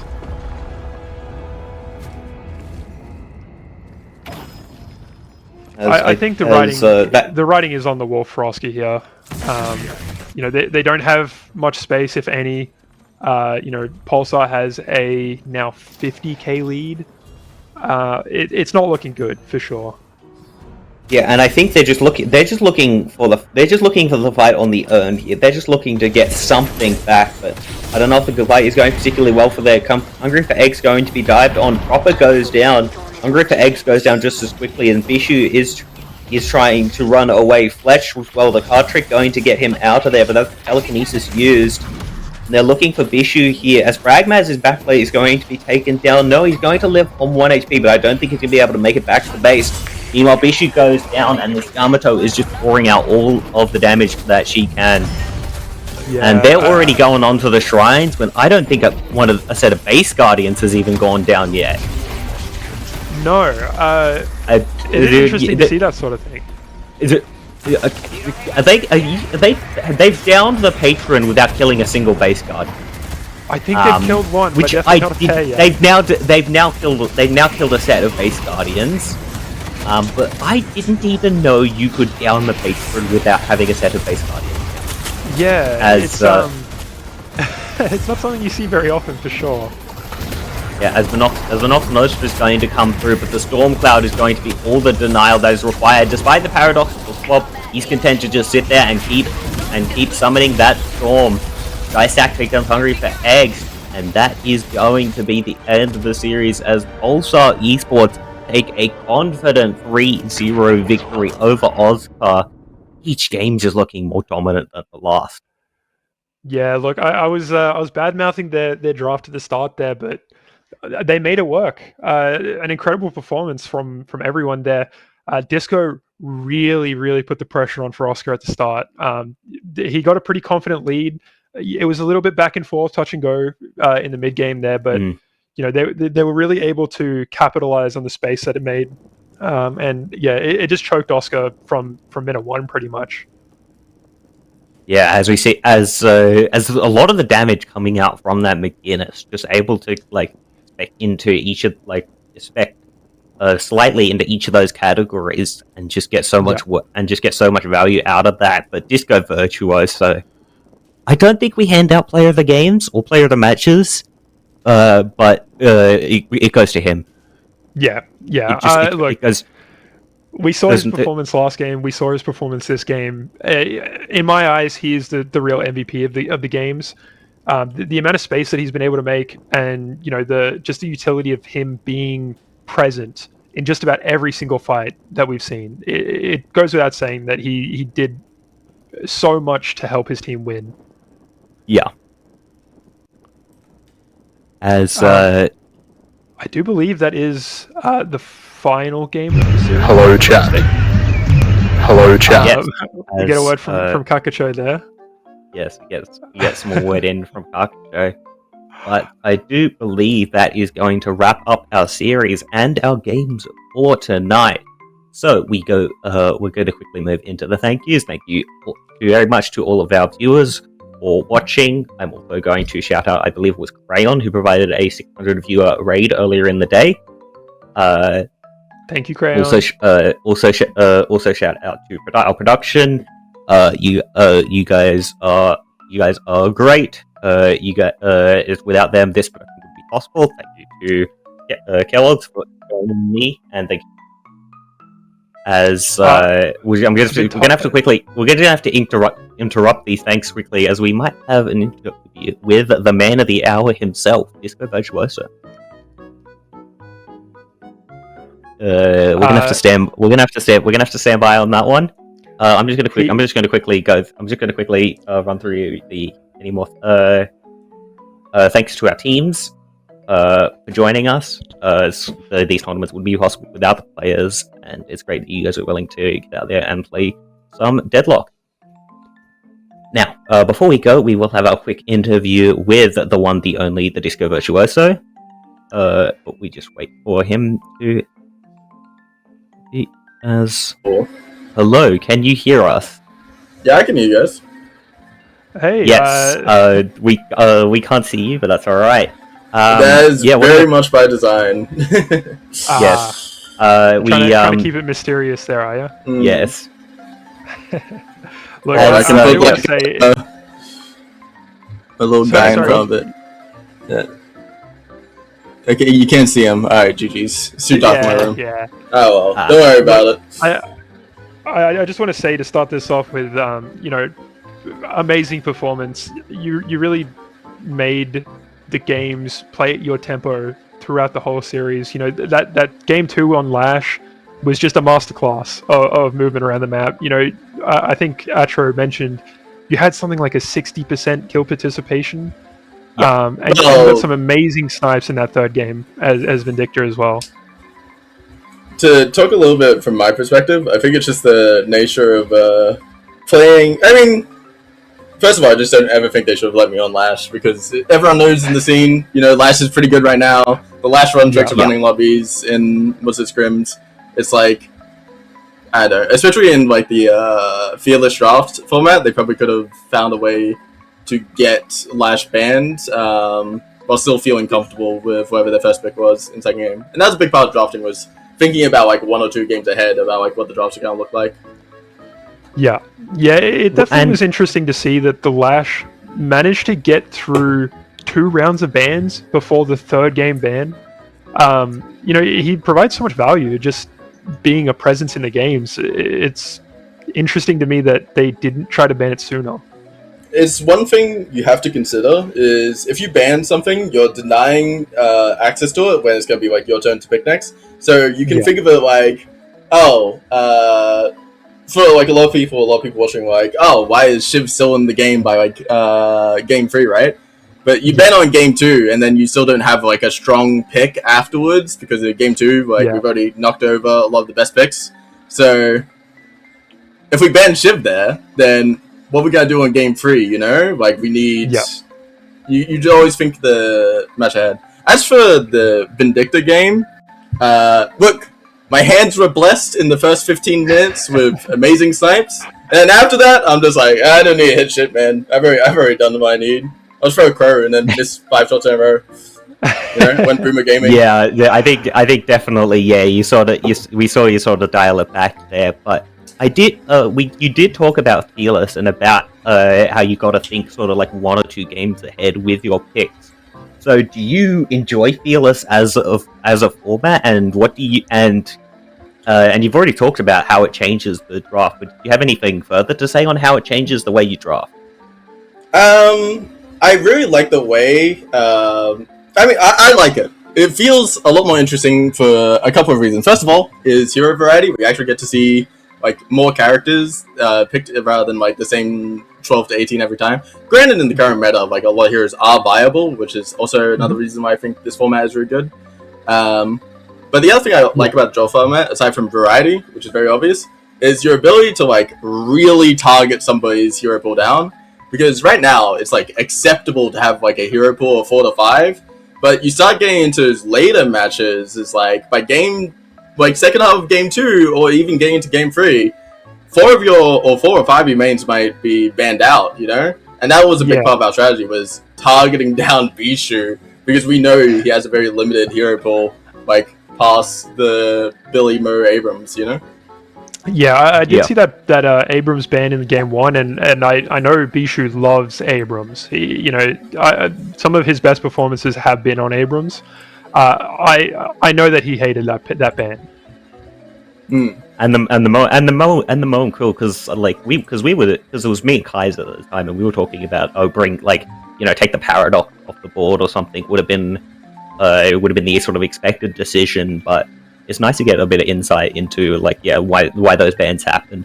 Do you have any, continuing on with this sort of Fearless discussion, do you have any bones to pick with the format? I wish it could have gone on longer. That's my biggest issue. I feel like it gets more fun the more matches you play. So I was like, you know what? Good problem. I was low key hoping we'd lose game 3 just so we could go to the game 4 with the fucking 12 bands leading in. It would be real Mickey Mouse. Yeah. We didn't mention it at the start of game 3, but there's something to be said about this strategy behind Fearless. I think Oscar, they picked that Geist pretty quickly. I think partially to deny Jai, but also it's a pretty good pick, and it's not one that you want to see permanently off the board. If it did go to a game 4, who do you think you would have banned your team? It's those pseudo frontliners, or people who can turn other characters into frontliners became like a big part of the banning prioritization. So it's like either sending Geist away or the Kelvin. Again, Kelvin just because it's not a Bishu pick, but making it so you get to that game 4 and then there's no Billy, there's no Mo, there's no Abrams, there's no Viscus. Like you name all the good frontliners and all the there's no Page or Kelvin either. There's no Viscus.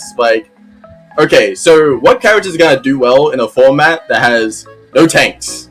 It's gotta be Yamato, it's gotta be really crazy, it's gotta be Grey Talon suddenly becomes viable because everyone just dies in 2 arrows. Like, Vindicta, as you kinda saw, like, if against a squishy team, you can do really crazy things with that early game damage, so we're definitely pushing towards, let's just make it 6 glass cannons for 6 glass cannons. Yeah. Yeah. I was sort of bad-mouthing. I wouldn't say bad-mouthing, but I was questioning the picks that you had into that game 3. Yeah, a couple of those drafts. I think both you of guys us. Definitely, yeah, look, you guys definitely made it work. Did you have like a specific strategy in mind, or was it sort of just based off the vibes of what was going on at the time? So there's 2 things that I would say is very important at like a high-level meta, right? Is there's the meta, right? But sometimes you just have to play around the limitations of the team. So if you know, for example, the enemy team doesn't have a strong player or a certain meta hero, you can kind of let that through the draft a little more often. As well as the fact that if you have a very strong off-meta pick that enemies aren't very adapted to. So a good example of a strong off-meta pick that only really our team plays is Viper. Viper is very undervalued in the current meta, but I think Viper's strong. Our team thinks Viper is strong. So it's just one of those characters. It's hard to play. Full disclosure. At one point, I considered that that was like a pick by mistake, and you just missed. You were trying to pick Vindicta and just missed. But you guys definitely you guys definitely proved me wrong there because because the Viper was providing the same amount of side lane pressure that something like a Wraith or like a Haze or something like that could provide. So well done with you guys on this series, and we hope to see more games from you guys soon. Yeah, I hope so too. I hope bloody OT shows up next time so I can pull out my bin, the top secret bin that no one knew about. Did anyone know I was playing bin? No. That's my second game of bin Dispatch. Characters is good. Yeah, for sure. Alright, thank you very much for joining us, Disco. And enjoy your night. Alright. Too easy. I'm gonna go celebrate. I believe that is going to do us here at Deadlock APAC.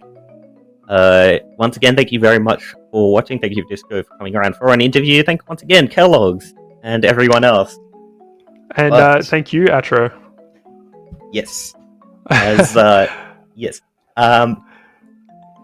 We are going to close it out there, and we will have more Deadlock APAC action. Thank you. Ewan, I mentioned you earlier. Come on, Ewan.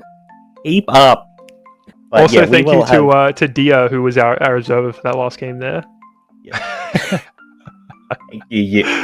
Alright, Ewan. You and me and Dia, our producer and observer respectively. Big thanks to those guys. It wouldn't be possible without them. But yeah, we'll have our next tournament, I believe, will be our season 6, either that or Deathly. So join us, guys, next time.